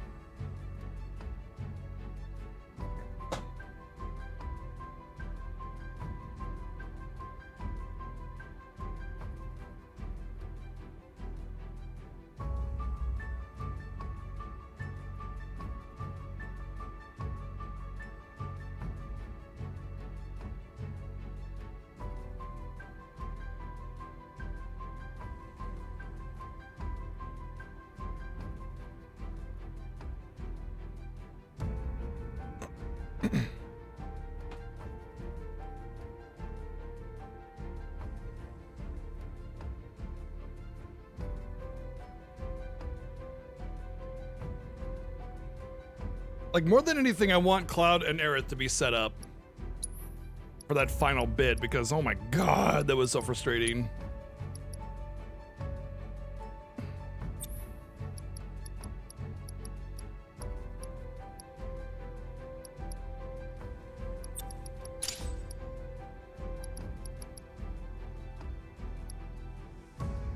Yeah, that works actually.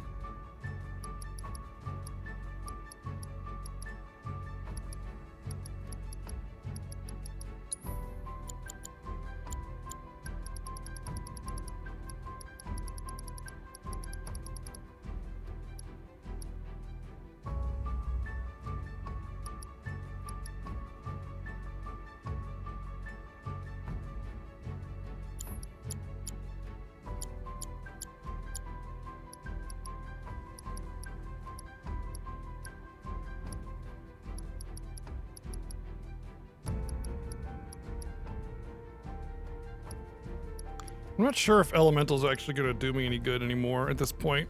I think most of it is non-elemental. So I think I'd rather have like that probably. Hope I remember to use it.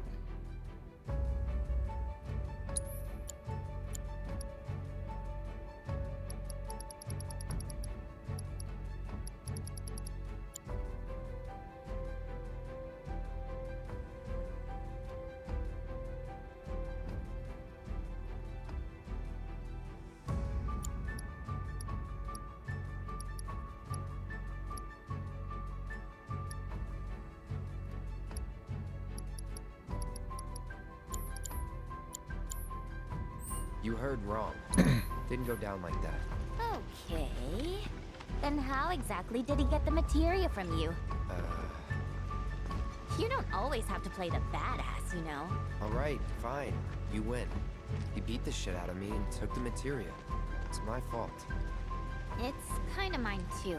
I should have been there for you, but I wasn't. Interesting. I think Aerith spun it for them to not blame Cloud.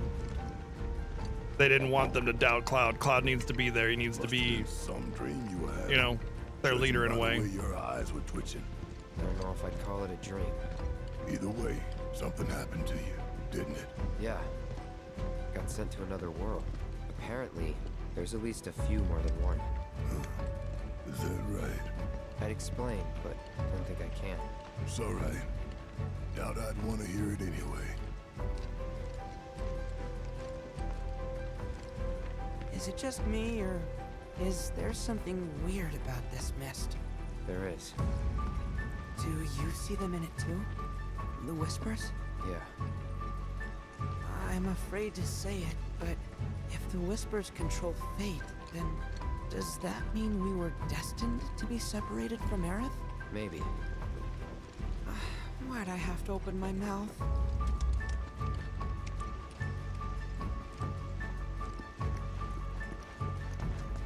Hey, Tifa. Hey, Cloud, promise me, if you start feeling sick or thinking weird thoughts, you'll let us know, okay? Thoughts like... For example, stuff like thinking I'm not the real me. Sorry. You don't have to apologize, but I do want you to talk. To me, or someone at least. Alright. I can do that. Ooh. Actual map for it. That's cool.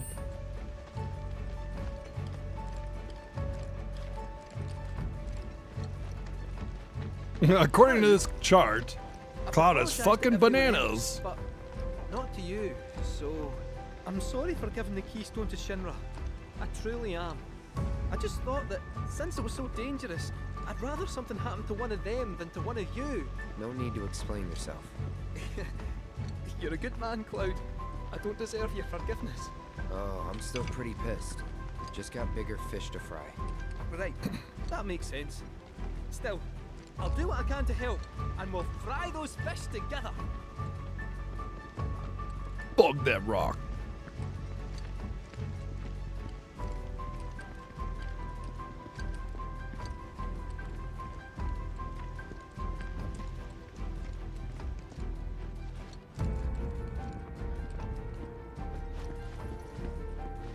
All right, so we're gonna get those red porcupines over here. We got to steal dazers from them. The grand metropolis, where the ancients once gathered to pray, thought lost to time. Until today.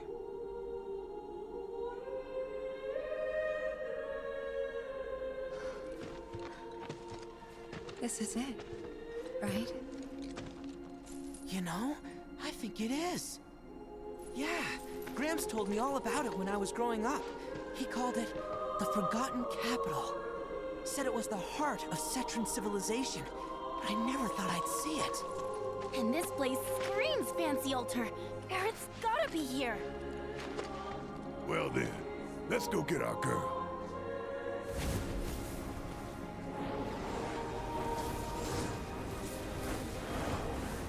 Oh boy, here come these assholes. I'm gonna go out on a limb and say those assholes are fixing to get in our way again. Look at them, though. Yeah. I think we'll start here in. Well, actually, no, we won't start here. But we will come back here with Bugenhagen, so we'll get a chance to explore then. Cloud.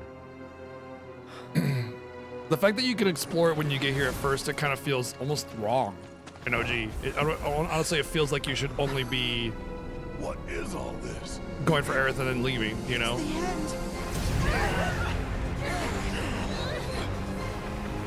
Sephiroth.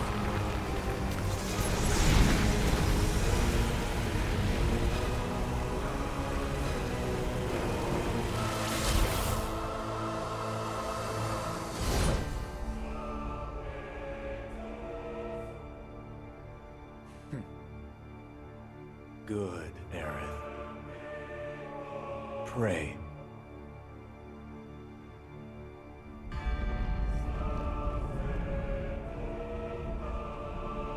It's upon us. The reunion, when worlds merge. When spite and sorrow are harvested to feed the planet.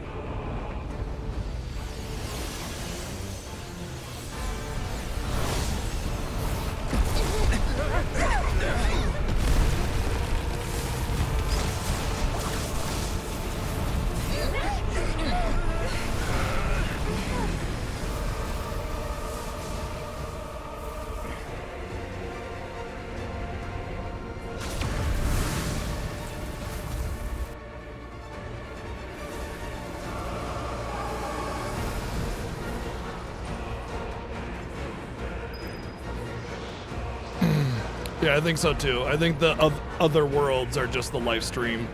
I think it's just like. Why are these ones? I think what it is. Okay, I think here's why it's other worlds, and there's like sort of a physical aspect to it, but not really. So my understanding is that when we fucked with Fate in the first game, Sephiroth kind of pushed us to like fight Fate on his terms because he knew that if we did that, the planet would be weakened. So like, what happens is the planet has this like singular like thread of like the way it wants time to move.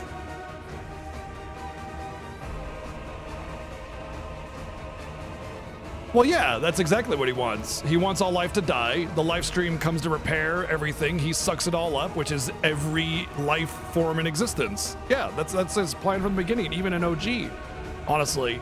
But anyway, so like Fate has this like singular path, you know, like, okay, we're going along, we're you know, we're on our little thread here, right? And like when we destroy Fate, like, or rather like sort of like, it's not really like fate, like literal fate or destiny, literal destiny. It's more like the plan, right? The planet has a plan, and that big arbiter was the judge of that, like the arbiter of fate, you know, really, literally. And when we destroyed it, it's like there's no longer something to keep it on the rails. It's like a train that's on a track. Ain't no getting off this train we're on. And then basically we said, fuck the train tracks. And poof, now we're in here, like this part right here of like this sort of almost a singularity of like fate in a way, where the planet doesn't really know where to go now. It's like, shit, I had this plan. I set up this defense system to give me a path, a thread to follow. And now I don't have that thread anymore, and it's like it's scrambling. It's reaching for whatever it can go. Which one is it? Which one is it? And it's just all over. Every time a choice is made, it's like a new one kind of branches off, you know, a new thought. It's not like a literal, hey, look, multiverse, you know, or anything like that. It's more like a bajillion possibilities. And we're sitting here in the normal world, right? While the planet is it's like, it's almost like an accountant, and like some really bad fucking financial shit happened, and the accountant is sitting there going, oh dear, oh, my calculations read, we're fucked, you know, kind of thing. And it's like trying to figure out like, where is that real point at now? Where can I grasp onto something to help push this planet forward without Sephiroth destroying it, right? And that's why, in my opinion, why Sephiroth goaded us to kill that arbiter of fate, because he knew it would weaken the planet, allowing him to take hold and start controlling things the way he wanted to. And that's, I think that is a huge part of like why the end of part 1 matters as much as it does. Sure, that's all part of it. I'm talking about a thread to follow. Like somewhere in this mess is that thread that the planet was following, and now without that arbiter of fate to keep the planet sort of on the train tracks, it's just a chaotic mess. Obviously, a lot of those, like as like this like whole fate or choice branch is branching and spraying out. you know, ton of them are just kind of fizzling out as it goes, and the longer time moves on, the less strands there are to worry about, and eventually it'll just be, you know, a couple choices that need to be made in order to keep us in line. And it's very possible that what we do here is sort of grab back on to where we need to be at the end of this. Well, we'll see, you know, because that's kind of the theme of this one, right? In part one, you had this whole theme of fate. Well, we're not gonna let you dictate our fate, and Sephiroth kind of goads you to, yeah, man, we're not. Who's gonna tell you what to do, right? So we kill that fate, and it's just like, poof, you know. And then that's kind of the theme of this one is sort of tackling that spray of, oh shit, what do we do now? And then bringing it back, you know. Yeah, that's exactly what I was talking about. That was the point that I made, Ellie. That was literally what I was elaborating on. But the whole like multiple worlds is not really in my opinion anyway, it's not a literal multiple worlds. Sephiroth, it's really important to understand that Sephiroth doesn't know everything, and neither does Aerith. They think that they know everything, and neither does Hojo. Fucking dipshit McGee, what's his name, Gast, said that Jenova was an ancient. Sephiroth still thinks that Jenova is an ancient, and he thinks he's an ancient by extension. So he thinks he's the inheritor of the planet. So he doesn't know everything. He thinks he knows everything. But there are some underlying truths that aren't being described yet, that we're not being told everything because the story's not over yet. We're in Act 2. We're gonna learn like the biggest like oh shit moments are ahead of us. You know, we have to have little mini oh shit moments in these games to keep us invested, to keep us interested in what's going on. You know, but the bigger oh shit moments are at the third act, right? Which we haven't even got to. Like what's so kind of genius about Remake Trilogy is that like each game is a 3-act play, but that's part of a greater 3-act play, you know? So in our third act, we're not gonna have the same thing of fate or, you know, worlds or whatever. We're gonna have a different theme that's gonna tie everything together, right? So like it's just it still has to create tension. It has to create what's it called, a climax, right? So like it's interesting because all these things have to still tie in together, and at the end of the day we have to have it like wrapped up in a nice little bow. How are they going to handle that? I don't know. But when Sephiroth opens the multiple worlds, supposedly, all he's really doing is kind of opening one up, right? And what opens up? The live stream comes out and says, hey, it's just the live stream, bro. That's what the multiple worlds are. It's just like a multitude of choices that the planet needs to make in order to survive, because Sephiroth is a virus. He's a parasite on the planet that it's trying to get rid of.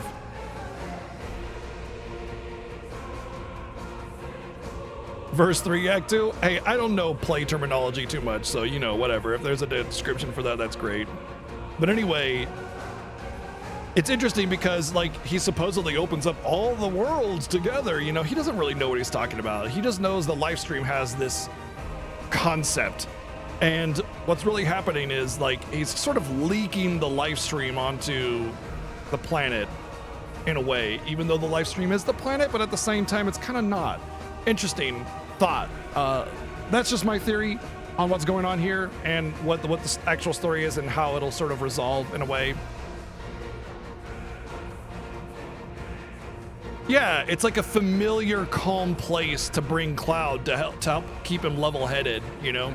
Help him focus, right? They sure don't like us. Interesting, by the way these rocks are positioned is very reminiscent of Northern Crater in a way. I wonder if they're gonna bring that back I mean, obviously they will. We'll have the rocks that we jumped down to in the final battle before Jenova Synthesis and Sephiroth and everything. I wonder if I should continue doing magnify spells.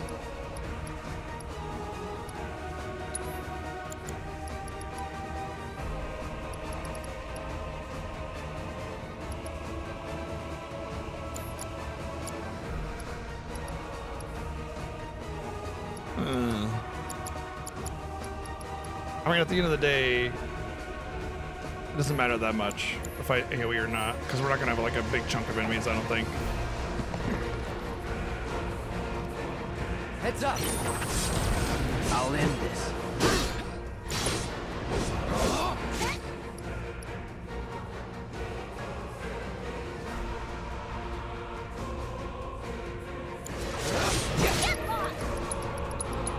Any last words?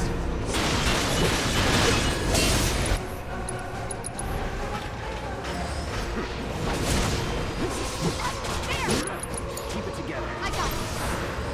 Oops, wrong button. Bingo! Bring it! You're up. You're in good hands now. There I go! See that? Aw, someone need a rest? Run like a show about you show. I got it. Let's get this over. Come on! Go watch yourself. Here I go.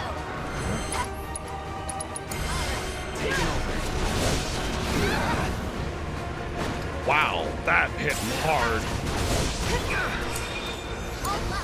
You won't regret this. Got you now. Here I go. Sorry, you're out of luck. Come on now, up and at it.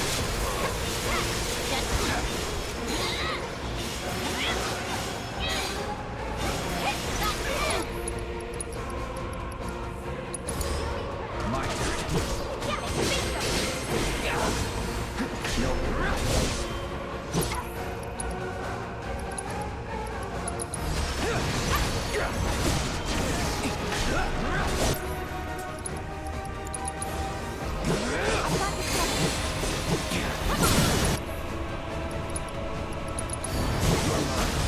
No more questions.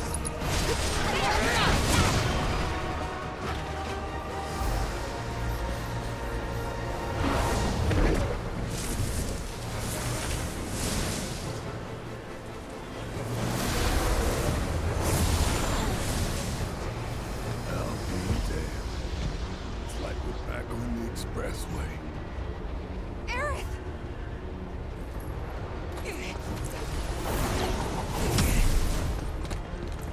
How are we supposed to get through?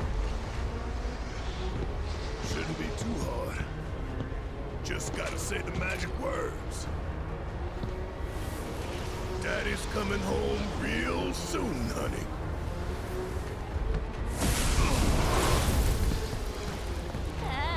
No thanks. I'm good.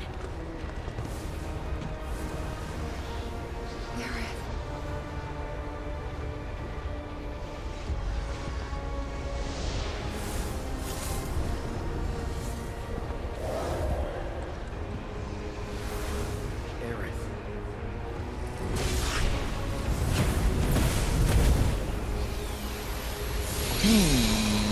Interesting.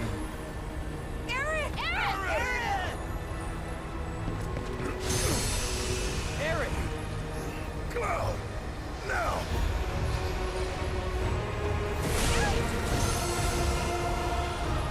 She needs you. Go.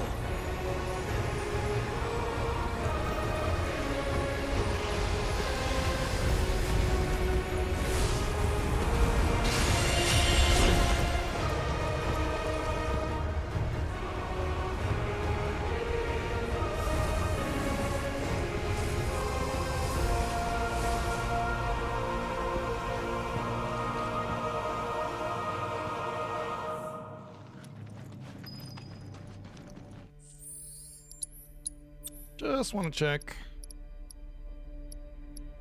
I don't think Cloud has to worry about any AoE. Barret.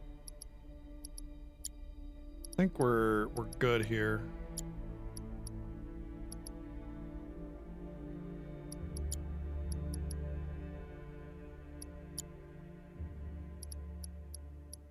Well, we have problems and we'll change our materia up.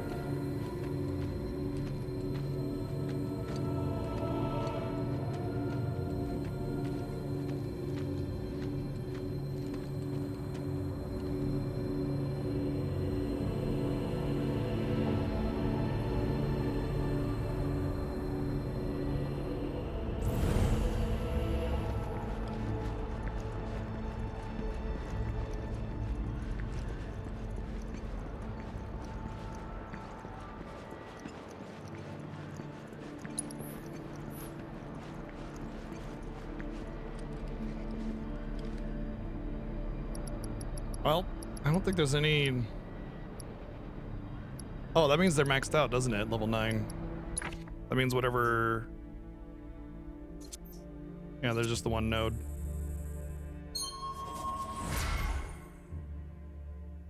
So you can max out the thing.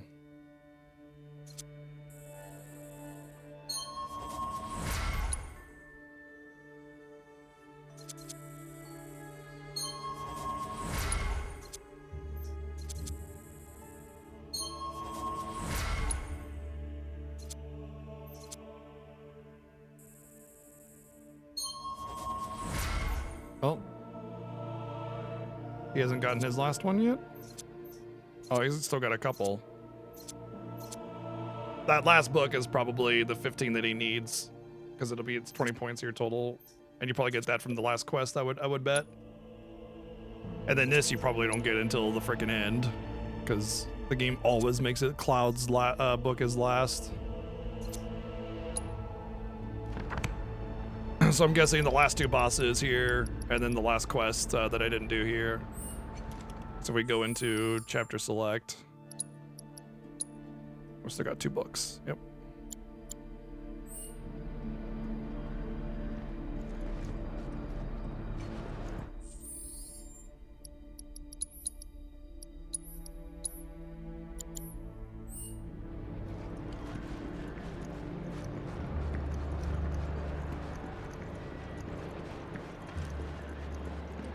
All right, let's go. Let's see if we can do this. I really want to pay attention to this scene too, because I kind of missed it a little bit since I was glancing back and forth.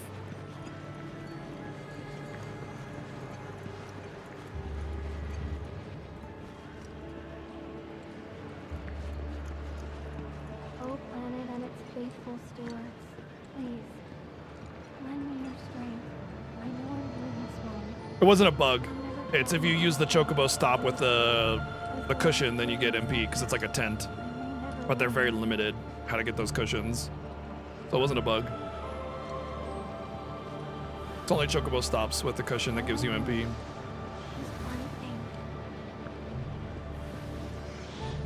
keep the others safe. They mean so much to me.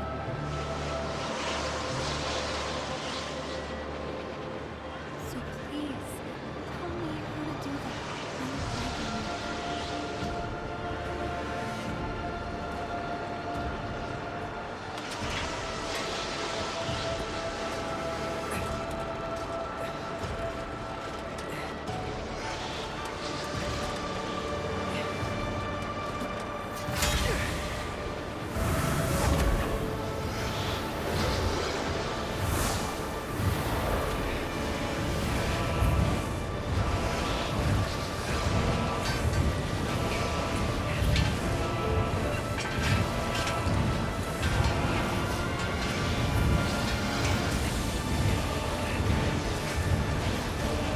You know, I think originally Sephiroth wanted Cloud to do this, but when he fought back, that's when he comes down.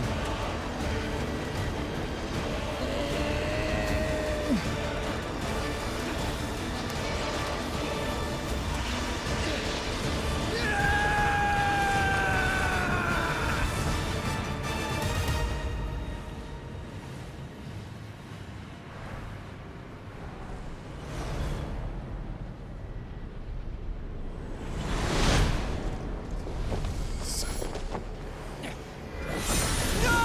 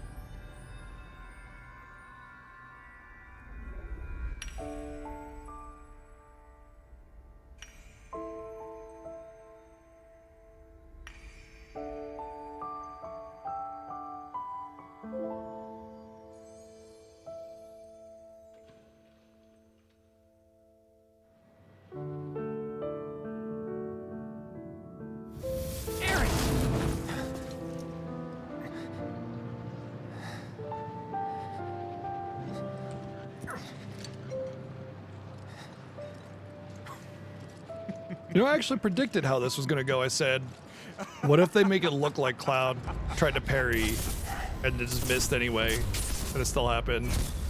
Pretty sure I predicted that they were gonna do this. Just to give that... Oh! Oh! Your tears are empty. The speech. I can't breathe. My eyes are burning.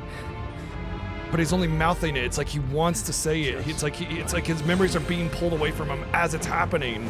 So it actually does happen.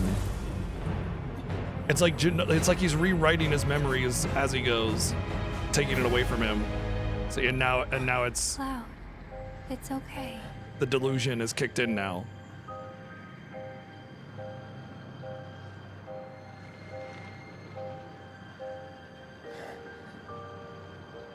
Yeah, actively repressing, or it's Sephiroth fucking with him even more.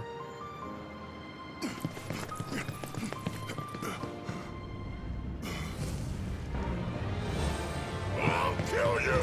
Eric!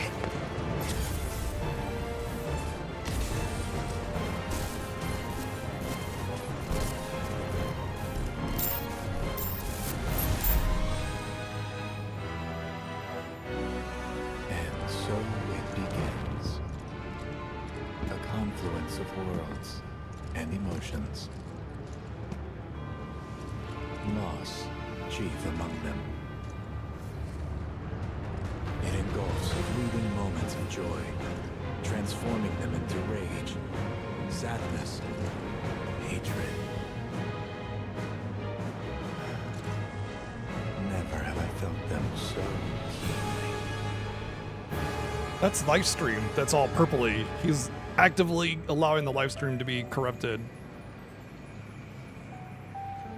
With the, instead of it being just memories of hope and love or whatever, it's anger, rage. Isn't it so weird? It's like she has this like, hey, I'm alive, but I'm not alive, like feeling the way he sets him down, but in his head, it's like he sees her alive still. Oh, she's just wounded, she needs to sleep, you know? However, you'll never see the truth with The way the camera shifts Shut up! between who's actually viewing what's going on. After all, you're just a puppet.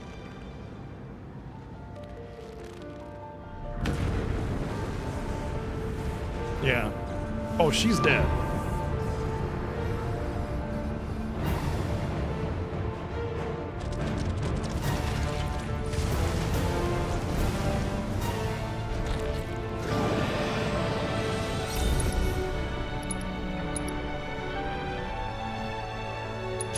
Heads up!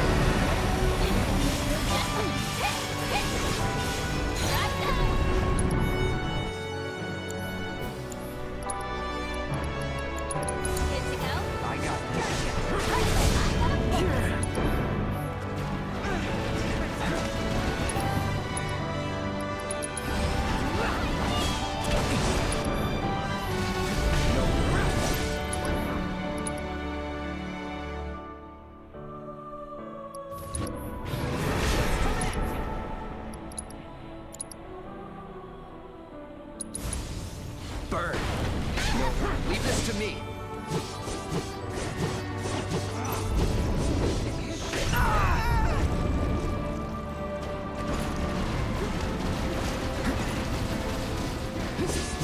Here we go. Don't overdo it. Take it over. I should have used their limits. Here it comes. Yeah. You've done it before. Do it again. All right. Shit. Sorry. Here it is, Ulti. Get ready.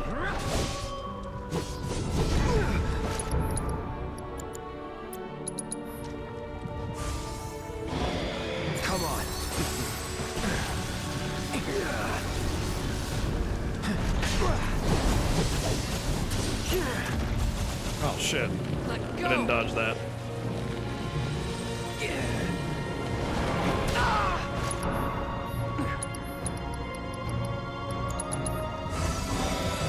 Feeling good. I don't know if I can actually dodge this, but I'm gonna try. I did not.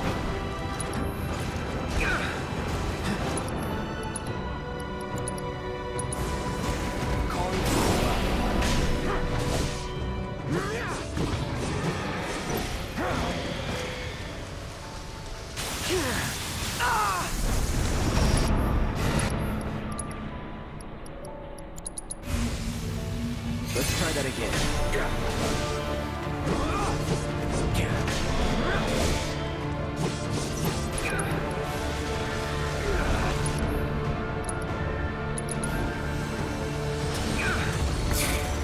Fucking can't do anything, dude.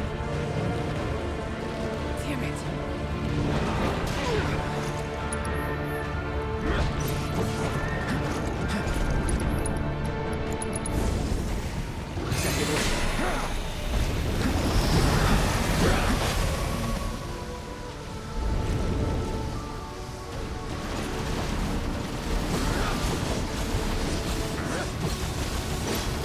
I'll end this.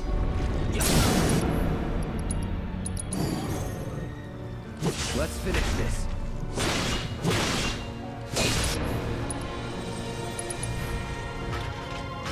So long.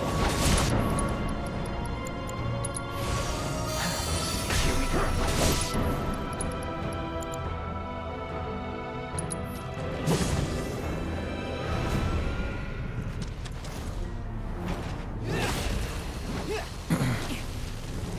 Okay, good. I think I get my team back. You good? Yeah.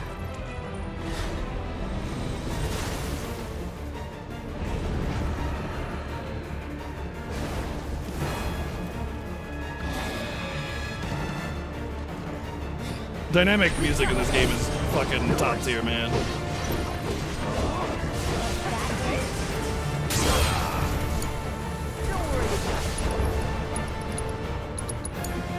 Let's Who's up for a fight? keep it together. Go for it.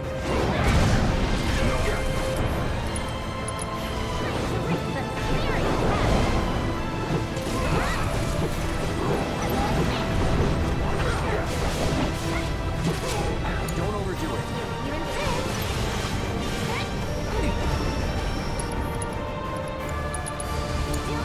Take it on.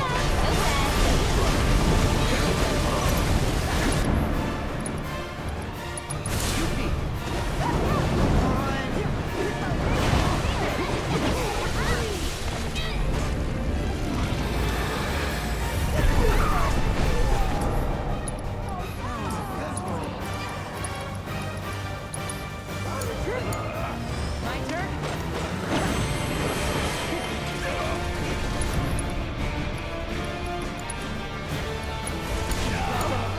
My turn.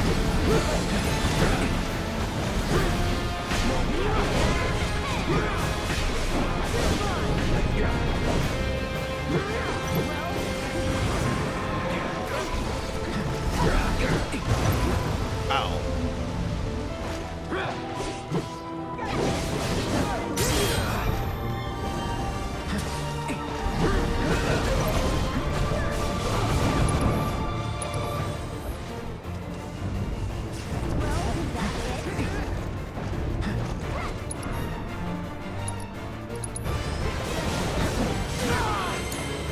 Had to pray, had to get that off. Ready? You won't regret this.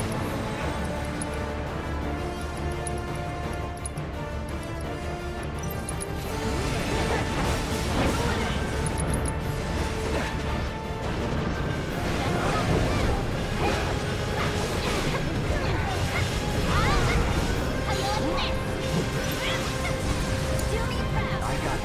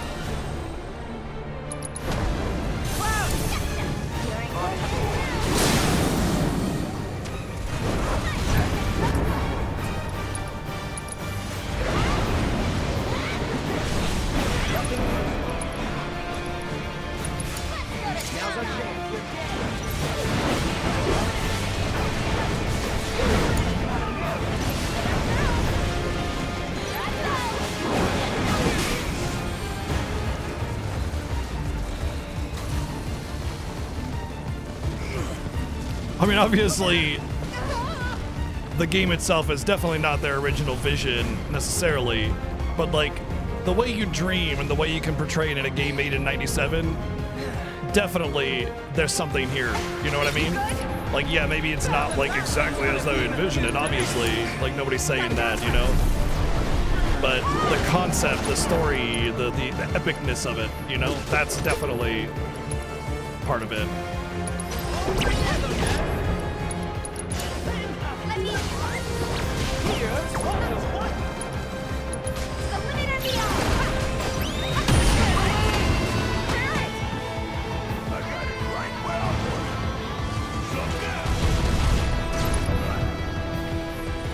Good to go, Lana.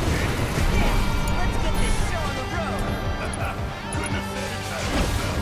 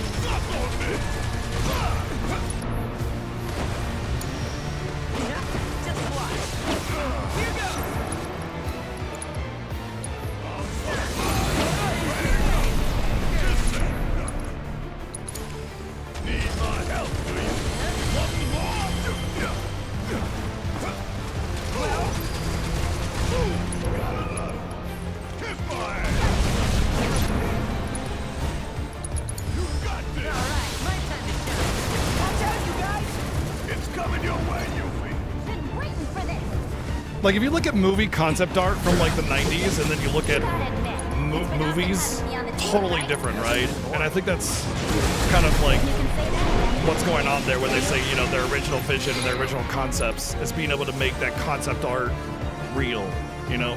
And then, of course, they take 30 some odd years of game design and storytelling philosophy and push forward, you know, what we get with this remake. Yeah, is there the original concept? Of course not, man, you know? But it's like definitely in that vein, for sure.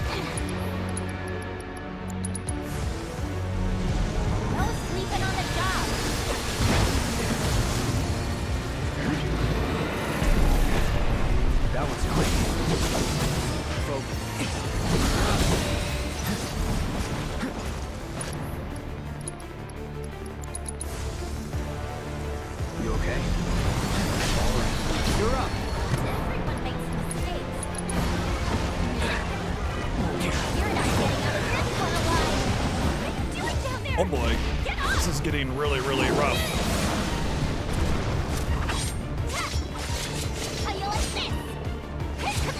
I don't know how I'm supposed to avoid all these things.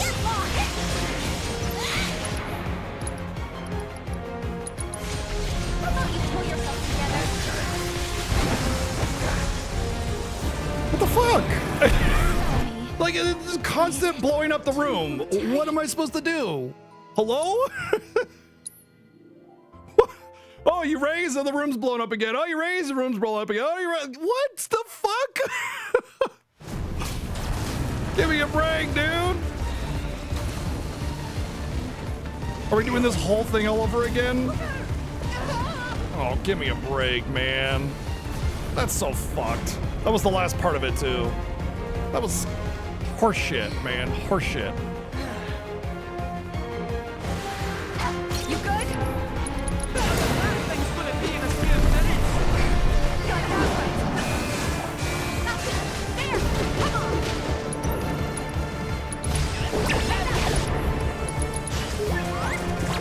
Your turn now. I got this.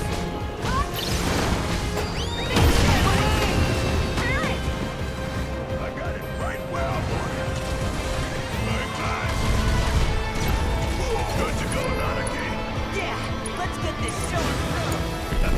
Couldn't have said it better myself.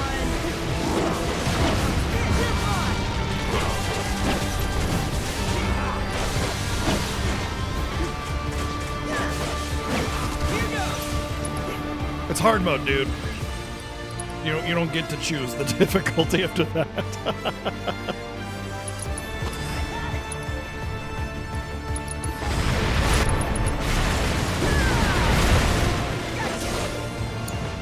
Yes, it's my turn. Bringing the heat, Yura.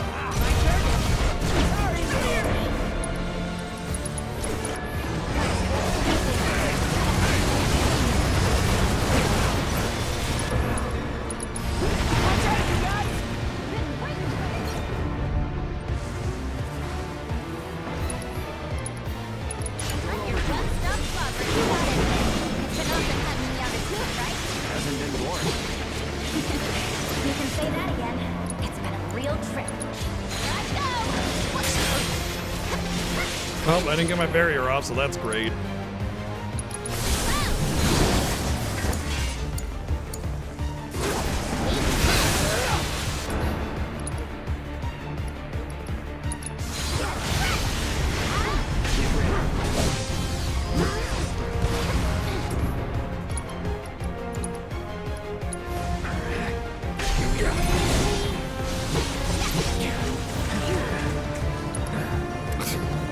Cool, now we're silenced. Well, that's great.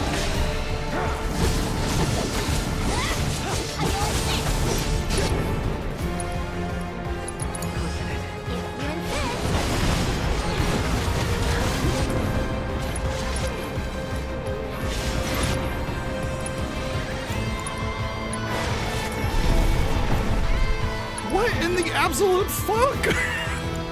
What? Be careful.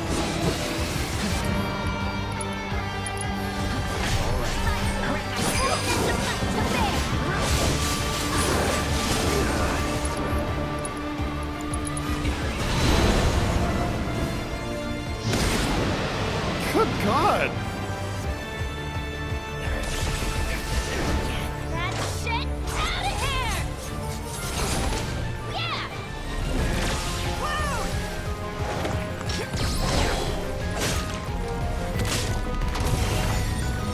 I'm really not looking forward to the final Sephiroth form. Like, oh my God, it's gonna be really, really rough. I'm coming in hot. Mind if we drop in? Because we thought we'd swing by.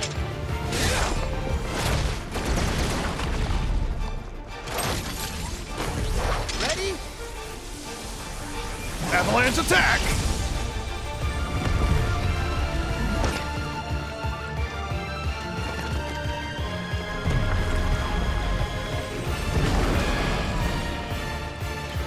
Y'all ready to close it out in style? Long as you guys keep up. Maybe lots of bonus special, and the rest is up to us. Can you help with that cloud? Yeah. Let's finish this.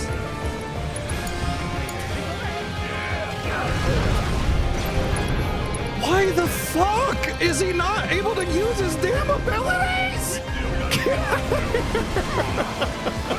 Oh, the fuck on. Oh, I'm stuck. I was stuck on the fucking terrain. God damn, dude. Can I get a break so I can actually do shit? But no, the game just wants to fuck me over repeatedly. Good God.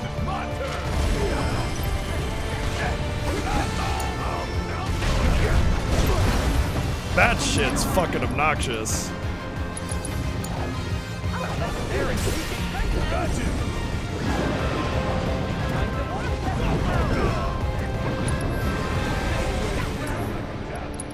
What in the fuck, man?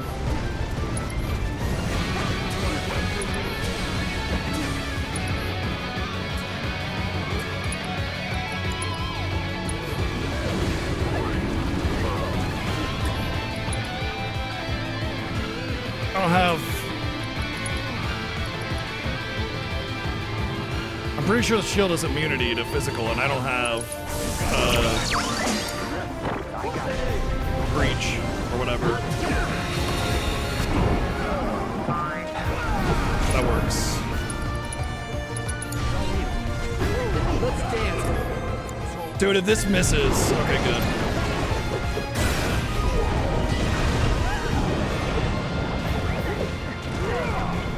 I'm noticing that limit breaks are not staggering the output of Genova. That's really, really aggravating because it means I can't use like things like synergy attacks to get relief from the pressure.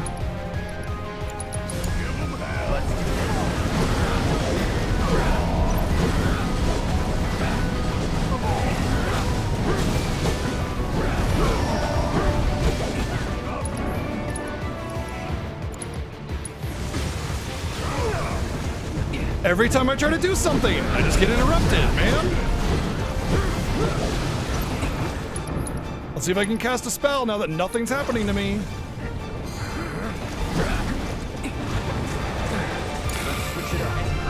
Undodgeable, unblockable, unfucking anythingable.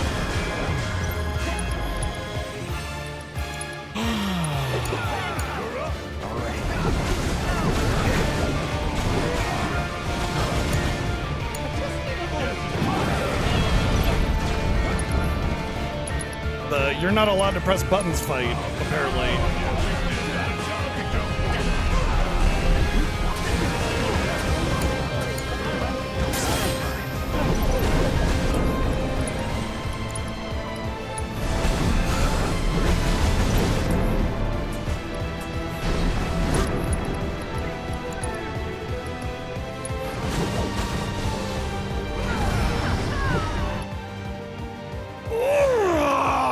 Come on! Every time! You're just not allowed to do shit, man!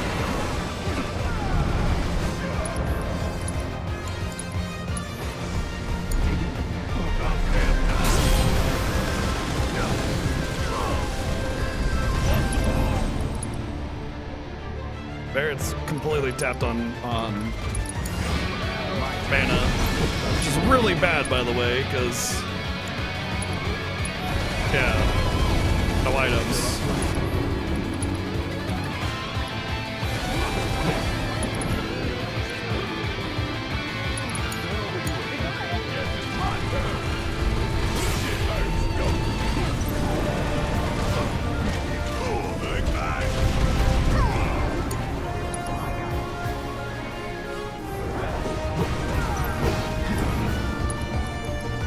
No.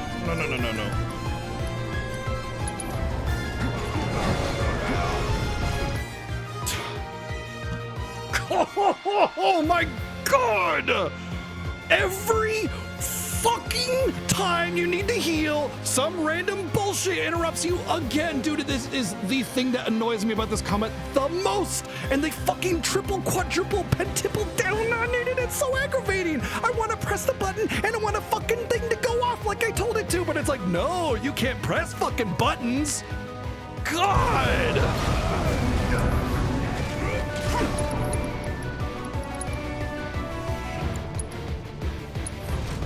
And it just so happens to have immunity to physical. Oh, you didn't bring breach? Well, this fucking sucks to be you.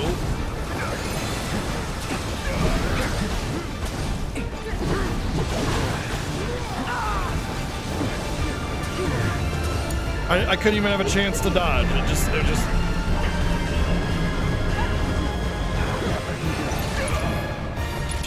already, Cloud. You're gonna die. And I have no raise because.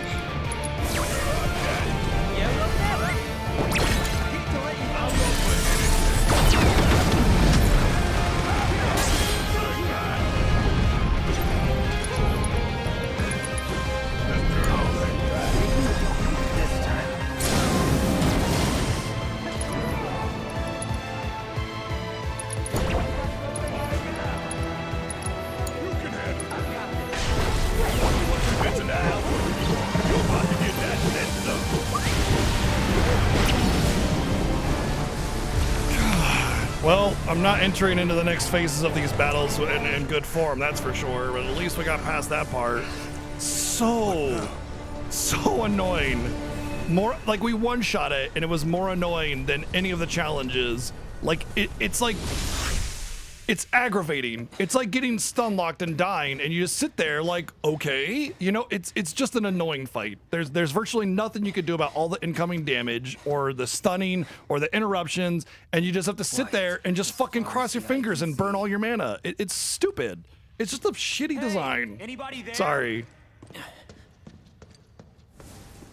Like, it doesn't have to be hard for it to be annoying. It just has to be annoying. You know?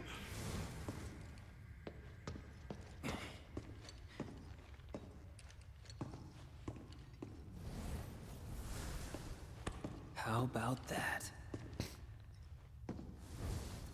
Now we got past that part, we don't have to redo it anymore. I'm pretty sure Cloud's mana is in good order, and I think at this point it only matters Cloud and Aerith, so... Well, nice to see you. Basically.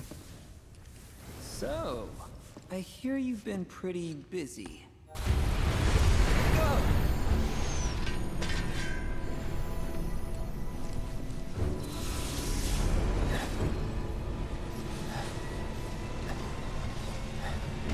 Zach?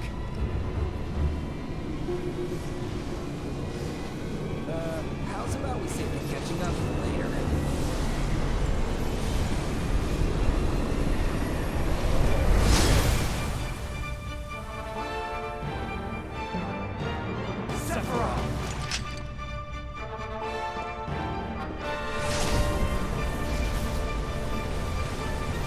Yeah. A badass, yeah. That is kind of neat.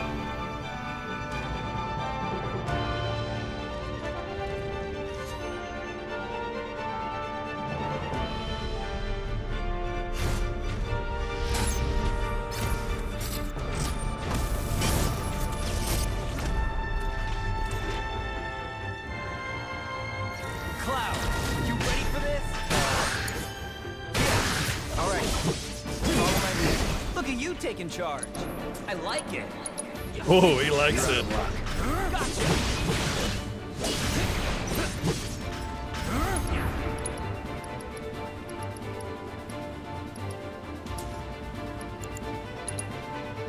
What the hell happened to you?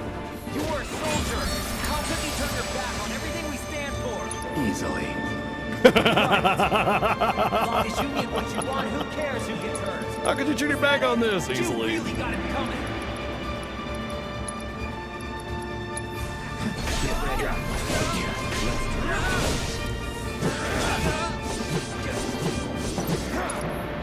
Take the lead. Taking over.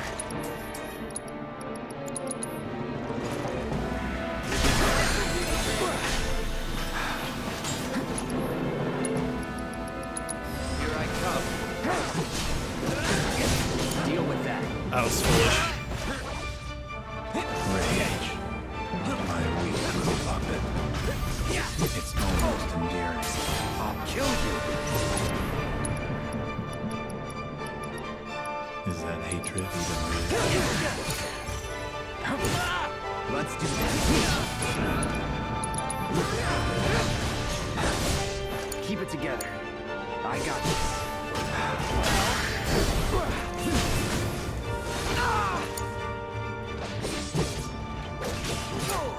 Let's do this.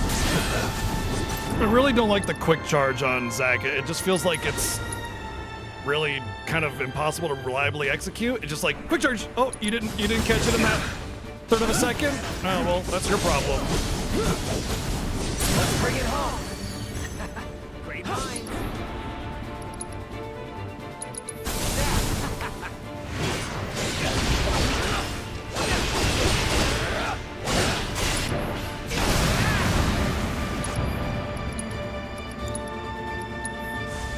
Good timing. I need to conserve MP on Cloud now.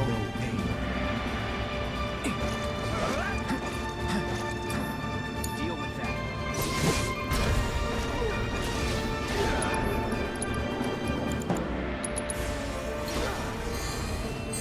Gotta be careful.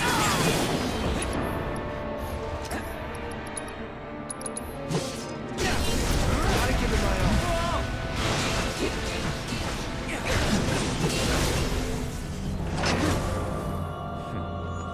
Just as worlds unite, so too do they part.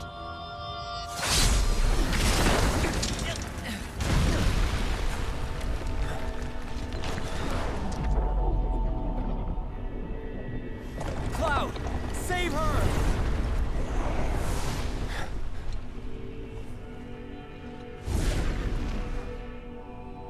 Notice how he says worlds as if he's implying all the worlds, and all that comes in is Zack, because Zack is in the live stream, and that's the only other real, actual separate world, but even then it's not separate, it's just the live stream, you know? Oh yeah, the worlds are united, but, you know, it's still just the one, isn't it?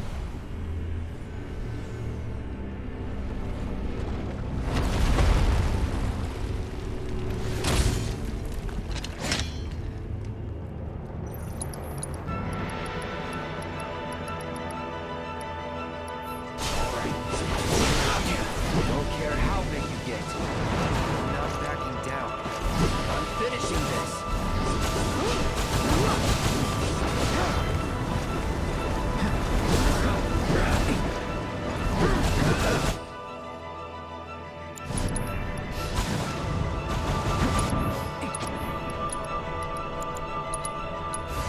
All good.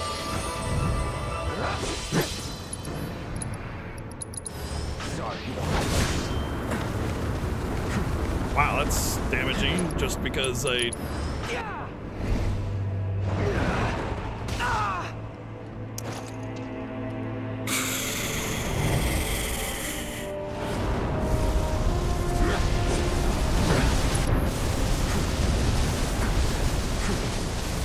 Come on!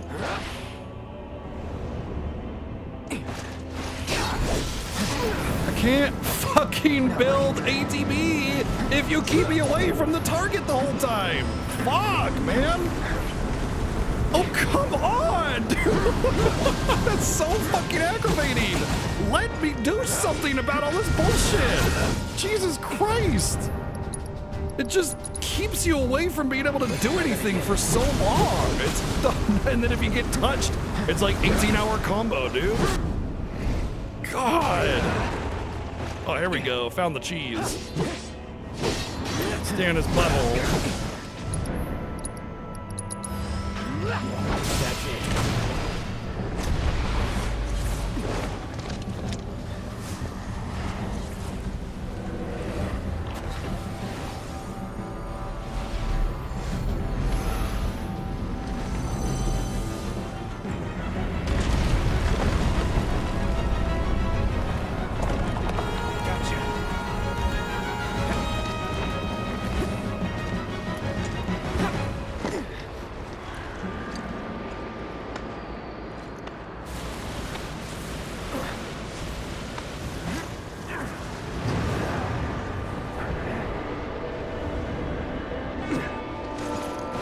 This is what we need to happen during the weapons, like crawling up on them and everything, and like getting some really cool shit.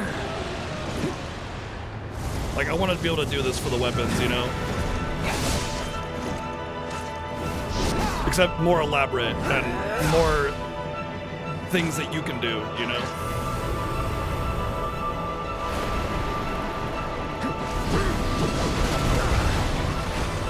I won't give up. Wow, some hero you turned out to be. Okay. What am I supposed to do when I get thrown down to 1 HP with no ATB? Like, oh, hey, go down to 1 HP. Oh, you don't have any ATB. Now I'm going to paint the room with bullets and good luck. You know, like, what the fuck? What do you expect? What do you think is going to happen? I'm going to die, of course. Just as worlds unite, so too do they part. And it's like you can't build up ATB. So it doesn't give you an opportunity to recover. It just says, no, you die if the situation is wrong. Like, that's fucked. Don't do that. Don't. Cloud, save her!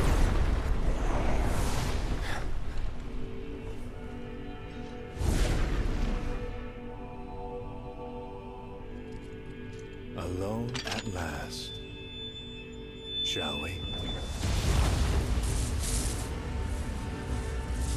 I love that I can't skip this and I have to watch it every time I die, which is probably going to be many times.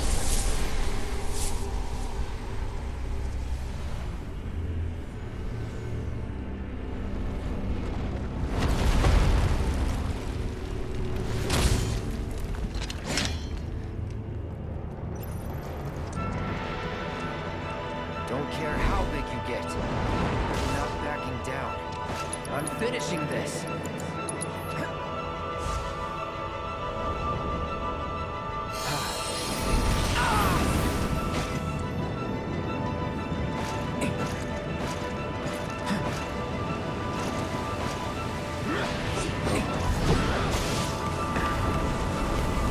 I just entered the room, bro.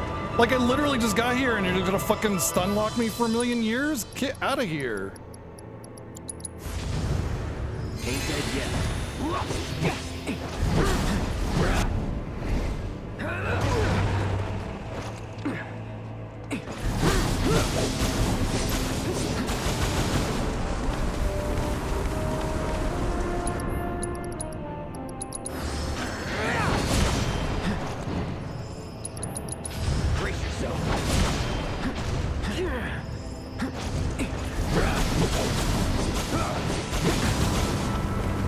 The fact that there's no telegraph for that ability is dumb.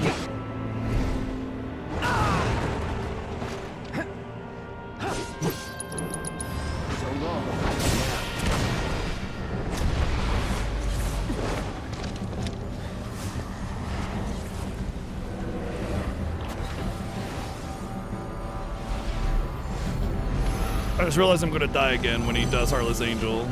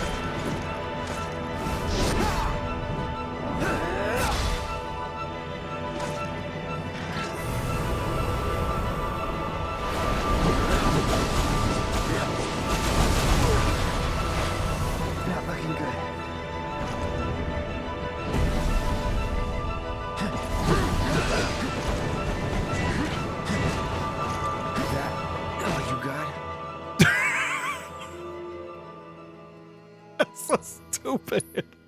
We're gonna give you no opportunity to build up ATB, and if you didn't save any from the previous phase, well then just fuck you. Like, get out of here. That's gotta be a joke, man.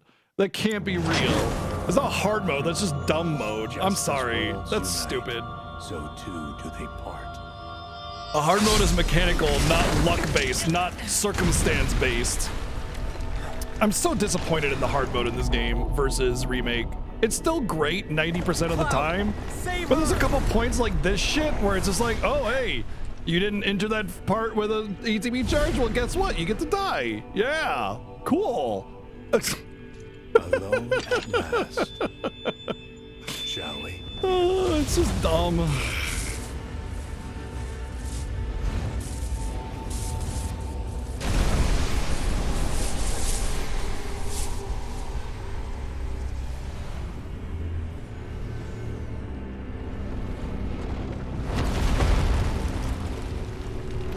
I feel like the hard mode wasn't thought about enough. That, or they just wanted people to like, they thought hard meant suffer, not just like mechanically hard. But in Remake, hard mode was perfect. It was very mechanical, you know? Okay, here's a mechanic, you need to overcome it, right? This is like, hey, you're gonna get screwed over into the face in the perfect way, with the perfect ATB and the perfect HP, or else you lose.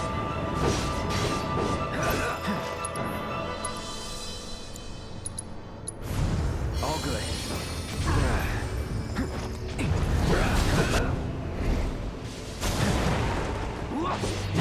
Here we go.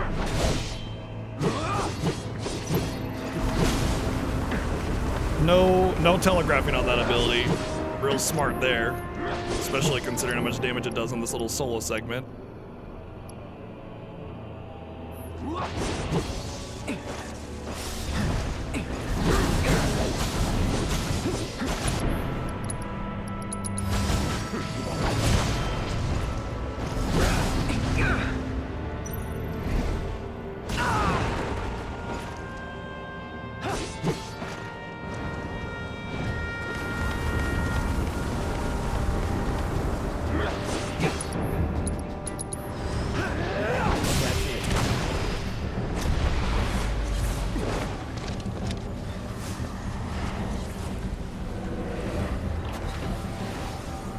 A fight should stand alone by itself. It shouldn't be a fight phase, different part of it that you need to enter it in the right way or whatever. You know, like, oh, if you didn't enter into this after Heartless Angel with an ATB charge, you just die? Like, it's a different fight, you know?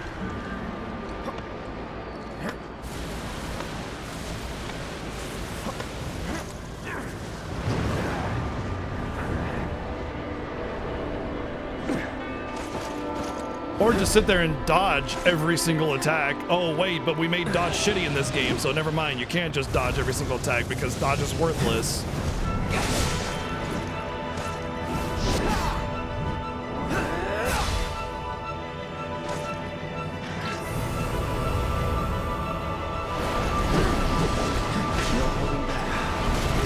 Nope, you can't stop it from knocking you up. I was hoping that I could. Gotta be careful. Come on. Won't last long. As good as dead. That didn't do too much.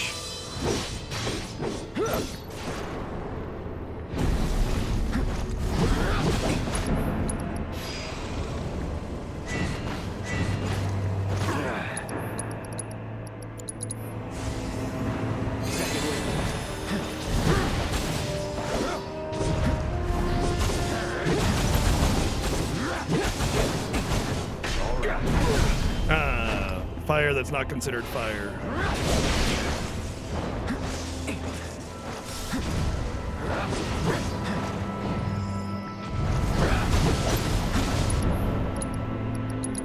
Brace yourself.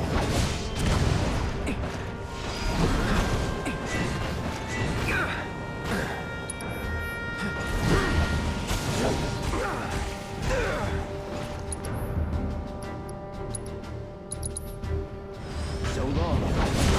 With.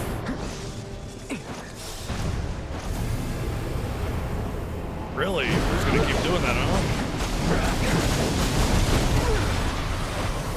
Not looking good.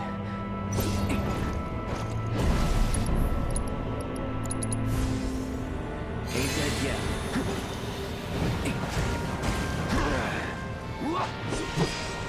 Let's do this. Oh, can't block that. Can't block that. So what am I supposed to do here? Just stay away from him and do the tiny little wind slashes that do no damage at all and barely build up ATB?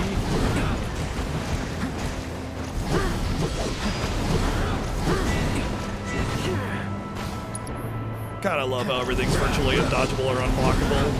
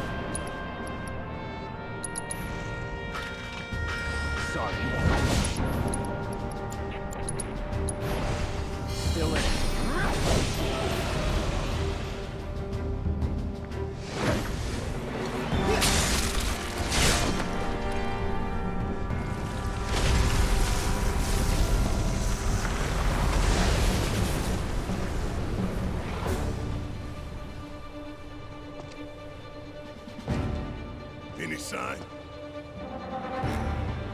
Maybe the Whispers got him. You think they took him somewhere? Look out! Egg!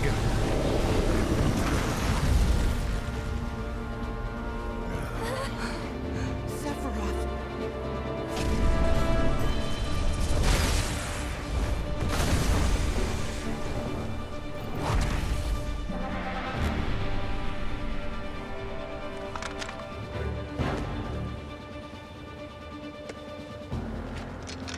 My styrofoam cone will get you. For Aerith. This is fun! This is very fun! Alright, move it or lose it! Come on, we gotta take out Bahamut!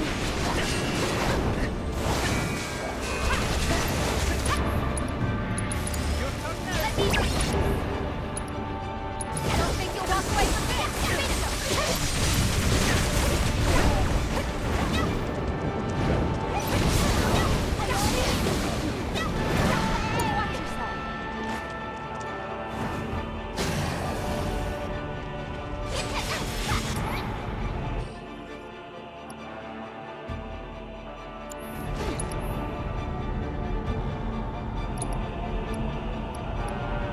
Wondered if I should heal myself or like try to do damage or what. You know what? I'm gonna Star Shower with you, and then I'm just gonna like do a cure on you. Okay, I was supposed to just eat it.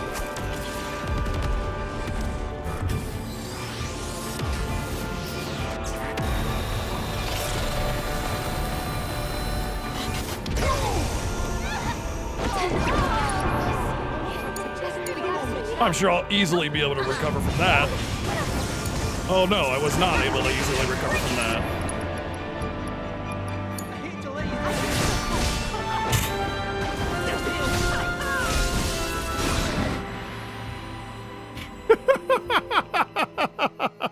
So stupid. It's dumb. It's just dumb. Here we're gonna take you all to 1 HP and then fucking paint the room with death. And if you don't live, then that's your own fault. Obviously.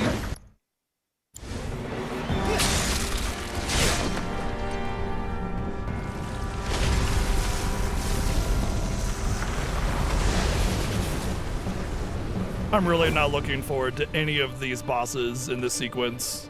This is all just horseshit, honestly.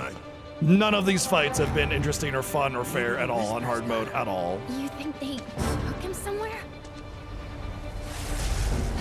Look out!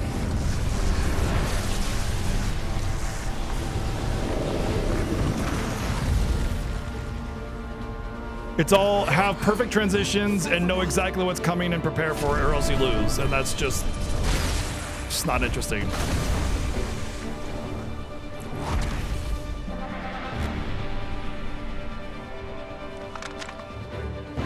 Granted, it's the hard mode.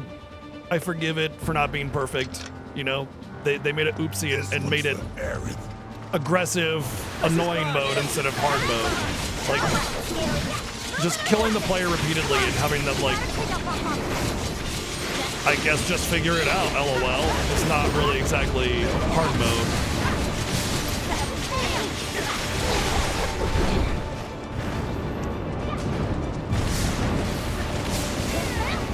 There is a difference. The difference is you can do something about it versus you have to die a whole bunch of times and figure it out.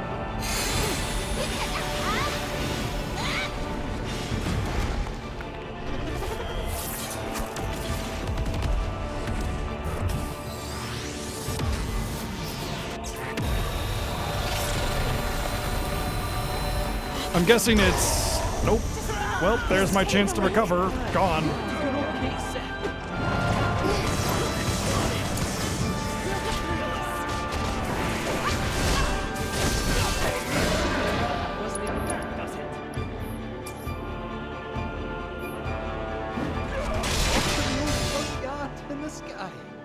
Hello? Really? Yeah? Like... It's dumb. It's dumb. It's dumb. This is not interesting or fun. At least I get to keep trying it repeatedly without having to worry about going through 45 minutes of super aggressive bosses. I can just keep trying again and again, but this is dumb. It's really fucking dumb.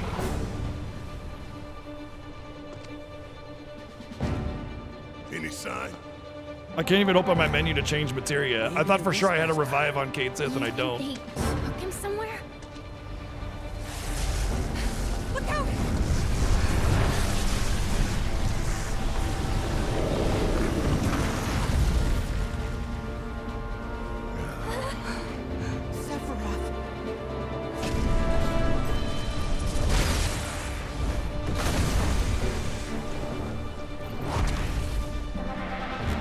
Remake hard mode was perfect. This is just they were trying to be all like extreme hard mode, you know? This is like WildStar. If you've ever played WildStar, WildStar made this big mistake of trying to be all hardcore with its design, and they went with like really classic World of Warcraft style of design where you had to get like attunements that were like huge chains of like way too high level of content, and if you didn't have a group to do it with, then fuck you. This is WildStar the equivalent. Instead of just making a good MMO with great mechanics, they made this like hardcore. Oh, you just don't get it. It's just hardcore, man. You just don't understand the hardcore, man. Well, Yuffie's gonna die again, and I can't heal.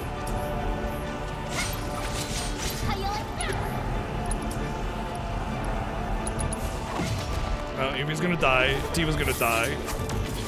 Should I get my cure off? So I'm trying to keep ATB on Yuffie so I can pray afterwards. But this just happens.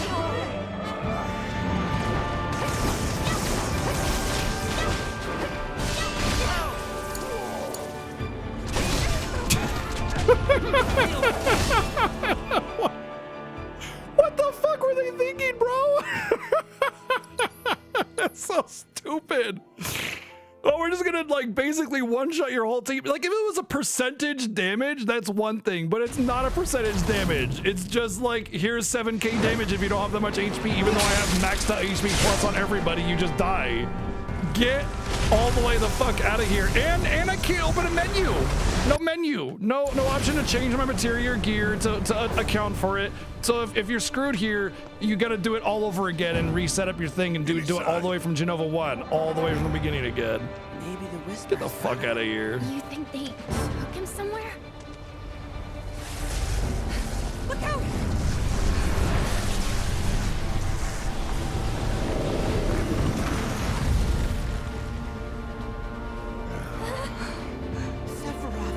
Yeah, another thing is you never know what team you're gonna have here, probably. So like having everything set perfectly.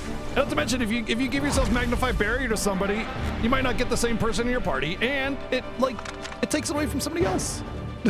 It's stupid. It's really fucking dumb, man. This one's for Eric. Oh, swing and a miss square on the hard mode, man. Let me tell you. Come on, we gotta take our buck off it. Hey, Tiva's getting some ATB. That's nice. So I'll actually be able to heal myself before the Mega Flare.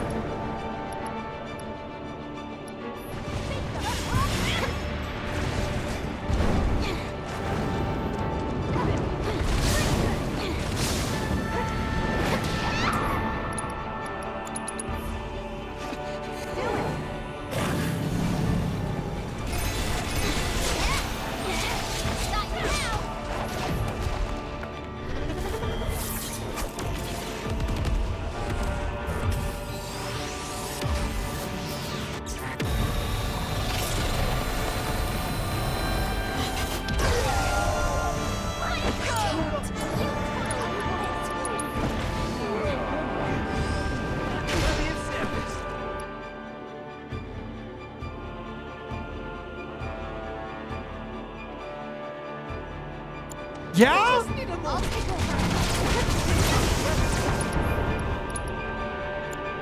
Fucking obnoxious.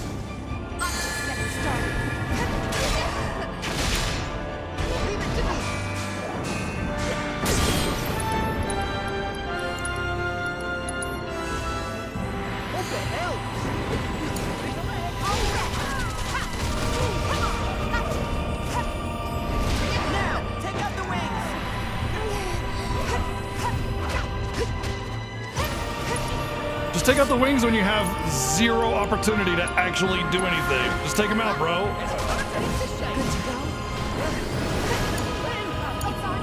You won't regret this.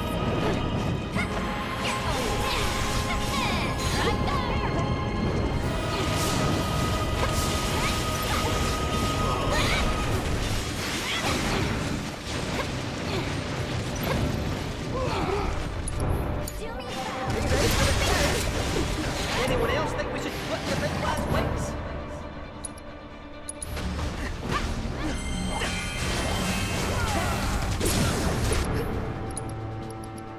It's up to you now.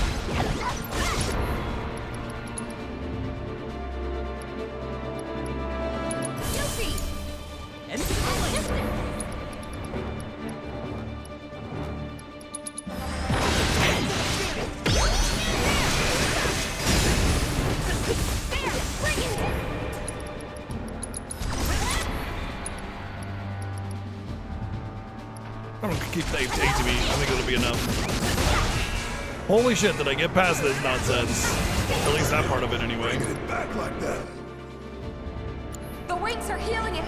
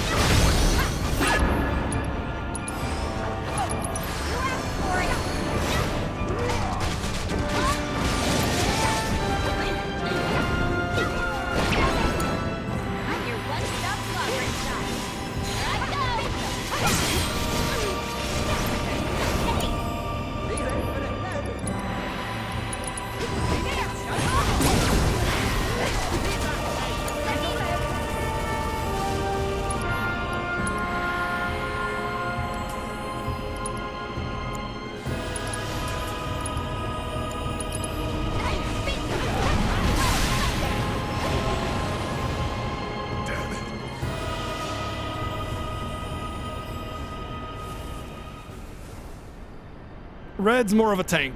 He's meant to be like a block tank, basically.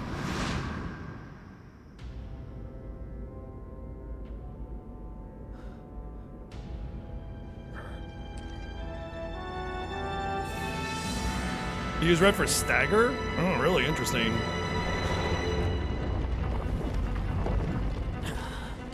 What in the hell is going on?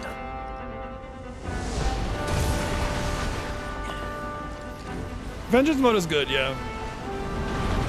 I mean, overall, Red's kind of like meant to be more about a block, a block tank to build up vengeance and self-heal and stuff. He can be very good, but it's just about knowing what his role is, you know? Embrace your dreams. Yep, Kate and Tiva's mega stagger percentage if you want to get mega damage out for sure. Yep.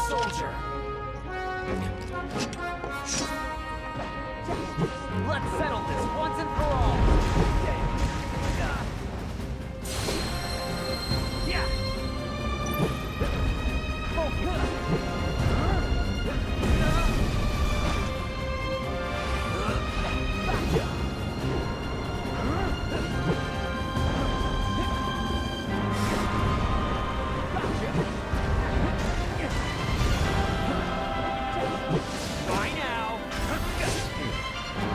I really do not know how the quick charge works. I'm trying really hard to do it, and it just says no 90% of the time. And now I have no charge gauge.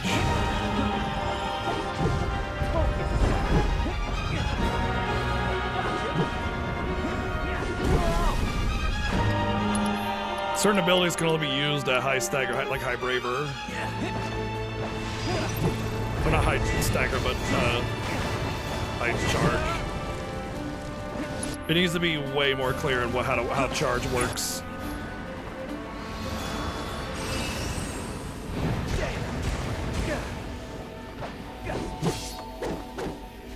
Oh no, you don't!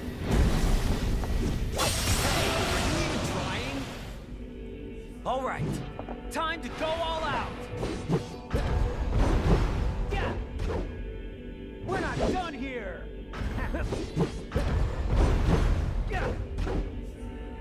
Come on, charge! You fucking dumb thing! Jesus Christ! It's such a stupid mechanic. Got me good. The little quick charge is like half a fucking microsecond to do anything with, and it's dumb. It's dumb, man.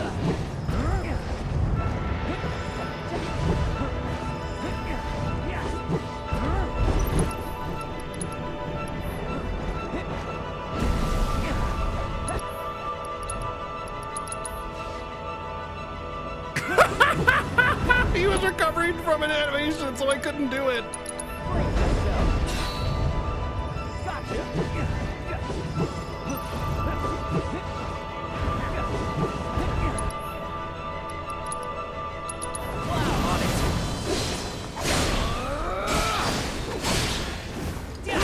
It's so not clear, like what's going on with quick charge. Watch and learn. Nice one. Sorry. I'll make this quick.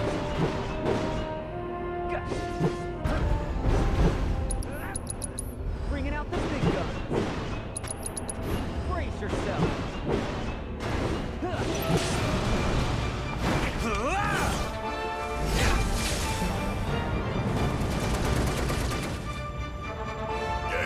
You feel that?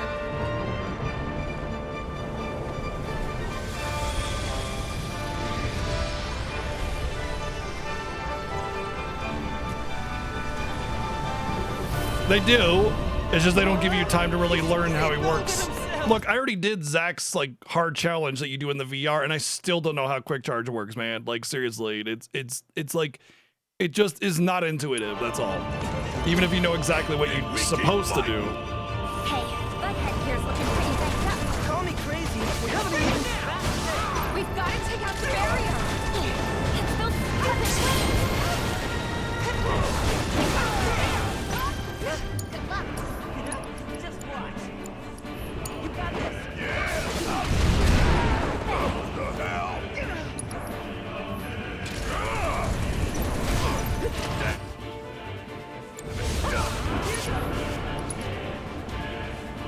Oh, Barrett's got no mana.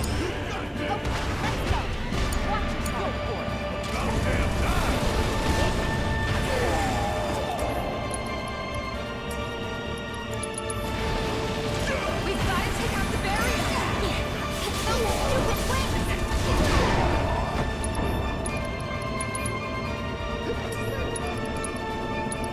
One shot at a time.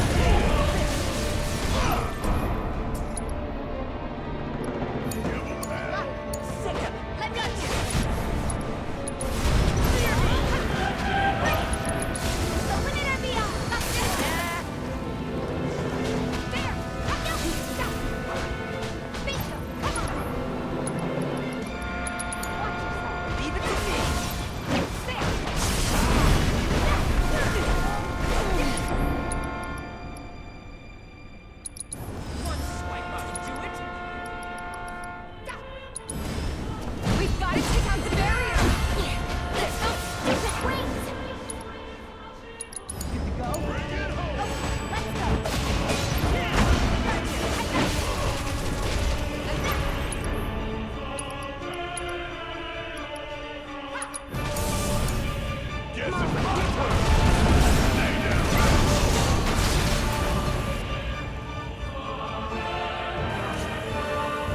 There's definitely one winged angel here, yeah. Nothing's gonna stop us. Let's show him what we're made of. Come on, we're ending this. I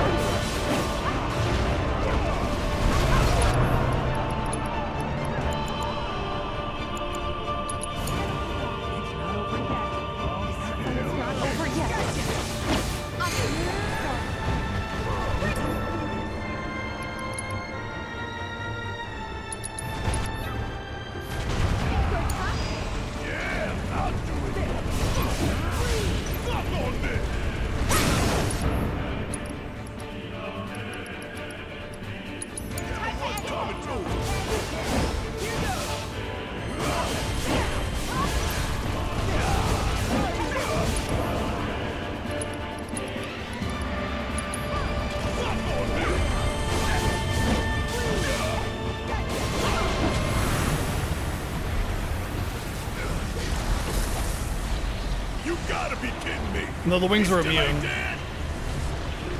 You have to kill the barrier before the wings can be harmed, as far as I understand it.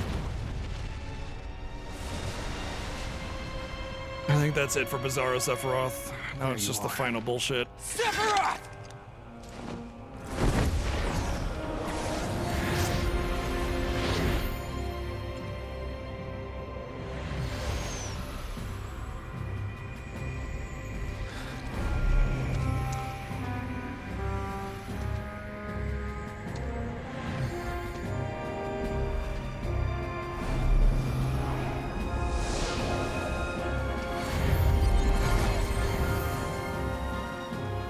Let's end this. Together.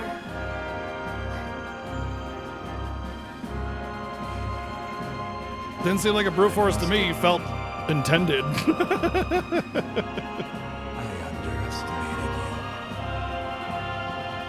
It's not the Eris influence, because you see it before she dies and everything, and like when Zack chooses a decision, it's having to do with like the live stream and its pure I saw what form. you did back there, Cloud. Thank you. Take me later. This ain't over. Right. Okay, let's finish this. That's it! Here it comes! Why don't you leave? My turn. No more. No gap.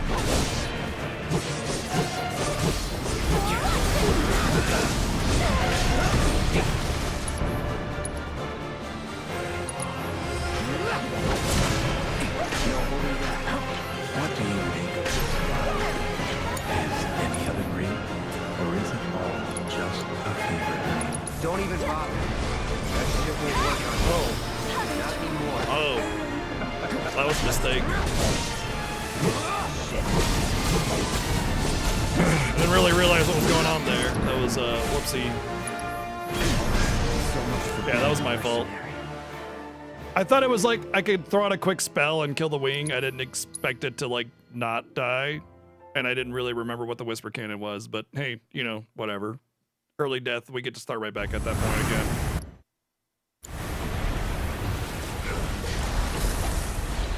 You gotta be kidding me!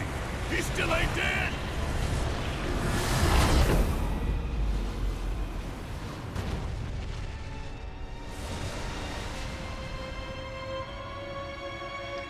There you are. Sephiroth!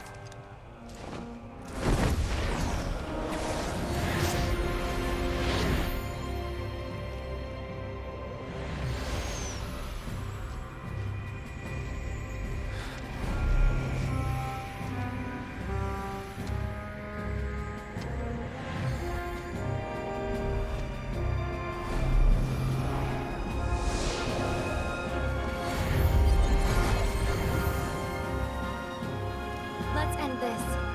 Together.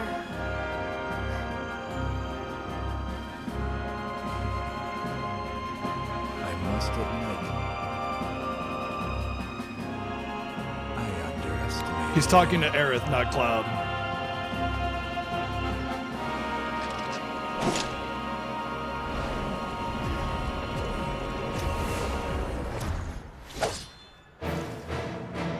I saw what you did back there, Cloud. Take me later. This ain't over. Right. Okay, let's finish this.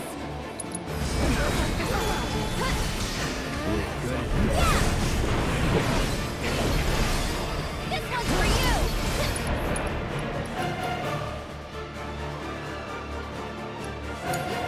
Heading back.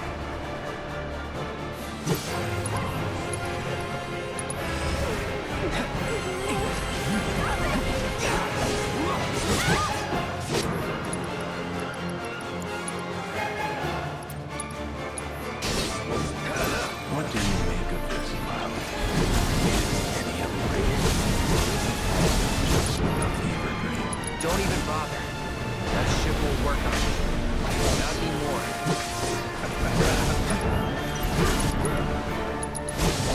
Ah. You need a light.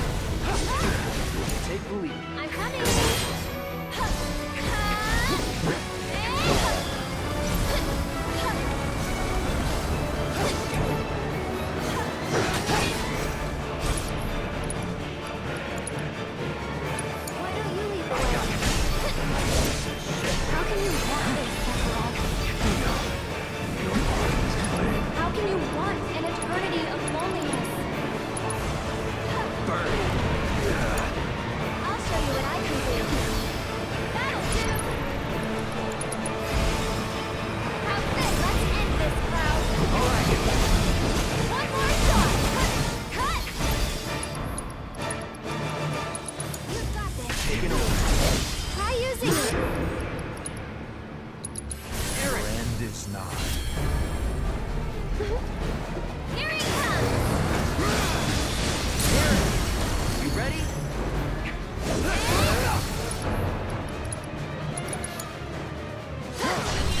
Let's dance, asshole. One more shot! Keep up the pressure, Enough. okay? Back to business. Fine. This one's for you!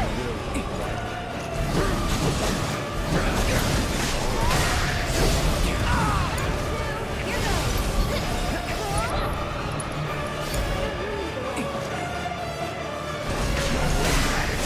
Ready?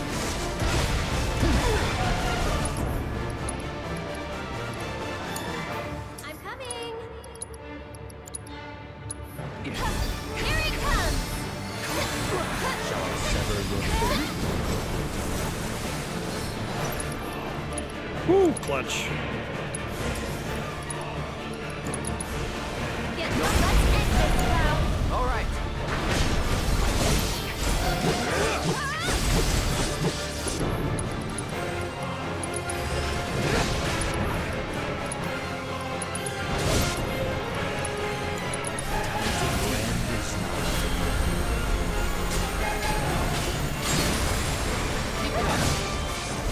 You're burning up!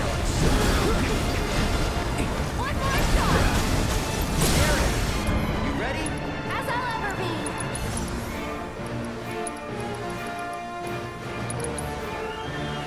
Let's finish this. No Take need him to down. tell me. Ready or not, here I come! That's it! One more shot! No more fighting. Gotta give it my eye. That's it! Get him!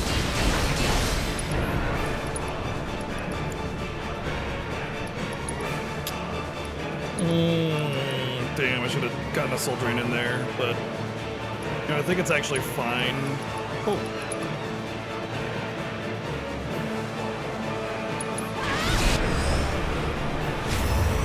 Thanks for coming to help!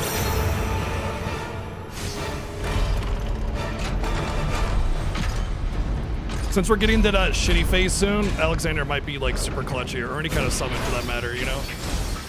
This one's for you! It's your turn! I got it. Shit. Let's do this.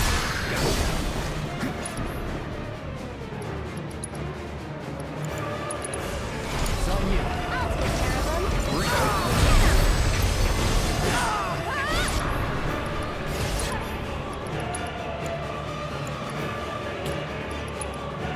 Don't. No. I think I just want to. I'll just do a soul drain by itself.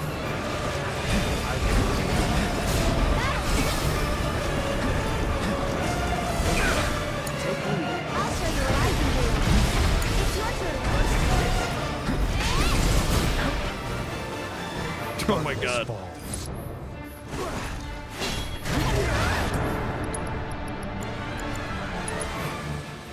I won't give up. Keep it up!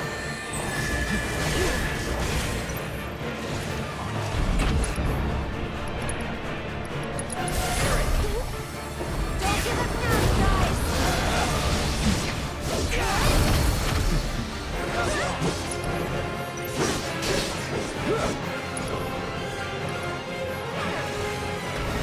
This is the bullshit time.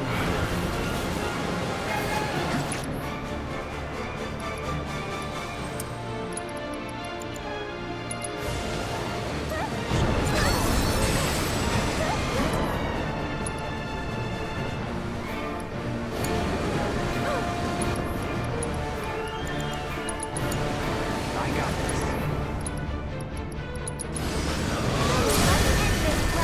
All right. Don't let you. You're not getting away. I think I GG'd it, honestly.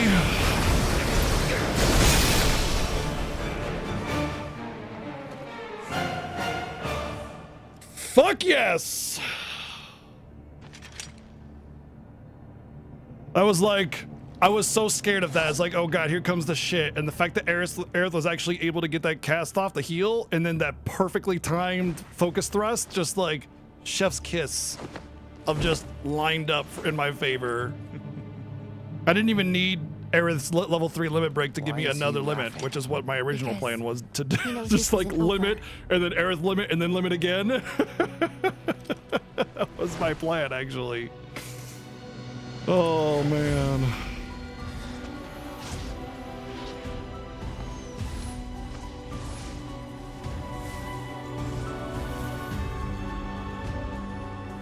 All right, let's pay close attention to the ending here. Knowing what we know now and theory crafting about what might be and everything, you know, different eyes here. Everybody's waiting. Yeah, but not together, unfortunately. I think she'll just kind of give her blessing, maybe. Honestly, I don't want her to show up at all, except for in the restoration sequence a little bit. I want it to be like she's gone, and then at the end she comes back, you know, like in the OG. You know what I mean? It needs to be like there's this presence that's just missing, and then, oh, you know? I don't want her to be there. It needs to be this like, oh, it's her kind of feeling, you know? We still have the hallucination, yeah, like Cloud still sees Aerith. Although, no, he sends her home. He sends her home. We got him.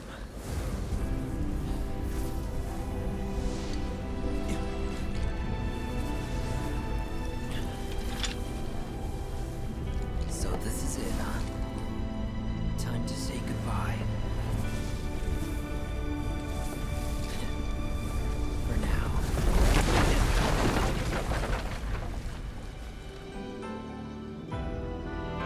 We're gonna see you again! See ya!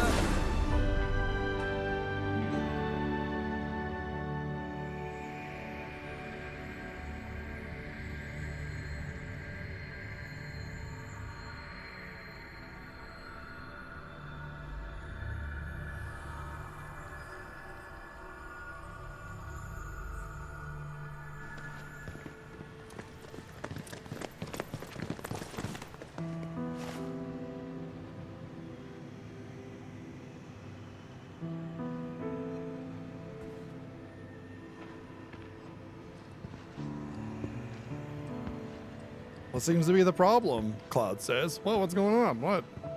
You drop something?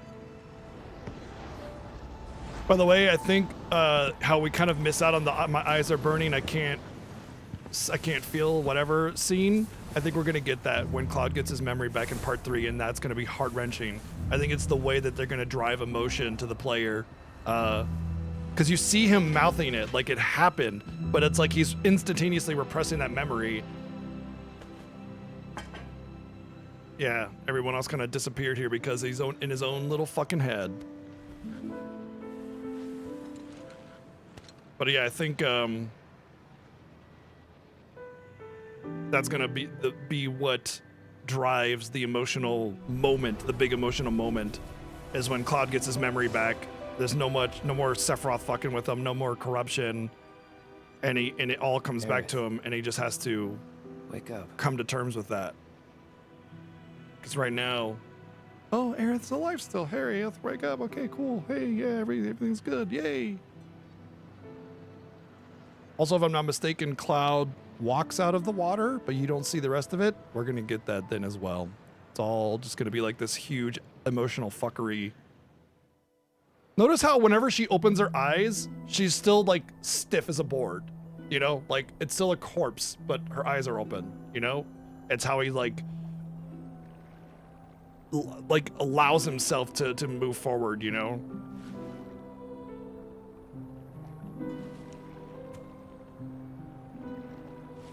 A fake hurt? That's not fake, it's in his head, man. He thinks she's still alive because he's like totally messed up in the head, you know? Everybody's somber, everybody's sad. Barrett's gonna put on his glasses because it's emotions, you know? His lip is trembling.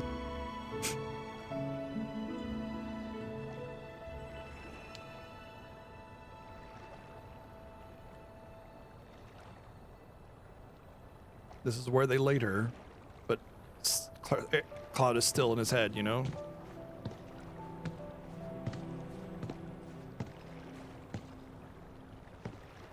Can't stay here forever. We'd best get moving. Yep. Sounds good. Exactly, Skunk. That's exactly what it is. And Cloud just like, yeah, cool. All right, next step on the journey. You know, see, that memory is still there. It can't come out. You know. Oh look, Aerith is still there. Yeah, cool. Yeah, everything's fine in his head. Everybody else is still crying. You know.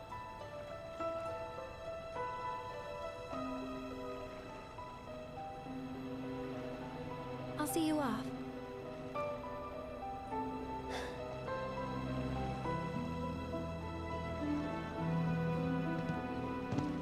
You think it's Aerith and not his head? It could be that Aerith knows that he's messed and is trying her best to like sort of help him along the way. But I just think it's Cloud completely screwed in the head. Because at that moment that you had that static thing, that's his memories being reworked, rewritten, messed up, whatever. It's a memory issue there, right? That's like when Genova cells are screwing with his mind and his memory. Tifa. And it wasn't a rainbow or a light effect or anything. It was just, you know, and then Aerith is there.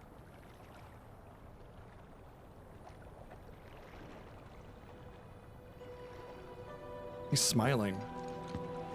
He's looking at something that she can't see, you know?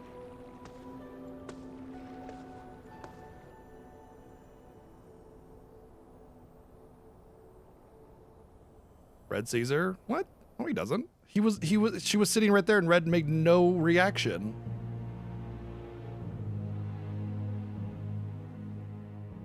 I have to admit, you were quite the man. Well, there's definitely some fuckery going on. It doesn't mean it's a good thing that he senses. He could be sensing Sephiroth's presence, you know? I guess not. Anyway, you haven't seen Viceroy Saruf, have you? He failed to show at an important event. Made us look like fools. Maybe he wouldn't have, if you'd spent some money on that set. Ah, you're probably right. Well, we'll see when we get there. Rich kids do like things just so. Also, I think it's Sephiroth here controlling Glenn because he's got the robes of a remnant. Still got results, but though, even without him. Glenn doesn't have Genova cells, but he is dead, is my theory, and thus Sephiroth can take his form, you know? Glenn, since he has his memories. I'm on to you. This war is nothing but a ploy to distract me from Sephiroth. See? And it starts to get a little stoic. Oh, yeah, totally. How very astute. Because I think this Glenn is not, yeah, see, yeah. Regardless, the plan is already in motion. Our promised land will become reality. Our father's dream, accomplished by his son. Well, I don't really know anything about the Batman games. I want the real thing, not some imitation. That's what I thought, No Name, but they could have changed that. Maybe that's why he's so strong in this game, because he does have Genova cells. Maybe he was given some experimental drug or something, you know? I know, right, Crystal? It's like, hunt one person. Nah, man, let's hunt the entire world. Yeah. The fact that he uses a remnant here is very interesting, and the fact that Glenn can see him through a remnant is interesting. He would have to have Genova cells in order for Sephiroth to mess with him like that, you know? Although to be fair, everybody else sees Sephiroth as a remnant, so Glenn could too, actually, for that matter. Like Tifa and Barret, they don't have Sephiroth, they don't have Genova cells, and they can see Sephiroth manifest through a remnant.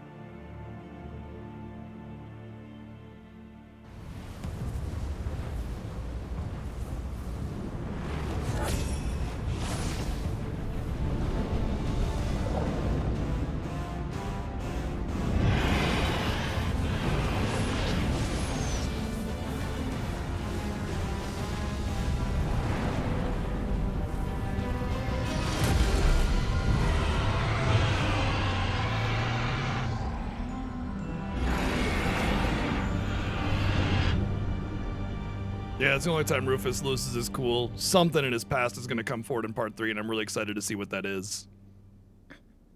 I mean, Saruf is an anagram for Rufus, so... Did I? Don't worry, Zach, you're still dead. Don't worry about it, bro.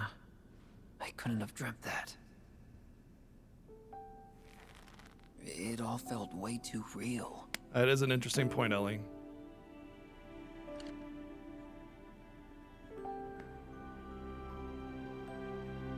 Just as worlds unite, so too do they part.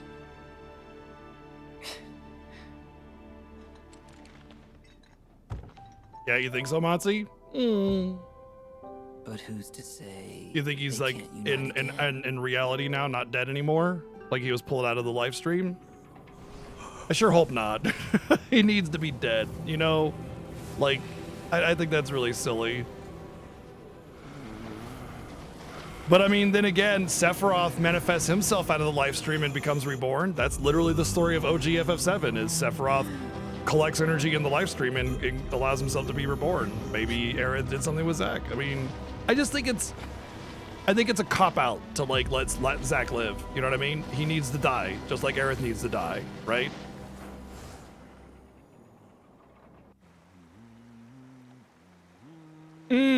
Okay, still in the live stream, but one that's more closely mirrored to our reality. I mean, it is taking memories from Aerith now. Since Aerith is in the live stream now, her memories are part of the collection of the live stream. So the whole being in the church might be the live stream sort of updating itself, you know, oh, version 15.1.3 or whatever, you know.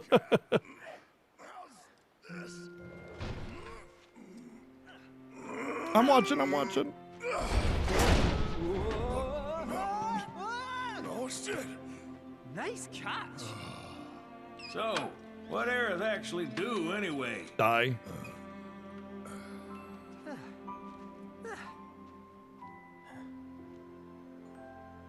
Well? Notice how Aerith doesn't react to the explosion. Very important aspect. Only everybody else And does. with that, we are cleared for takeoff. Finally. Yuffie still.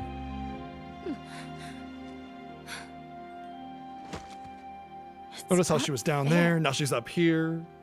I suppose this could be actual Aerith sort of overseeing her friends and feeling bad about it, you know?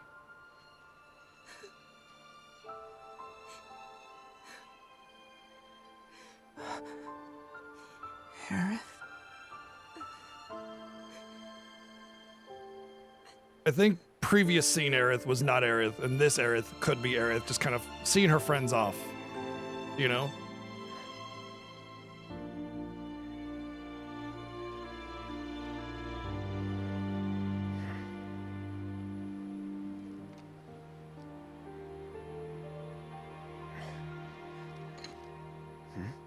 At the end of the day, Barako, I think that's way too far off the beaten path of what like the original story is. You know what I mean? Like, at the end of the day, remake story is going to go pretty accurately to OG, right? And doing something weird like that is just like that's a little too off into the woods. You know what I mean?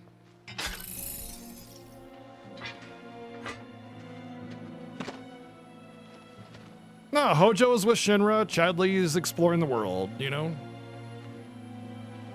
You have to promise not to look up.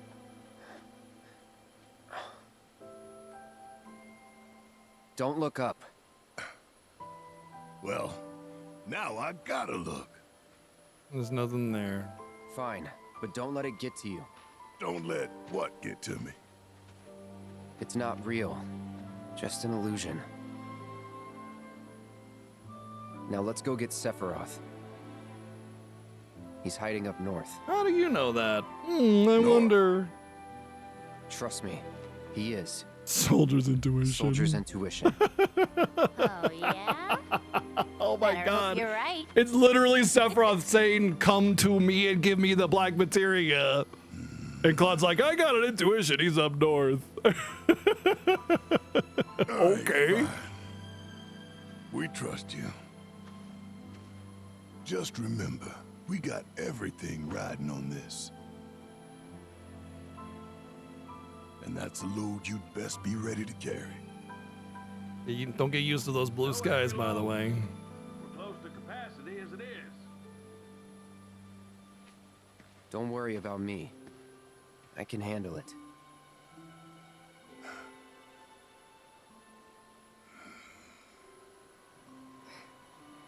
We're not so sure about that.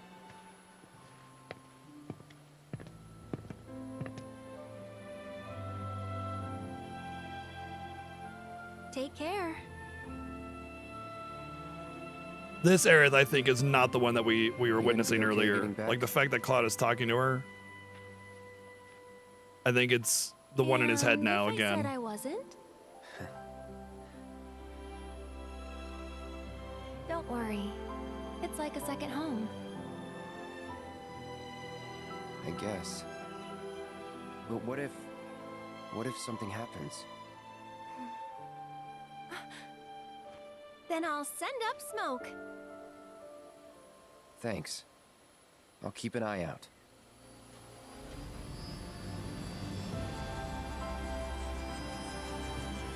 I'll put everything I've got into my prayers. I'll stop the meteor. And I'll leave the rest to you. Good luck. Aerith. I will stop Sephiroth. Trust me.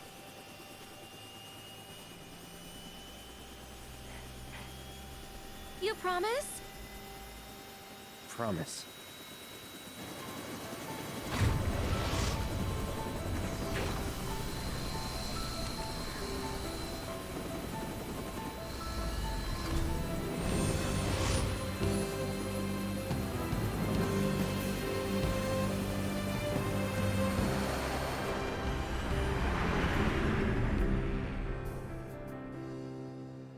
Walking city streets with worn cobblestones,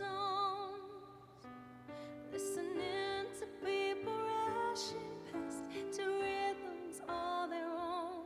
Goodbye. Life passing me by, not thinking how the years have flown until Do you I promise to defeat I will defeat Sephiroth. You promise? Yeah, I promise. No promise is a way to journey's end. Wonder what that's supposed to mean. was destiny. But if not, what could it be that drew you towards me? Could it I'm guessing Icicle Inn and we can't fly out of that place. Like beyond it. We'll have to go walk from Icicle Inn. That or we're going right to Rocket Town, you know? Go to Rocket Town, oh, we gotta refuel. Something happens, Palmer's here, oh no, Shinra. Okay, we beat them back, we gotta fly out of here. Go to Bone Village or Icicle Town or whatever, Icicle Inn. And then do all of that. Northern Crater happens. Shit falls, you hand the black materia to Sephiroth. And you fall into the life stream. Well, Cloud does. And then you go to Mediel, find Cloud, do some of the huge materia stuff, and then the restoration. And then, now that Cloud has himself, then you can go and do like save the world from the weapons, go to Wutai and barter for peace and ally with them or something, you know, that kind of thing. I think it's gonna be about halfway through the game that you'll get Cloud actually back. A couple of those areas could be open areas if you want to do more open world again. But yeah, I think Wutai is going to be like, you know, mid to late game, like chapter 10, 12 kind of thing. And it's going to be a big, elaborate thing. We're going to resolve Leslie, Don Corneo, Yuffie's timeline with Nero and her dad, and building allegiances and alliances. And of course, Saruf, maybe even some Rufus stuff. I don't know. till the day that we meet again on our street? I want to believe in the chance that we'll share our glance, promises to keep. We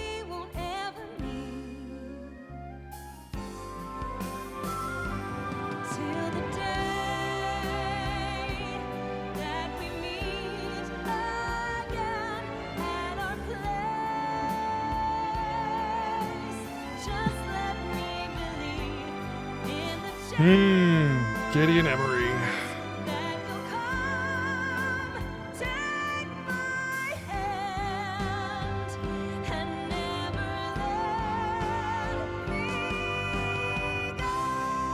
Yeah, my boy Jameson Prize. So happy he's in this game, even if it is a smaller role.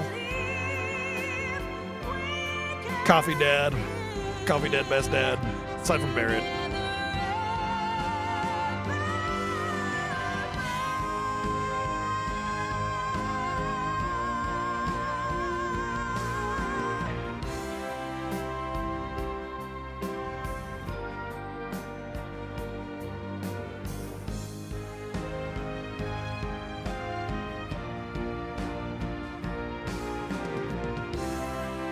I mean, it's going to be about 3 years, probably. My estimate that we get part 3, which will be, 30th anniversary.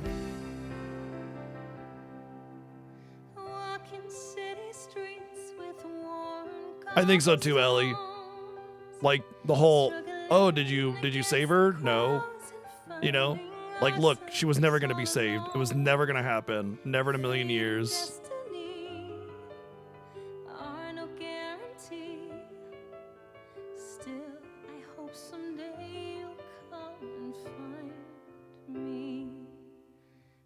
What? I'm not sure you put those words in the right order, Siloso. I'm not understanding what you're saying. Sorry.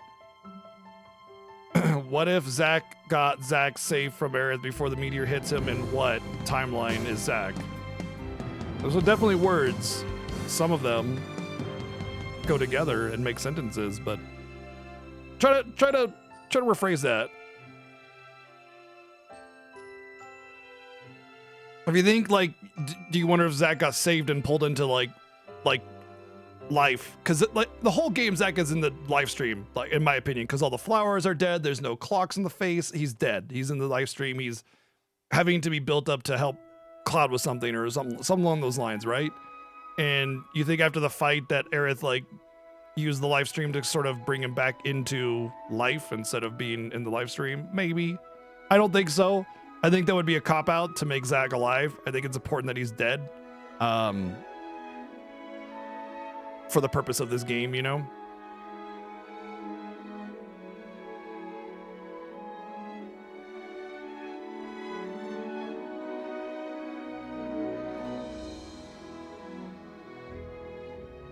I'm not sure what you mean by that.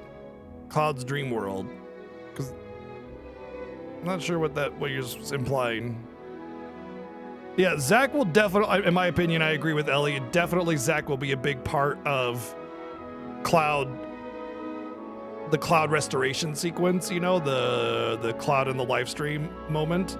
I think that's going to be a big thing. I think the whole point of Zack in this game is to build up for that. They just wanted you to do more with Zack in this game to make him feel important, Cloud's dream world refers to the restoration. Oh, okay, yeah. Well, I think I answered your question then.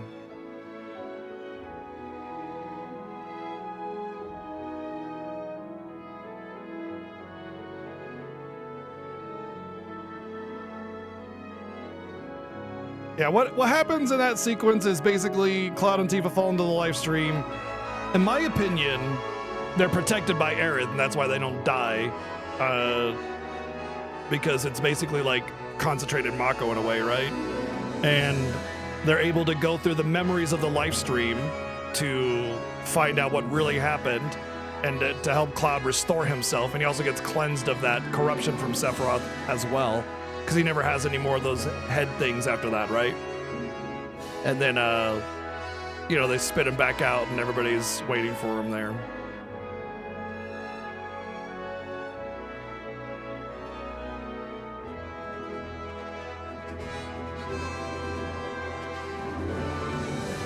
I think the reason that we had the Tifa live stream moment is to set up the concept of going in the live stream with Cloud later on in Game 3.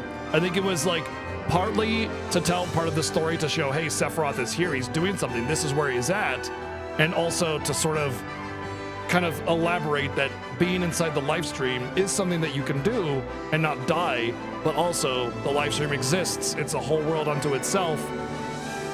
Now apply that to Zack, Aerith, and everybody else, you know? So I think it's kind of helping move forward a lot of plot devices while also kind of helping to tell a more elaborate story and give you key information for the player to help build off of, as well as setting up for the third game. Yeah, remember everybody, that the developers have said many, many times that the story, the main plot elements of the story are gonna basically be the same. You know, you're gonna like go to Shinra Manor and you know, see Vincent. You know, you're gonna go to Junon and do the parade. These are major plot elements. You know, you're gonna go on the ship and fight Genova. That's a major plot element, right? All that stuff is gonna happen in the series. As we've seen in 2 games already, all the major plot elements are still there. That's the same game at its base level. If you were to like give a synopsis of it, you know, it's almost identical, right? So all these like wild theories about time travel and alternate dimensions and, you know, like Advent Children, Sephiroth going back in time to stop Cloud or some shit like that. You know, like, listen to the developers. They've told you what is going to happen, you know? It's just going to be built up and elaborated on and given more depth and more like explanations and more little tidbits in between to sort of build that plot up.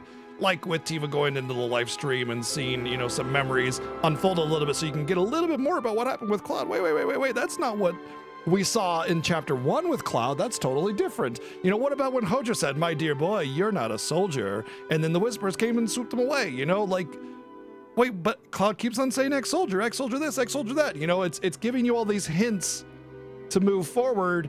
They're all part of the same plot. It's just elaborate. So, you know, like, I don't think it's like gonna suddenly be off the rails and be like, actually, Zack's world is the real world and we're all just figments of imagination and Sephiroth is actually the Stay Puft Marshmallow Man and we're gonna eat him to death.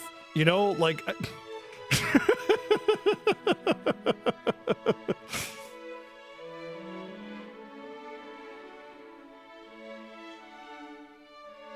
No, they're not. No, they're not. Listen, Aaron, let me explain to you how the live stream works. It's given you all the hints as to how the live stream works. The live stream has a plan for itself. This is part of the original game too. The live stream has a plan for its own life. This is how the sequence of events has to happen so the planet can live a long, healthy life and knows when it's gonna die, right? Because it's like an advanced prediction. Aerith is an ancient. She is connected to the live stream. She knows certain things, not everything, but she knows a lot. Sephiroth is dead. He's been in the live stream for 5 years, absorbing information, absorbing power, and remanifesting his body in the Northern Crater. He knows a lot of things too. That's why he knows stuff. That's why Aerith knows stuff. Nobody else knows stuff. Nobody. Only those two, because they have a connection to the live stream. They either are part of it or they've been absorbing information and power from it. That's just the lore of the world. And it's even part of the original story.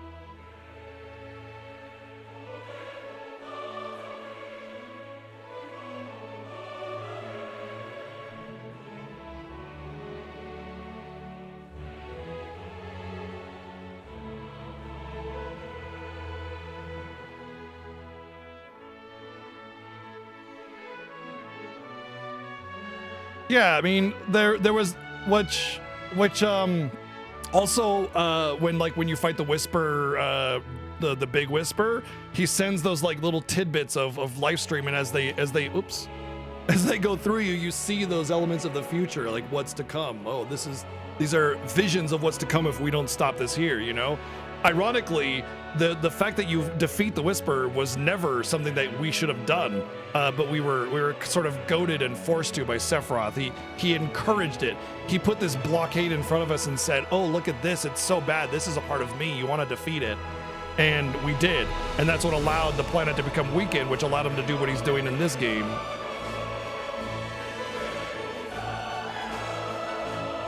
Remakes can retcon anything, but once again, I must reiterate that the developers have said all the major plot elements will be virtually the same. Like, come on, man.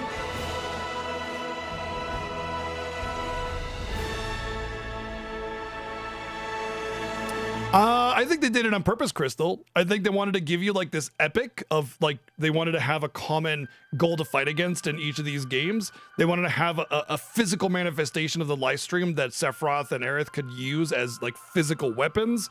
And I think they wanted people to be talking like we are right now, you know? So I think all of those apply.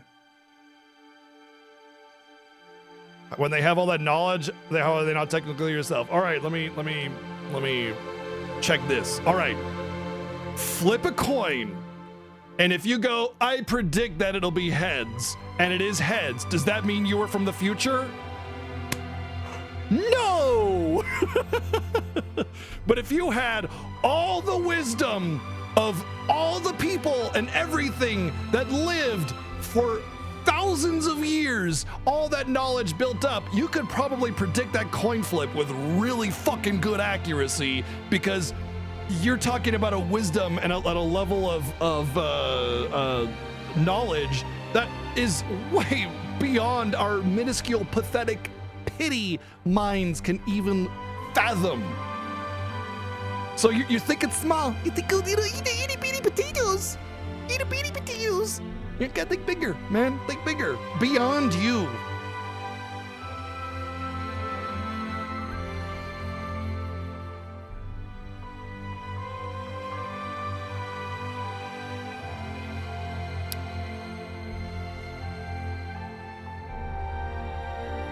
Feeling the Sephiroth goaded and tricked the Whispers to race the materia, and Aerith cheated and gave Cloud another one.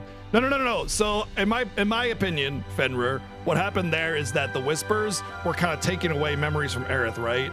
And and her materia was there, right? And I think a lot of that white holy materia was the memories of her and her mother, and just in general memories from the planet. Materia is the crystallized memories of the planet, right? So when Cloud kind of goes into that in between the live stream and not the live stream, at the end of chapter 12 or beginning of chapter 13, Aerith is sort of like metaphorically passing on the memories to Cloud, who then passes on those memories to Aerith so she can have a recharged holy materia. It's sort of like the live stream sort of being pushed into that holy materia and sort of reactivating it. I don't think it's very literal. You know, there's a lot of figurative going on in this game, like tons of figurative. You got to look beyond the literal worlds, the literal, future prediction, the literal white materia. That's too much literal that people are basing their predictions off of. But it's art, it's figurative, it's metaphorical, it's got a message, it's deeper than just the surface level. Yeah, there's about 1 billion ways to debunk time travel. If you played this game and you still go, yup, time travel, I feel like we didn't play the same game. Like, you just, like, out there, like, just so ingrained in the concept that you want time travel to be it that you just can't see anything else. And maybe, you know what, maybe I'm wrong. Maybe time travel is a thing. And let me tell you, man, that's a slippery slope. If they all of a sudden said, yeah, time travel, you realize how many, like, just bad things come from that. Like, this plot loses all of its integrity. It no longer can be trusted. It's all this whole, well, I teleport 1 second before that and I stab you in the back. Like, yeah, well, I teleport 1 second before that and I teleport 1 second before that. No, I teleport 1 second before that. It gets muddy and messy, and there's logical like inconsistencies with time travel, because somebody should have been there when they weren't. They should have known something when they didn't. Which version of this is that? It's just bad storytelling. It's just bad storytelling, plain and simple. You could use it for a gimmick in some simple games that don't really care about the depth of the story. Like Chrono Trigger is just fun little kids going through time and beating up an interdimensional cosmic space hedgehog. Hey, that's fun. It's not really good or deep storytelling. It's fun though, and that's cool. You could do it that way. But if you want a deep and compelling plot, you take time travel, you crumple it up, and you throw it away. That is not good. And even if you do use time travel, it needs to be incredibly controlled. Like in Chrono Trigger, the time travel only happens in moments of very important moments in history that you can travel to, you know? Yeah, Final Fantasy 1 is also like 35 years old, you know? Nobody says Final Fantasy 1 is a storytelling masterpiece.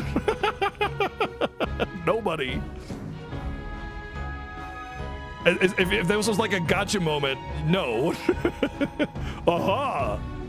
Yeah, no.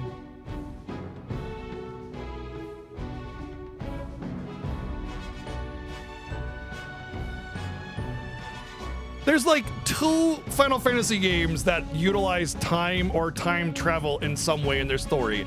FF1, which was actually handled pretty damn well considering there's only a very controlled element of time travel in FF1, and it's a time loop that it's kind of tragic in a way, and that's it. That's the only instance of it. And then FF8 has it's more like a time compression, like all time becomes one. There's no time travel. And FF15 doesn't have fucking time travel! What is this? This is like the second time I've heard somebody say, but FF15 has to. No, it doesn't! What the fuck game did you play? There was no time travel. It's called a fucking like, it's just like 15 years later. You know, what is that called? It's just like scene ends, next scene is later on. And dude, are you serious? If you go to an inn in a video game and it fades out and fades in, did you just time travel a day in the future? Or did it just fade out the fucking time that you slept? God! Get out of here with that! Go! But you're... Okay, then why did you try to use it in an argument of there's time travel in this game then? If that's not your point, you're driving me insane! You're just doing it to see me flip out, man.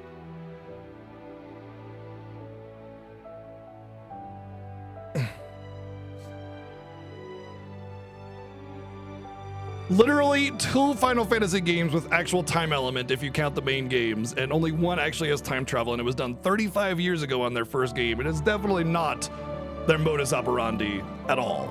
At all. Heck, very few of their games actually utilize it. Chrono Trigger, and even then, Chrono Cross doesn't, despite it being a sequel.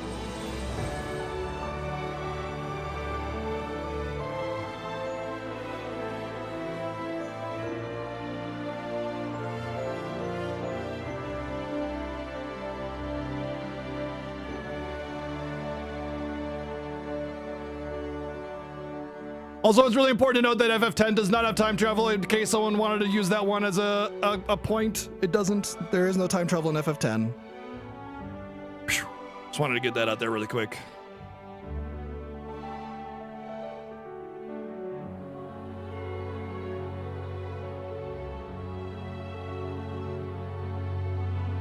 I agree they handled that poorly, but none of the DLCs are necessary. You don't need any of those DLCs for the story whatsoever. In fact, I would argue that they kind of make it worse from a story perspective. That being said, I mean, it's... they're fine. They're neat, you know?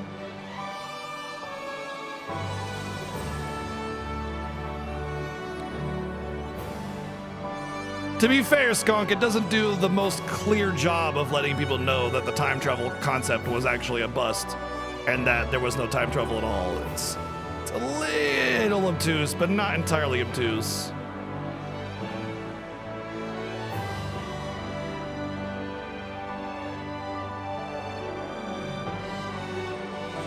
There's no time travel in FF5 either. What are you talking about? Stop it.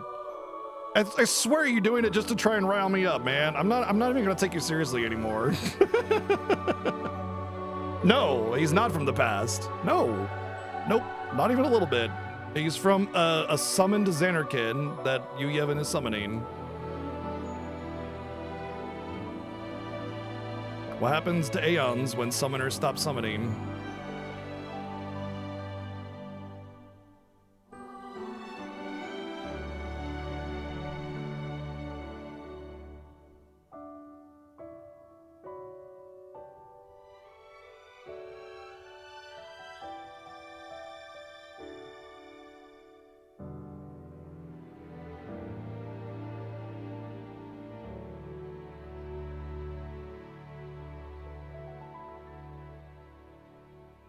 We're traveling 1 second per second into the future right now.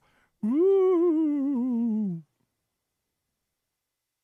Okay, platinum trophy, and woohoo! There it is, platinum trophy, baby. There it is. That's the actual platinum trophy right there. The planet's hope. Platinum get. Yes. There it is. Platinum trophy fucking get, dude. Only 175 hours. My God. Oh, man. Well, you know what that means. Now that we did this, we get to do the review. We're going to finally review this game after 175 hours. Actually, it's going to be interesting because normally I review a game after I beat it the first time. And I decided I was really late when I beat it the first time. So I was like, you know, like let's do this later. And so I thought, you know what, when I beat it on hard mode, then I'll do the review. So we're going to do the review right now. Right freaking now.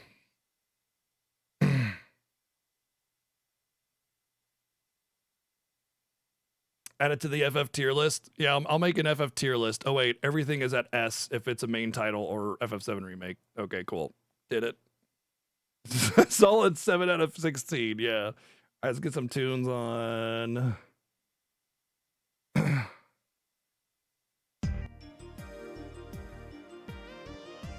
The good old classic review music.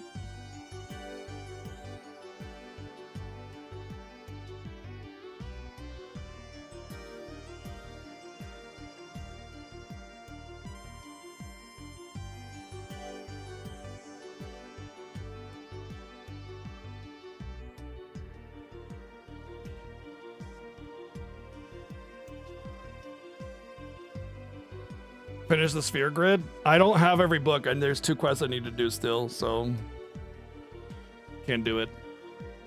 Kate Sith's book, I think.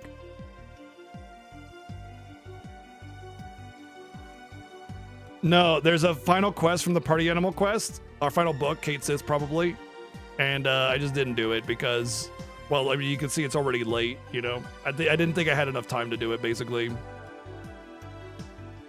I'm actually surprised too, Motzi. I'm actually surprised too. I was, because especially since some of those quests are like, you know, hard.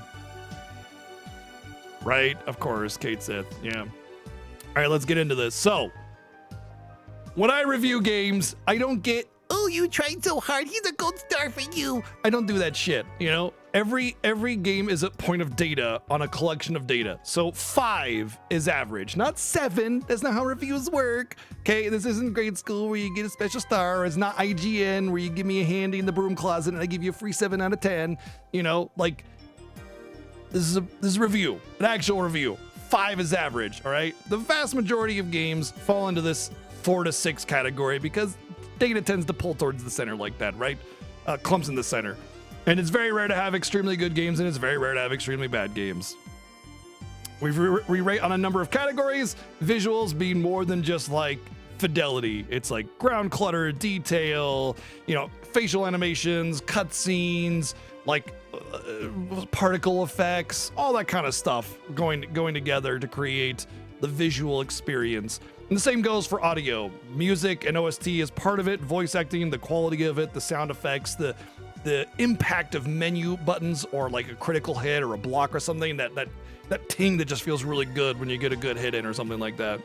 And then gameplay is like the mechanics of the game, how smooth it feels on your hand to play the game. And of course, it could just be like menu, you know, how to control the chocobo. Is it really well done? That kind of thing, you know, anything to do with the controller.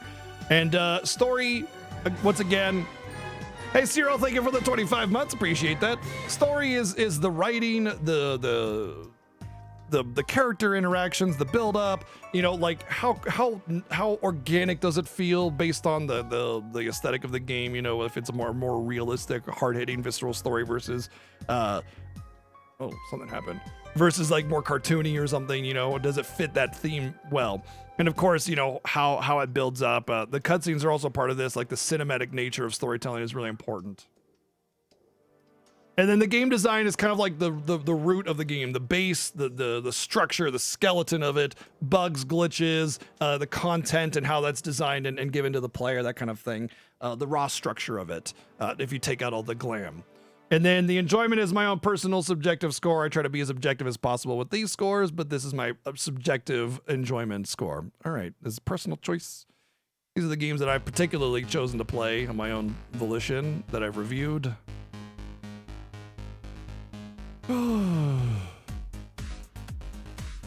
Wow, it's been that was a long time since we played that.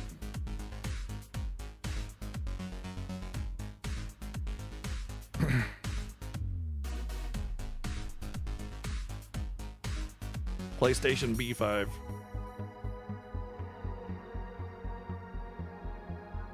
This is like what?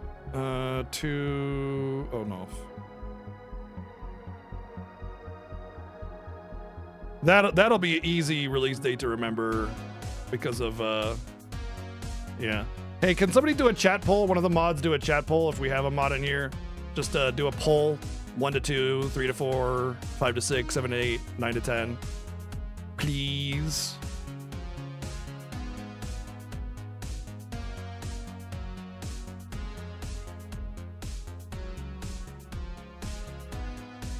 All right, let's get into it. So first, I think the strongest element of this game is its visuals. It's it has the greatest cinematic gaming experience in the history of time. Like, there's no game that has a better cinematic storytelling than this game. It's like Rebirth and this are at the tippity top. Like, first off, fuck you. How dare you, Windows bullshit. Bing, what the fuck is that? All right, I don't think there's a mod here to do the poll, so I'll do it.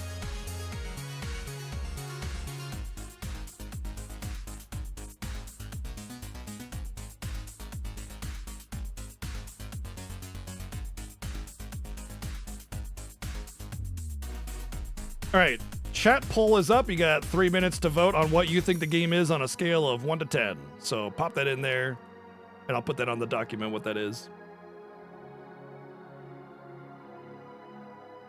So first off, there's a tremendous amount of elaboration. There's a tremendous amount of interaction, and it all feels organic. It's well written. It's well structured.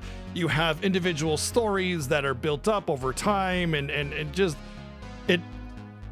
Man, it's so hard to tell you why the story of this game is so phenomenal, because it's just like you sit there and you go, yeah, everything's really good.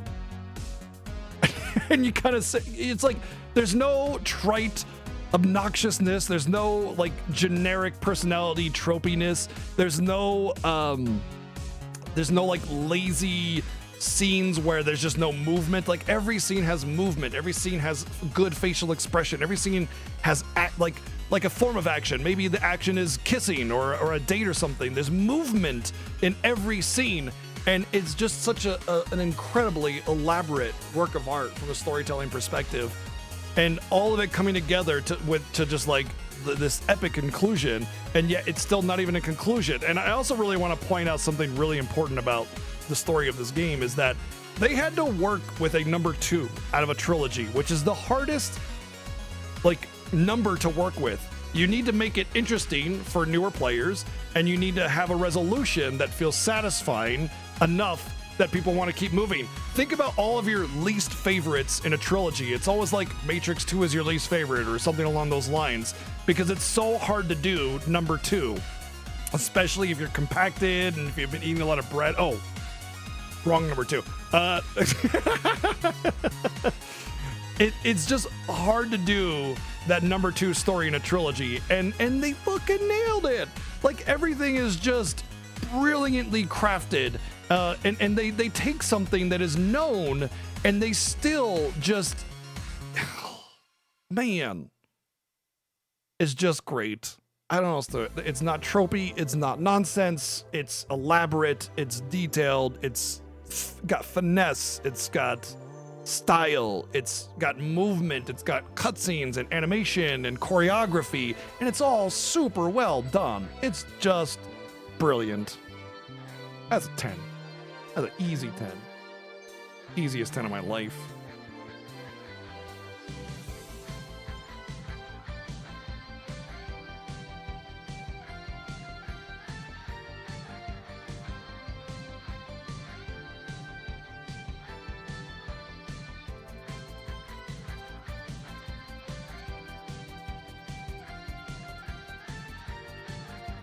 I thought Unreal Engine, it's actually Unreal Engine, the newest one, isn't that 5? Anyway, from my understanding, open world in Unreal Engine is actually a little bit easier to do because of the way Unreal has a way of like kind of automatically making terrain that tones down a lot of the silliness of it.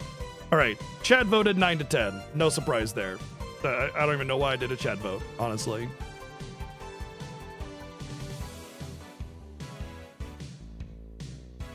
I mean, rumor is that a Nintendo hardware is coming out later this year, so who knows?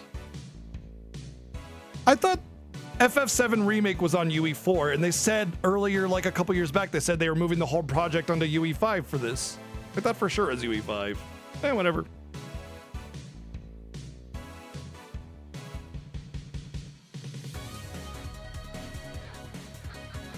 Wait, will it never come out on another console? It's like forever exclusive on consoles? I thought it was only a temporary exclusivity.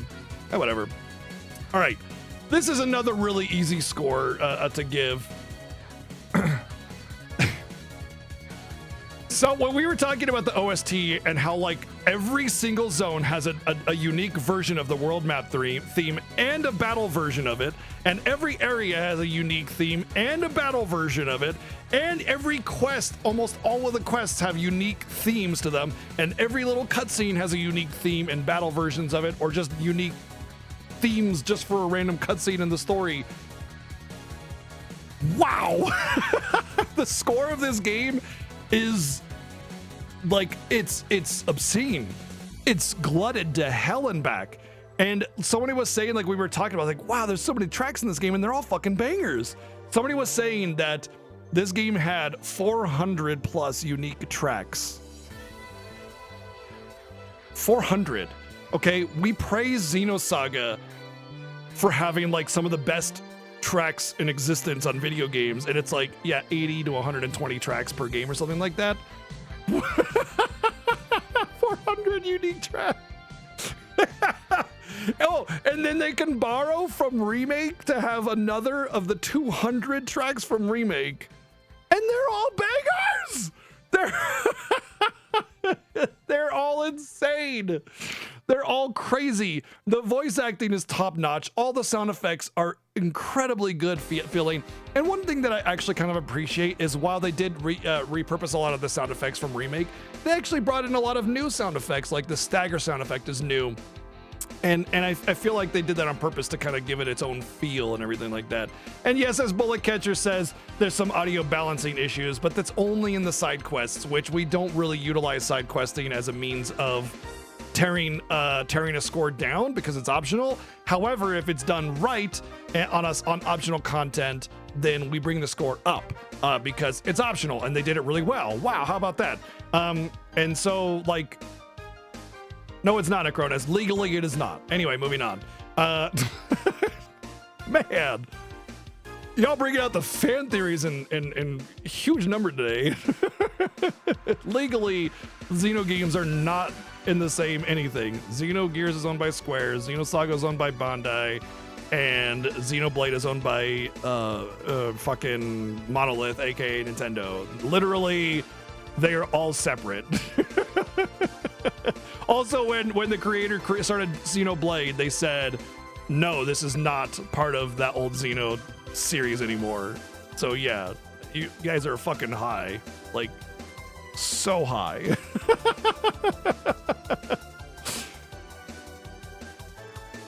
But it's cool, man. Hey, whatever, you know? Say random things in chat day, I guess. I don't know, man. But it's maybe you just hadn't heard that yet or something. I don't know. But no, that's not how it is at all. Xenoblade is very specifically separate. Now, I will say when they made Xenosaga, they were kind of trying to continue it legally, but legally Xenogears and Xenosaga have to be different. So, but I'm not sure what any of that has to do with Xenoblade, since we were talking about Xenoblade and their OST, not Xenosaga and their OST. But that being said, Xenosaga's OST is kind of... Oh, this game. Okay, yeah. So the fact that all the side quests has voice acting and it's really good. The fact that all the side quests have unique tracks. The only, like Bullet Catcher said, was a slight balancing issue. And it's like, that's not really that big of a deal.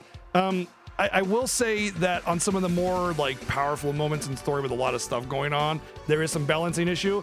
But in my opinion, that slight balancing issue is like nowhere even close to tearing this down to a 10 out of 10. Like, you have a slight balancing issue, and then you have the godliest OST sound design in the history of time, and like little itty bitty balancing issue, like, oh, over here, I'm gonna get you. You know, it's like fucking like ankle biter, you know, like it's not.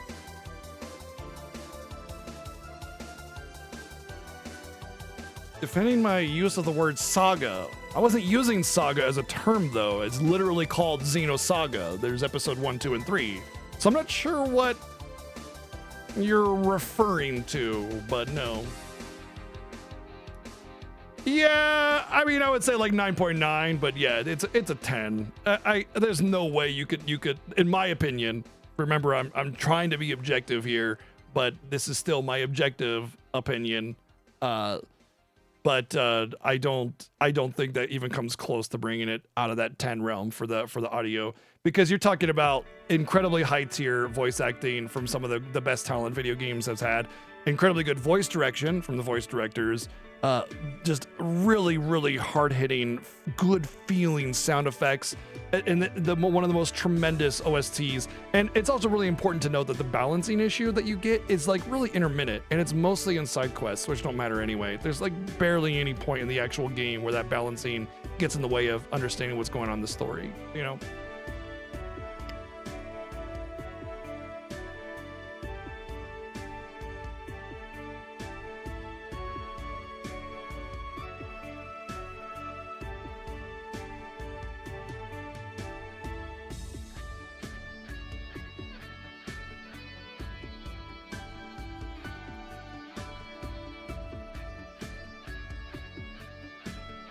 Oh, did I? Oh, I do that from time to time. Yeah, I meant to say, okay, there's where the confusion came from. My bad.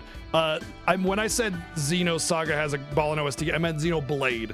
People refer to Xenoblade as having a ballin' OST, which it does, and the fact that it didn't get best score when Xenoblade 3 came out was a crime against humanity. But yeah, you're fine, Necronis. That was my bad.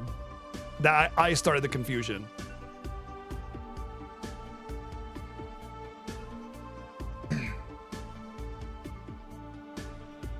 All right, gameplay. Okay, so we take a lot of the great elements from Remake, we apply them to this game, but we add a little bit of a flair. Now, it's really important to note that Remake is kind of intended to be sort of the same-ish game. Like, it's supposed to be like when all 3 games come out that you can pick this up and just play all 3 games back to back to back, and it still feels like the same game. So it's kind of hard to say like, oh, this gameplay isn't as good as Remakes, and since it's just ported over that it should be reduced score, because literally the trilogy is intended to be played back to back to back, and it's supposed to feel the same. So like, I'm gonna just call that a wash, you know? But I will say what they do is they introduce new mechanics, they introduce new abilities and new spells, they introduce new concepts like synergy. I will say the synergy abilities or whatever, like the ones that you hold R1 for, are kind of underwhelming. There's like huge charging wind-ups or this like counter thing that does fuck all and locks you into place. And honestly, I want to get rid of those entirely and just have the synergy skills or whatever, the ones that require little charges for you to use. Those are cool. The other ones suck. I never used them. I hated them. They were terrible. They just weren't useful. And if you were using them, you weren't doing other things to like build up your ATB or like, you know, dodge out of attacks or anything. And they just became completely unnecessary. What they needed to do was like, I don't know, something else with them. I guess it gives you options, but the menu to get into them interfered with playing the game normally. And I want to say that was kind of a huge letdown for me on that regard. I never really used them, and every time I tried to, it felt like I got punished for trying to use them, and that menu got in the way of me like just trying to dodge and play the game normally and not die. So I feel like the gameplay is like it's better than Remake, but at the same time, it's like not, you know, if you could just get rid of that little synergy menu and go with the big synergy skills instead, great addition. But also it would just be kind of shallow. However, there's this thing here that I want to point out that I think is really important when it comes to the gameplay of this game. There's a tremendous amount of mini games in this game. And I know a lot of people were complaining like, oh, too many mini games or whatever. And it's like, first of all, did you play the original game with all the mini games? Literally, one of the biggest reasons why Final Fantasy VII was so popular and so well loved is because they basically invented the concept of breaking the monotony of story dungeon by wedging in mini games. Because what that does to your mind is it like you can kind of get like tripped up in the monotony of the sameness of a game, right? Okay, here's a dungeon, gonna spend 5 hours in here fighting monsters over and over and over again. Then I finally get some story, and then I have to go back and it's monotonous, right? By keeping dungeons relatively short in FF7 OG and wedging in mini games every now and again, you're sort of like reigniting the brain to start thinking about something again. And if you do that in the right amount of time, you don't feel like this mini game thing unless you're like really tired or something. Like if you binged this game and you were trying to get to a certain point and it's like another mini game came in, yeah, you're probably going to be annoyed by that. But if you're awake and rested, you're going to be like, okay, bink, spark in my mind. I have to think about this now. And you're sort of mentally awakened. And then when you get out of that mini game, bink, you're sort of mentally awakened again, back into the game. And it helps you sort of get through everything with a much like more aware mindset. And that was literally one of the reasons why Final Fantasy VII was so popular. And a lot of people would be like, no, and it's like literally it's been studied. Like there's articles on this. It has literally been studied. It's part of game history. Anyway, of course they're going to elaborate on that. Of course they're going to take that concept and really build on it. And they did. And a lot of people were kind of complaining about the number of mini games and the amount that you had to do and everything. And all I want to say is when I replayed the game on hard mode, it did not feel like I was being inundated with mini games. It kind of felt like a good pacing, you know? And I realized that I think if you are doing a lot of the optional content, especially when you get to Gold Saucer, you will be inundated by mini games because you're going out there doing all the fucking mini games. But the thing I want to talk about is this is a gameplay aspect. You have like 50 different mini games ranging from like an FF12 Gambit thinker puzzle to like chocobo racing to, you know, a card game that's been like full on built up and elaborated on. That's really strong, by the way, to like a target practice, you know, and then of course you have all those challenges. It's remarkable. The amount of work that they put into this game in terms of gameplay is nothing short of insane. It almost feels like they had like an extra year of time to work with, maybe because of some pandemic or something that caused delays. Never mind.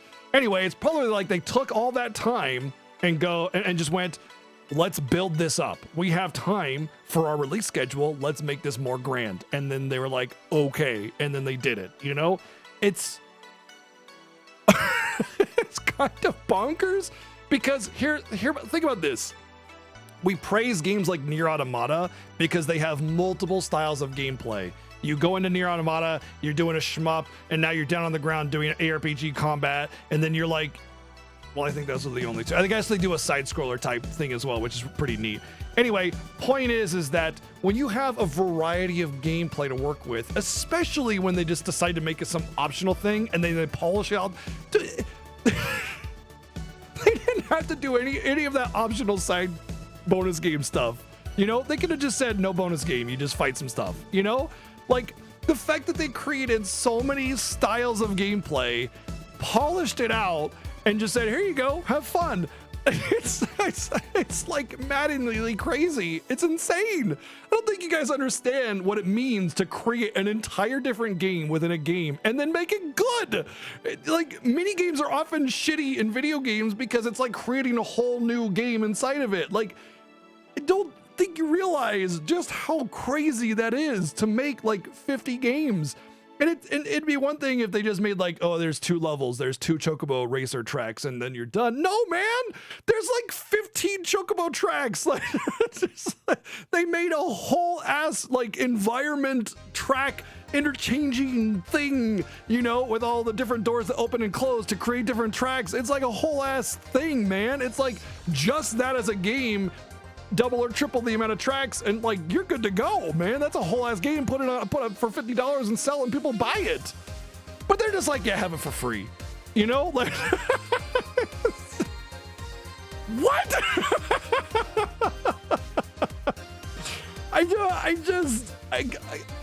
I'm blown away by that, and that's why I think the tiny little tidbit of okay, the synergy skills in that menu are a nuisance. It's optional, man. Like the challenges where that really becomes a problem, the hard mode challenges on Chadley, those are optional. Who cares? If it's a problem, don't do them. But for those that can enjoy all those really polished side things, yeah, you get to have that. And it's just there for free. Part of the game. No stupid DLC, no nothing, man. It's just like, here, we gave you 50 games. Bye. You know, that is remarkable. It's a remarkable piece of work. I am blown away by this game when I think about that. And it's just a hell of a lot. So that's why I'm giving gameplay a 10.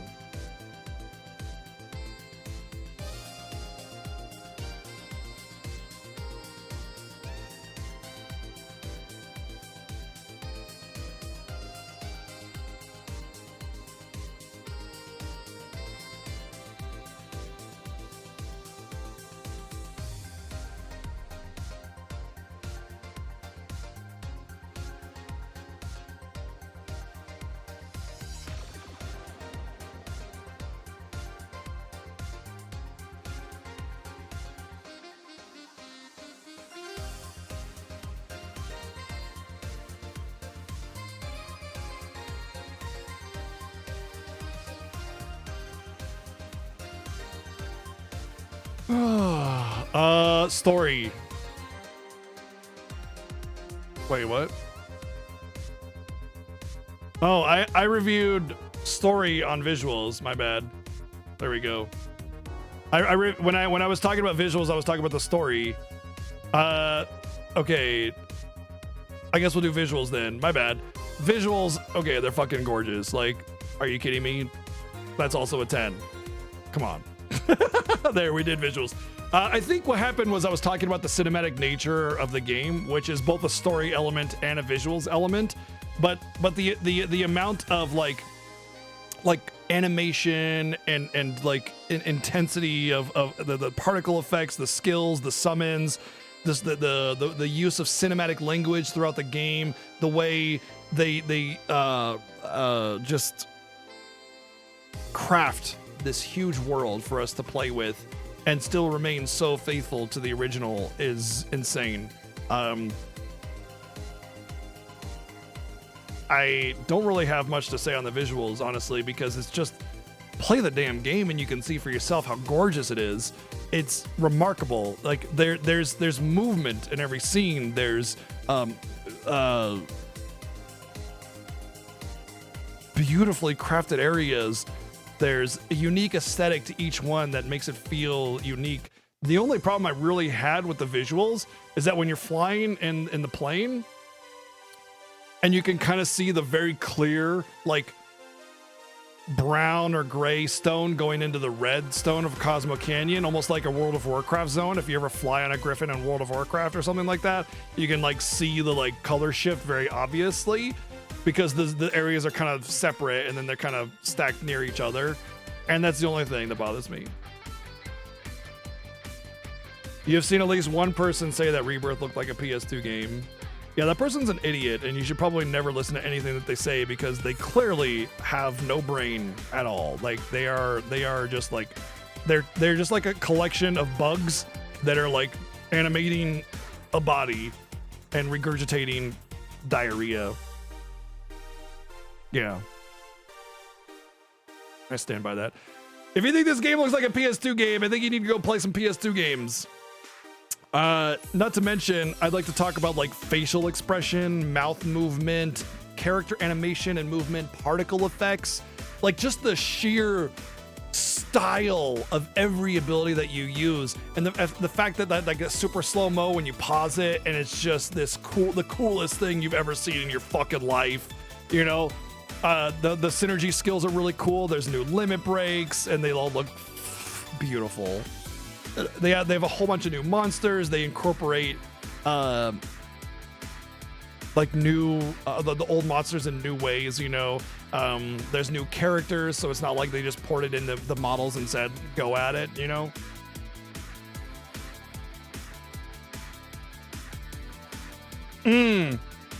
I think the lighting issues are because I'm playing in performance. I played in performance mode, and I think this is one of the most visually stunning games I've played.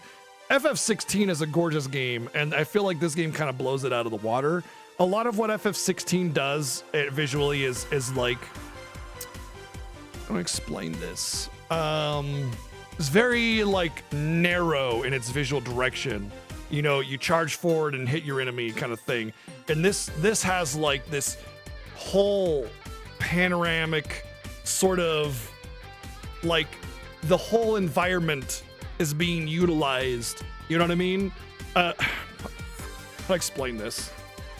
When you like are in a cutscene in FF16, it's this narrow you versus the enemy. It's this line that's connected, right? And that's the action, that's the movement, and it's beautiful, it's gorgeous, it's brilliant, it's really well done. FF16 is fantastic. I'm not trying to tear it down. What I'm trying to talk about is like they don't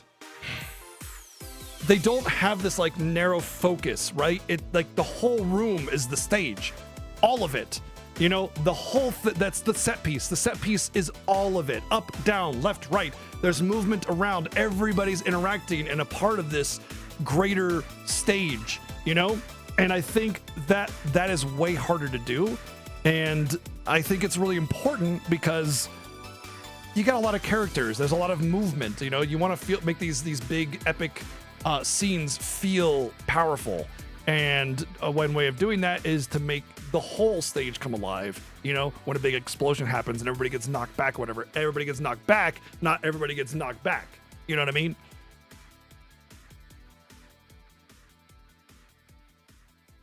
No nighttime areas? Yeah, fair. There are definitely a lot of tricks that they use to sort of hide what's going on. Like, for instance, if you're in the plane as a boat and you travel between the two continents, the middle of the ocean is dark, so it's like a faux nighttime, and so it takes a day to go travel over to the other side, but you can just pop in between day and night if you just know where the line is, and so it's a little gimmicky. But to be perfectly honest, the fact that they even let you explore the ocean, I think, is the biggest kind of craziness of it all. But I think like the weird parts like that are not really the things to focus on. Like the things you really want to focus on from visual perspective is the open world aspect, how elaborate and cluttered it feels, how detailed the foliage, the little wisps of live stream coming around, the liveliness of it. Not to mention like the scale of it, how much you can interact with it, the texturing. I will say there was a couple moments where a low res texture was in a main area, and it obviously that was a whoopsie. They missed that, because the low res texture should be in the background where you can't get to, and they still look high res because they're so far away you can't tell the difference. That's a way of saving resources, by the way. Everybody does that. But like, it's still really kind of like, you could sit here and nitpick about the visuals all day long because like, oh, I traveled to the asshole of the world and I found that it was a little shitty. And it's like, Yeah, you don't say, huh? You know, it's like, so like if I glitch to this wall and climb up over here and go to this corner that nobody will go into, you see a texture that's not super great. That's a 5 out of 10 on visuals for me. And then it's like you're ignoring this like huge, epic, crazy scale of just grandeur and obscene amounts of detail and cinematic masterpiece. Come on, man. Like you know, like we could sit here and nitpick tiny little things, but if all my games look like this going forward, man, I'm gonna be a happy gamer, you know? Especially with the way the elaborateness of cutscenes. I think people vastly underestimate what it takes to animate a cutscene, because most of the games we get these days are a couple of standing models with their arms at a 15-degree angle going nine, nine, nine, nine, nine, nine, nine, nine, nine, and that's it. And then there's voiceovers on it.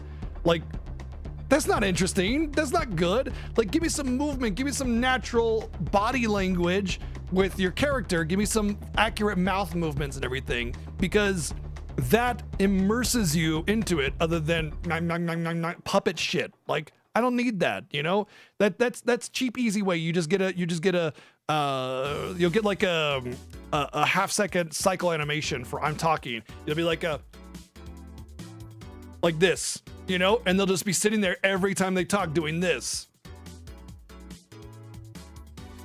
You know, like instead you have people moving around. All of these are uniquely animated scenes. There is no like generic, I'm putting my hands on my together up like this animation, you know. There is no generic loop animation that they just reuse. Like if you ever play FF14 and you do like slash wave or something, it's the same wave every time,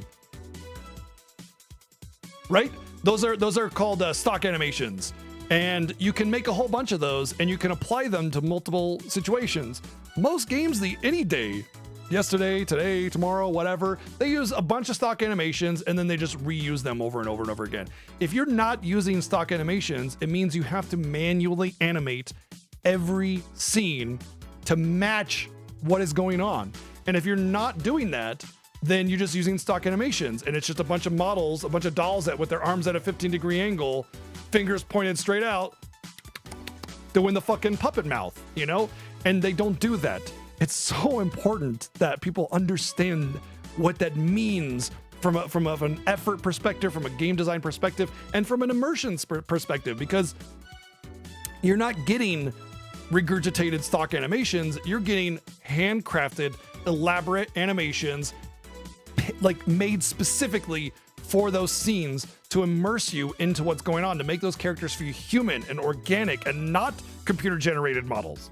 And to that end, that is part of the reason why, even though the models are ported in from Remake on many of the models, like Cloud and all the main characters and everything, even so, it doesn't matter, because they're still handcrafting all these animations and creating unique cutscenes tailored to the scene. It's insane.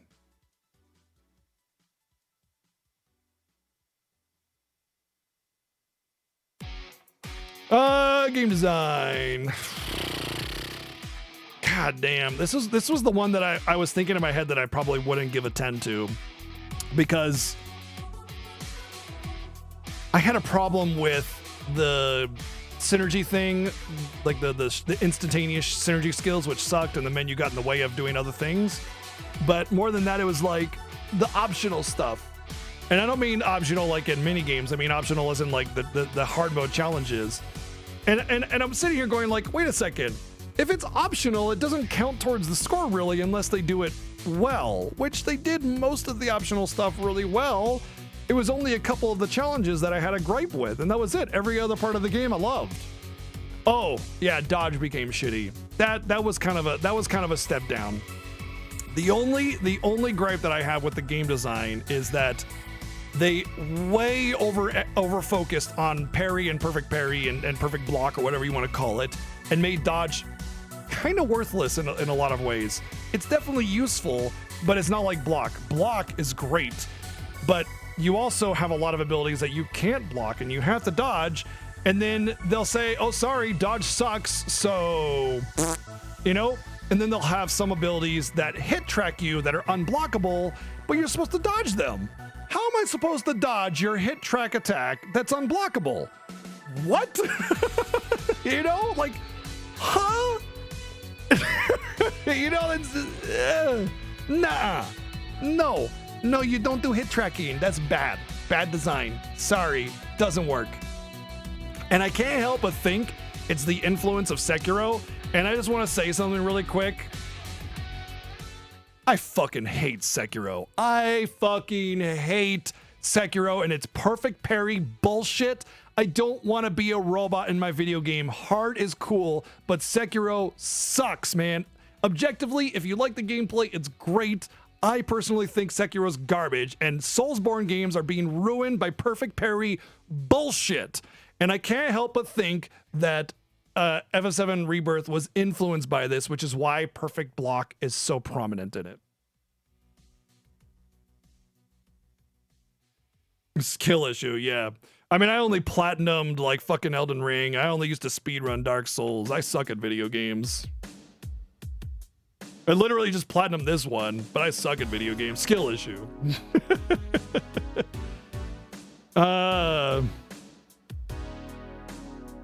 It's about choices. All right? It's about choices. In Dark Souls or Elden Ring or whatever other Soulsborne game that came before Sekiro, you had a choice. You had a choice between block, you had a choice between melee and magic, you had a choice between parry, dodge, fat rolls, quick rolls, whatever. Choice. Okay? In Sekiro and virtually every other Soulsborne that's come after it, you have one choice, and that choice is perfect parry. And it fucking sucks because it's like my least favorite style of gameplay in the history of video games. Fuck perfect parry, especially when the telegraphing is fuck all garbage, 0.3 seconds of no human can react to that bullshit. I hate it. I hate it so much. You know, give the player a choice, then we're good. Then we're good.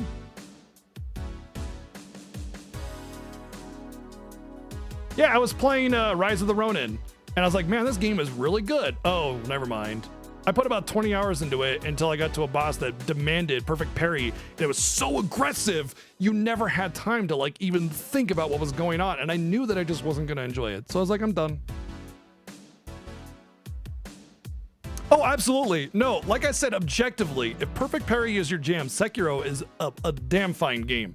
But it got Game of the Year, which means tons of developers are going to be like, wow, that's clearly what gamers want. Nah, man, it got Game of the Year because the get good skill issue crowd lifted it up while everybody else just like went over and played something else, you know? But when a game doesn't do whatever the get good, you know, bro dude crowd wants, they try to tear it down when we're just having a good time. You know what I mean?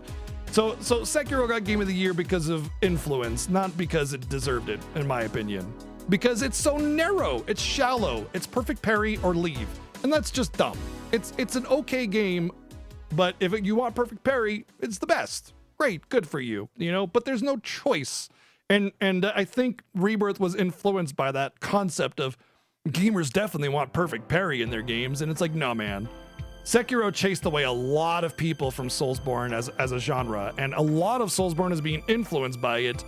And honestly, I'm about done with Soulsborne at this point. It used to be one of my favorite genres. If it's all going to be perfect parry, I'm out. I pre-ordered Stellar Blade. And I loved the demo. I thought the demo gameplay was excellent. If it really leans into that perfect parry, I'm out.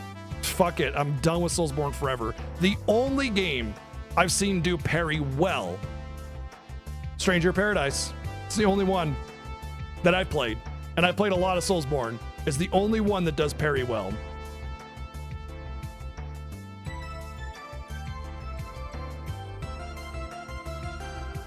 Yeah, but the perfect parry is similar to Stranger of Paradise, where if you don't get the perfect parry, if you block in advance, you still block.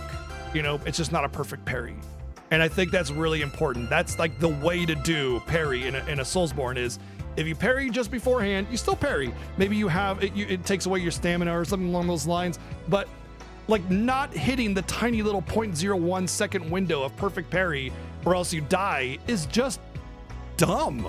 Because even if you're really fucking good at that, there's no way you can reliably hit that every time you play the game. It's just not gonna happen because it's such a tiny window.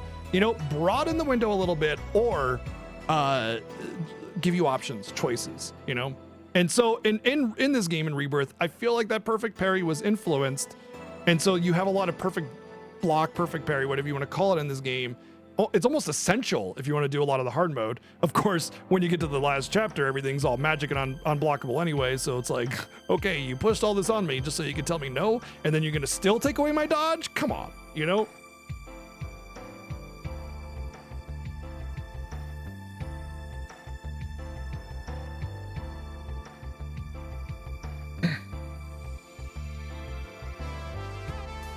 I died 500 times in Dark Souls the first time I played it. 500 times even. That's before DLC, and I loved it. I loved Dark Souls, dying 500 times. There were some bosses I died over 100 times to. I loved it because I let me play on my terms, and I was fine with the difficulty and having to overcome this thing. I used to raid like high-end World of Warcraft raids and stuff like that, like world top 50 kind of shit. And I spent hours upon weeks upon months doing singular bosses. I am fine with the grind. That's not the problem. You know, overcoming these really hard bosses as a group or even by yourself is something I thrive in. But when you tell me I need to hit these tiny little windows with virtually no warning, and I have to memorize these dumb patterns with this like immaculately tiny window, fuck that, I'm out. Like, seriously, fuck perfect parry. I seriously hate it. So, yeah. You know, at the end of the day, like I said, it's not about not being good at perfect parry. It's about not getting the choice to do something else about how I avoid taking damage and like, getting the upper hand on my opponent, you know? That's the problem. Right there. Choice. All right. That being said, the influence of perfect parry in this game is not really something that matters all that much because you can pretty much ignore it all the way through the game on normal mode. It's only really when you get to the hard mode and of course virtual Sephiroth that it becomes a real problem. The problem is how dodge becomes virtually worthless, and it's almost like I said, it's like gravitating away from dodge being useful and parry being essential, and I don't like that. I'm a dodger. I like to dodge, you know? Or block. Block is fine too, as long as it's not perfect parry, man. Everything about perfect parry. And anyway, I've talked that to death. That being said, I don't think it's really enough to really chastise the game all that much. The structure of the game is really strong, and what I want to talk about is like how they implement the mini games, the open world, and the linearity of dungeons in a varying degree that makes it feel unique and special. So the easy answer would be open world, linear path, open world, linear path. Like you get the grasslands, and then you get the Mithril Mine, and then you get Junon, and then you get the ship. That would be the easy, like, open world, linear dungeon, open world, linear dungeon, right? That would be what it would normally be if you were following that formula perfectly. However, there are two things that they introduce that break up the monotony, just like the original FF7 does, and they also break up the monotony by doing it in different orders and in different amounts of time. Example. Well, first off, the two things are minigames and story, okay? All right, now let me give you an example of how they break that up. When you get to Costa del Sol, they give you a little bit of that open world, but they don't give you the full open world. They give you a little bit, and then they kind of throw you into another dungeon, and then a bunch of story, and then give you the other part of that open world instead of it just being like grasslands, Mithril Mine, Junon. Well, I guess Junon, yeah, something like that, and the boat, whatever. Anyway, point is that they start off with the structure, right, and then they kind of break it up and jumble it around and kind of give you more a more like dynamic approach to how the content is given to you, and that monotony break makes it feel interesting. And I think it's really important that they structured it that way. That being said, the gameplay is virtually the same. You know, there's a lot of new content. There's all the mini games. There's new limit breaks. What I really like actually with the synergy abilities is like how One of them will level up your limit break. One of them will, you know, give you refocus. Another one will give you infinite mana or 0 mana cost or something like that. You know, I think having those little different buffs changes the dynamic of how you play the game. Like you sit there and go, all right, do I want to build my limit up for this next limit attack stagger, or do I want infinite mana so I can heal myself or whatever? Give you choices. And again, what did I talk about before with like choices being good game design? Choices. Let the player have choices.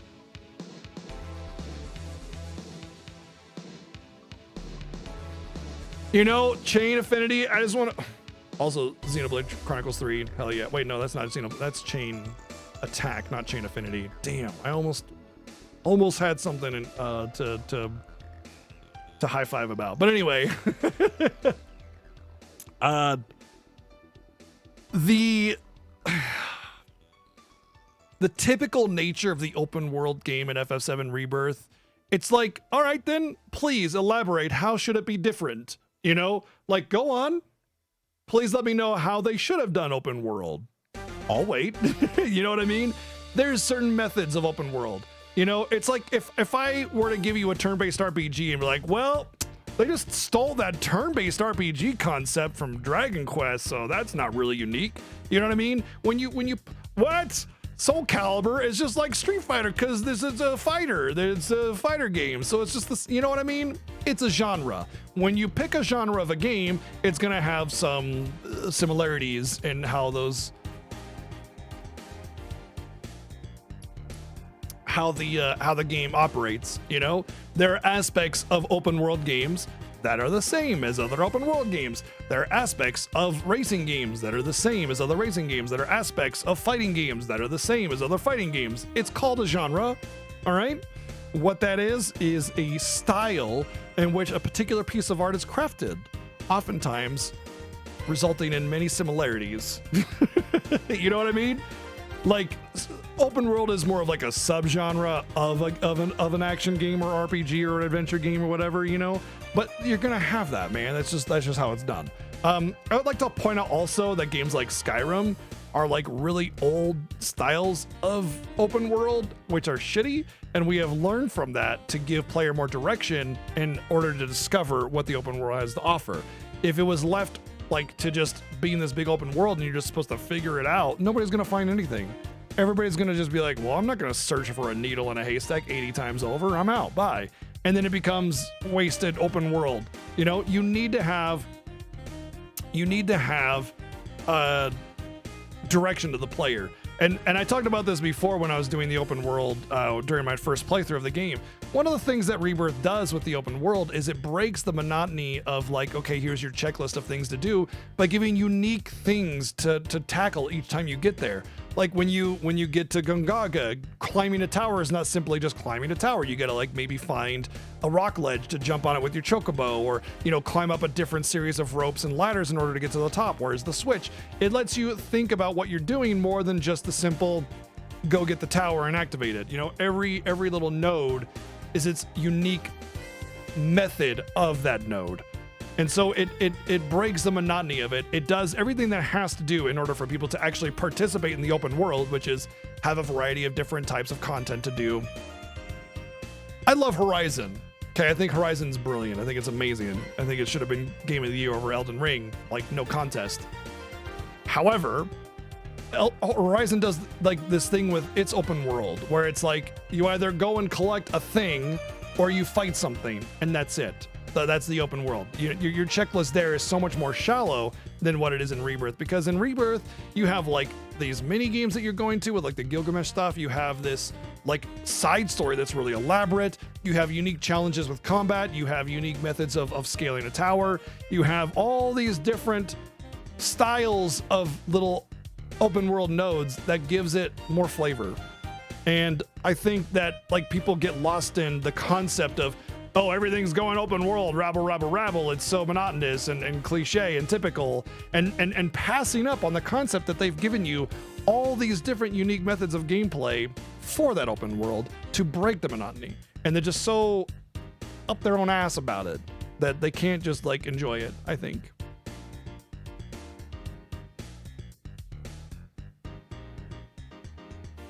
the springs aren't content so much as they are gameplay content. They're lore content. I'm guessing you just didn't read the lore bits that you got when you got the Mako spring, because I did, and I thought it was awesome, because getting that additional lore and history on the different places that you went to was cool. That's just a different method of delivering content to the player. It doesn't always have to be smashing monsters against a rock, you know? Sometimes it's lore, sometimes it's a mini game, sometimes it's a story, you know? Sometimes it's whatever, man. At the end of the day, you didn't have to do it. You know? But at the but I will say, I don't think they did it poorly, you know? I think as far as open world games go, as far as open world like checklists go, Rebirth absolutely created more depth than pretty much any other open world game I've played. Man, you know, I just like to point out another thing that annoys me, and it's gonna bring back to my point. People will just like hardcore J off like certain games and just, it can do no harm. It's the bestest best that ever bested. And I'm of course talking about Elden Ring, which I loved. I platinumed Elden Ring. It was great. But nowhere in the history of the discourse of Elden Ring did anybody ever call the open world aspect of it shallow or typical or cliche or anything. They're all just like, oh yeah, Elden Ring is the best open world Dark Souls, nothing wrong about this game. And literally the open world of that game was like, here's a boss. Now here's the same boss. Now here's the same boss except for a little bit more HP. You know, it was just the same shit, and it was hidden to all fucking hell, so you couldn't really discover any of it. The open world was complete waste of resources in Elden Ring, other than making the world look robust and beautiful and gorgeous and having that epic grandeur to it. Like, nobody ever said anything bad about the open world of Elden Ring, even though it was probably the most generic and poorly executed of like any like high tier games open world ever. Why is that, you wonder? You know, because there's this like, I call it immortal media. There's these like immortal media that just can do no harm. They're perfect in every way, shape, or form, and the community will say no bad thing about it. Unfortunately, Final Fantasy is not one of those immortal media. In fact, there are people that will try and tear Final Fantasy limb from limb and with the stupidest, most contrived arguments you've ever heard in your entire life. Soulsborne games, immortal media. Yoshi P, immortal creator. So Final Fantasy XIV gets the immortal media by extension of Yoshi P.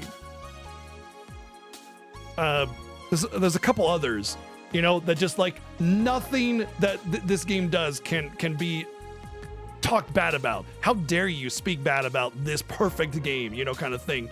And people will be ravenous if you dare try to give, you know, like critique about it, you know? But Elden Ring absolutely does way worse open world by a substantial amount. Yet nobody said anything bad about that. And like, oh, game of the year, you know? It was just open world Dark Souls, y'all. There was nothing special about Elden Ring. It was just open world Dark Souls.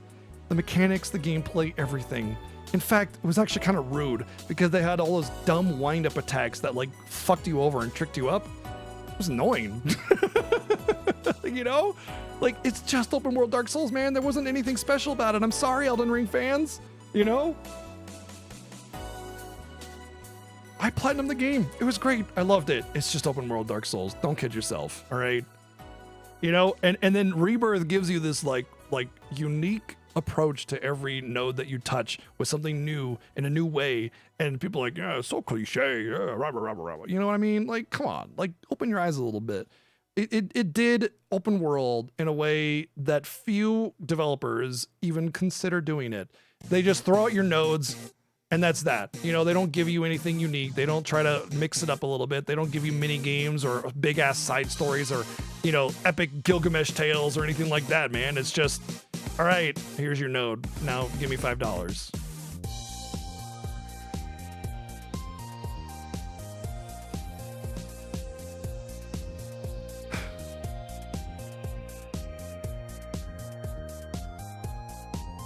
At the end of the day, I'm trying to find something of substantial, like, criticism that I feel like can actually be a negative aspect of FF7 Rebirth that is substantial enough to bring the score down, and I'm just not finding anything, because they deliver content in such a way that's just so incredibly well polished and thought out. You know, like I said, that they deliver these open world aspects and nodes in a way that makes it at least tries to make it feel unique to the player, and they mix the way that you access it in different ways to break that monotony. And I just, like, I'm not seeing it. But I feel like I know it's there. I just can't think of anything. Did I have a document for this one? Pros and cons list? Doesn't look like it. Then I don't have a pros and cons list. Probably because I was too engrossed in it. Yeah, everybody says they don't like Gongaga crafting or exploring, and I had no problem with it. I felt it was just a couple mushrooms and a couple little windy paths, and that was it. It really wasn't all that bad. Crafting was great. I forgot all about crafting. The fact that the hard mode is like so like involved, like they actually involve the crafting in the hard mode and everything. Man, I really can't give it anything less than a 10, can I? Because when I talk about the game design, like the main game itself, it's like, if you don't like the open world, fine, don't do it, whatever, moving on, right? It's optional at the end of the day. But the fact that the open world exists and they tried so hard to deliver it in a unique way, and the fact that there's so many polished mini games, the combat system is well thought out. Like I said, the only thing that drives me nuts is that dodge was kind of nerfed. But then again, it's like, is that just a me issue or not? I don't know. I really don't know. And it's like, I'm trying so hard to find something substantial enough that brings the score down to where I can't say this is just a perfect 10 game, because, well, no game is perfect. It's really important to note that a score of 10 does not mean perfect, okay? A score of 10 means like the highest tier. It's at the upper echelon of video games. It's really, really well done. Like, better than almost everything else. And you know what, to that end, it kind of is. I sat there blown away every time I'd get to a new area. Just like, they did this, they built this whole thing up, they elaborated on that, they crafted this. This is, you know, like every new turn of the game, I was just like jaw drop because of its design. It's immaculate design. It truly is like the new standard for a AAA game, because when you create this amount of content and you create this amount of polish in that content, like, games have this to look up to. It's like looking up and being dwarfed by the giant shadow overtaking you. Just like every other developer is just like kind of thing, you know? Because there is an immense amount of everything put into this game in such a way that every AAA developer should be looking at this game and going, oh shit, we need to step it up. Yeah, it doesn't mean every game needs to have a bunch of mini games or anything, but it needs to be filled and elaborated and polished and lifted up and built up and tested and retested, and just like think about like the thought put into everything, because this is setting the standard. It really is. This game is setting the standard for how game development should be moving forward in the next several years.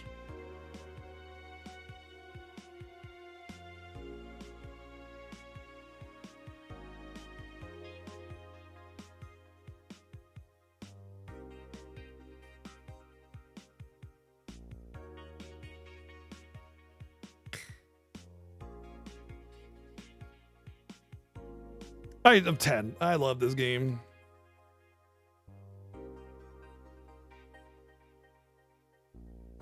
I think that's the first time I've given a game a perfect 10. I think the highest score that a game ever got prior to this was Rebirth, honestly. That's a perfect score. That's now I just want to say that no game is perfect. Okay, the game has flaws. I talked about many of the flaws that this game has. If I was rating this game like out of 100, I'd give it a 99 because there are definitely some marks against it that I talked about. Its influence for perfect parry. Some of the synergy stuff is kind of meh, but there's so fucking much in this game that it's just hard to say anything but what I've said today. And while I might have my minor gripes with it, all of the actual reasonable gripes that I had with this game were on like the optional hard mode stuff, which is optional, you know? And it was like intermittently, this fight sucks because it requires too much out of the player. Like, okay, the virtual Sephiroth challenge was dumb. When you finally learned the gimmick, I did it on my first try, no problem. But if you didn't know the gimmick and you go in there, you just die. And now you gotta spend 45 minutes of like insane, intense gameplay crawling back over there just so you can get slapped down again. You know what I mean? It was frustrating. But that is like the ultra optional super boss. You know, of course it's gonna be painful. I just felt that it was too much. You know, it was just a little step too much in the oppressive category. You know what I mean? That being said, again, it's super mega optional. So, yeah, I didn't have to do it. I just wanted that platinum trophy. Point is that there's such an insane amount in this game from a visual perspective, the OST and score, sound design, voice acting, storytelling, the game design, the mini games, the content, the things that you can do, the thought given to every step that you take. Look, I love Final Fantasy, okay? I love Final Fantasy VII. Final Fantasy VII is not my favorite game, all right? It's not. It's not even my favorite Final Fantasy, you know? But what they have done with this remake project is so beyond in terms of gameplay and execution that we should be getting way better games. Knowing that stuff like this can exist, we should be getting way better games than what every other developer is bringing to the table. Like way better games. Because this game smokes them all. Oh, it's a 10 out of 10 game for sure. Like it's a 10-10. There's no doubt about in my mind whatsoever that this is a 10-10 game. It is at the pinnacle. No game is perfect. It has its flaws, but it is so over the top, like well thought out, that every developer should absolutely be looking at this game and going, okay, we need to step it up. I want to say, what did I rate remake? Remake should be at the top here. Remake I gave 10, 10, 10, 9, 9, 10. So story was 9, design was 9. And I agree with that. 58 out of 60. Rebirth is 60 out of 60. I agree with that. There you go. There's the full Final Fantasy VII Rebirth experience. 100% of the game completed. Whether you agree with me or not is fine. I don't care. This is my objective analysis of the game. It's what I felt through my 175 hours of playing this game, what I think the game is. Whatever. I'm tired. It has been an awesome journey, and I'm thrilled that you guys were here to share it with me. I look forward to more. But unfortunately, tomorrow we're going to be going down. And you know, when you go to one of the best games ever made to another game, chances are you're going down, but we're going really far down. Really, really far down. Because tomorrow we'll be starting one of the worst RPGs ever made. Because you guys voted for it. With your kindness and generosity. Oh, I'm sure it stemmed from that. Tomorrow, we'll be playing Ephemeral Fantasia again. Ugh. I just threw up a little bit. Ugh. Ugh.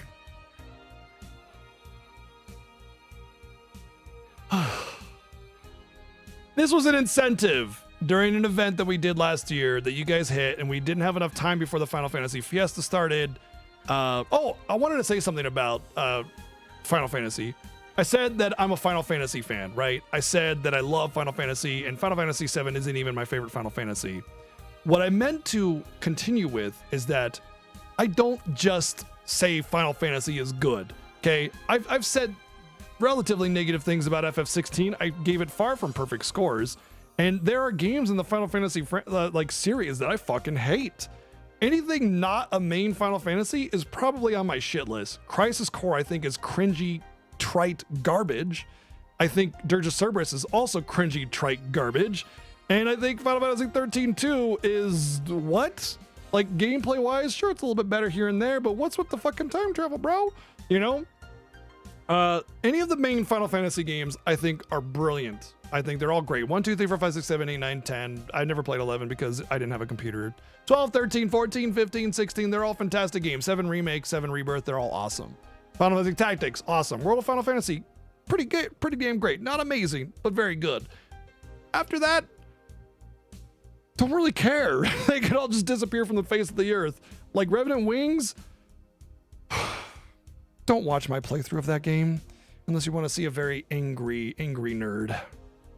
Oh, Stranger Paradise is also great. Yeah, I think one of the best Soulsborns out there. I said Tactics. I already mentioned that. But yeah, you know, I don't just like jay off anything that has Final Fantasy in its name. I love the franchise. It means a lot to me. But there's just some shit in the FF franchise I just don't think is good. Objectively, don't think is good. Crisis Core is like the worst fan fiction imaginable, and I can't imagine how they squeezed fucking blood from a stone to get a story on Zack, despite him having like 5 lines in the original game, man. Like, talk about like just really just, like I said, squeezing blood from a stone, man. But anyway, so yeah, there you go. I don't just unfailingly, blindly follow FF into the future, proudly, you know, like talking it up. If a Final Fantasy game fails or does poorly, I'm actually the first one to criticize it. You know why? Because I want my Final Fantasies to stay awesome. I want to keep having great Final Fantasy games. And if I just talk up every Final Fantasy game like it's the greatest thing in the world, then everybody's going to think that too. And then we're going to get shittier Final Fantasies because they'll buy shitty Final Fantasy games. So I criticize them harshly. I praise them when they're successful because I want better games. I like video games. I'm passionate about video games. And so when I talk about a video game, I try to be as completely honest and forthright as possible because we got people watching. You might care about what I think, or maybe, I don't know, maybe you hate me. Who cares? I don't fucking care. The point is I'm saying a bunch of words to a bunch of people and they might be influenced by that. And so I want y'all to like feel that in my bones, you know? So when I criticize a game or I praise a game, I'm speaking from the heart, I'm speaking from passion, and I want better games because of that. We all deserve better games. We all want better games, don't we? Do you want better games? Fucking lie to me and tell me you don't want better games, you know? Like, come on, we all want better games. We want developers to care more about their development team. We want developers to be caring about the games that they make, and we want better, more robust, more compelling video games as a whole for everybody so we can all love and enjoy them. So when I criticize or praise a game, I try to be as honest as possible. And in my honest, dumbass opinion, whether you respect it or not, is that this game is like a new standard of AAA. It is beyond anything we've ever seen in terms of polish and craftsmanship and delivery.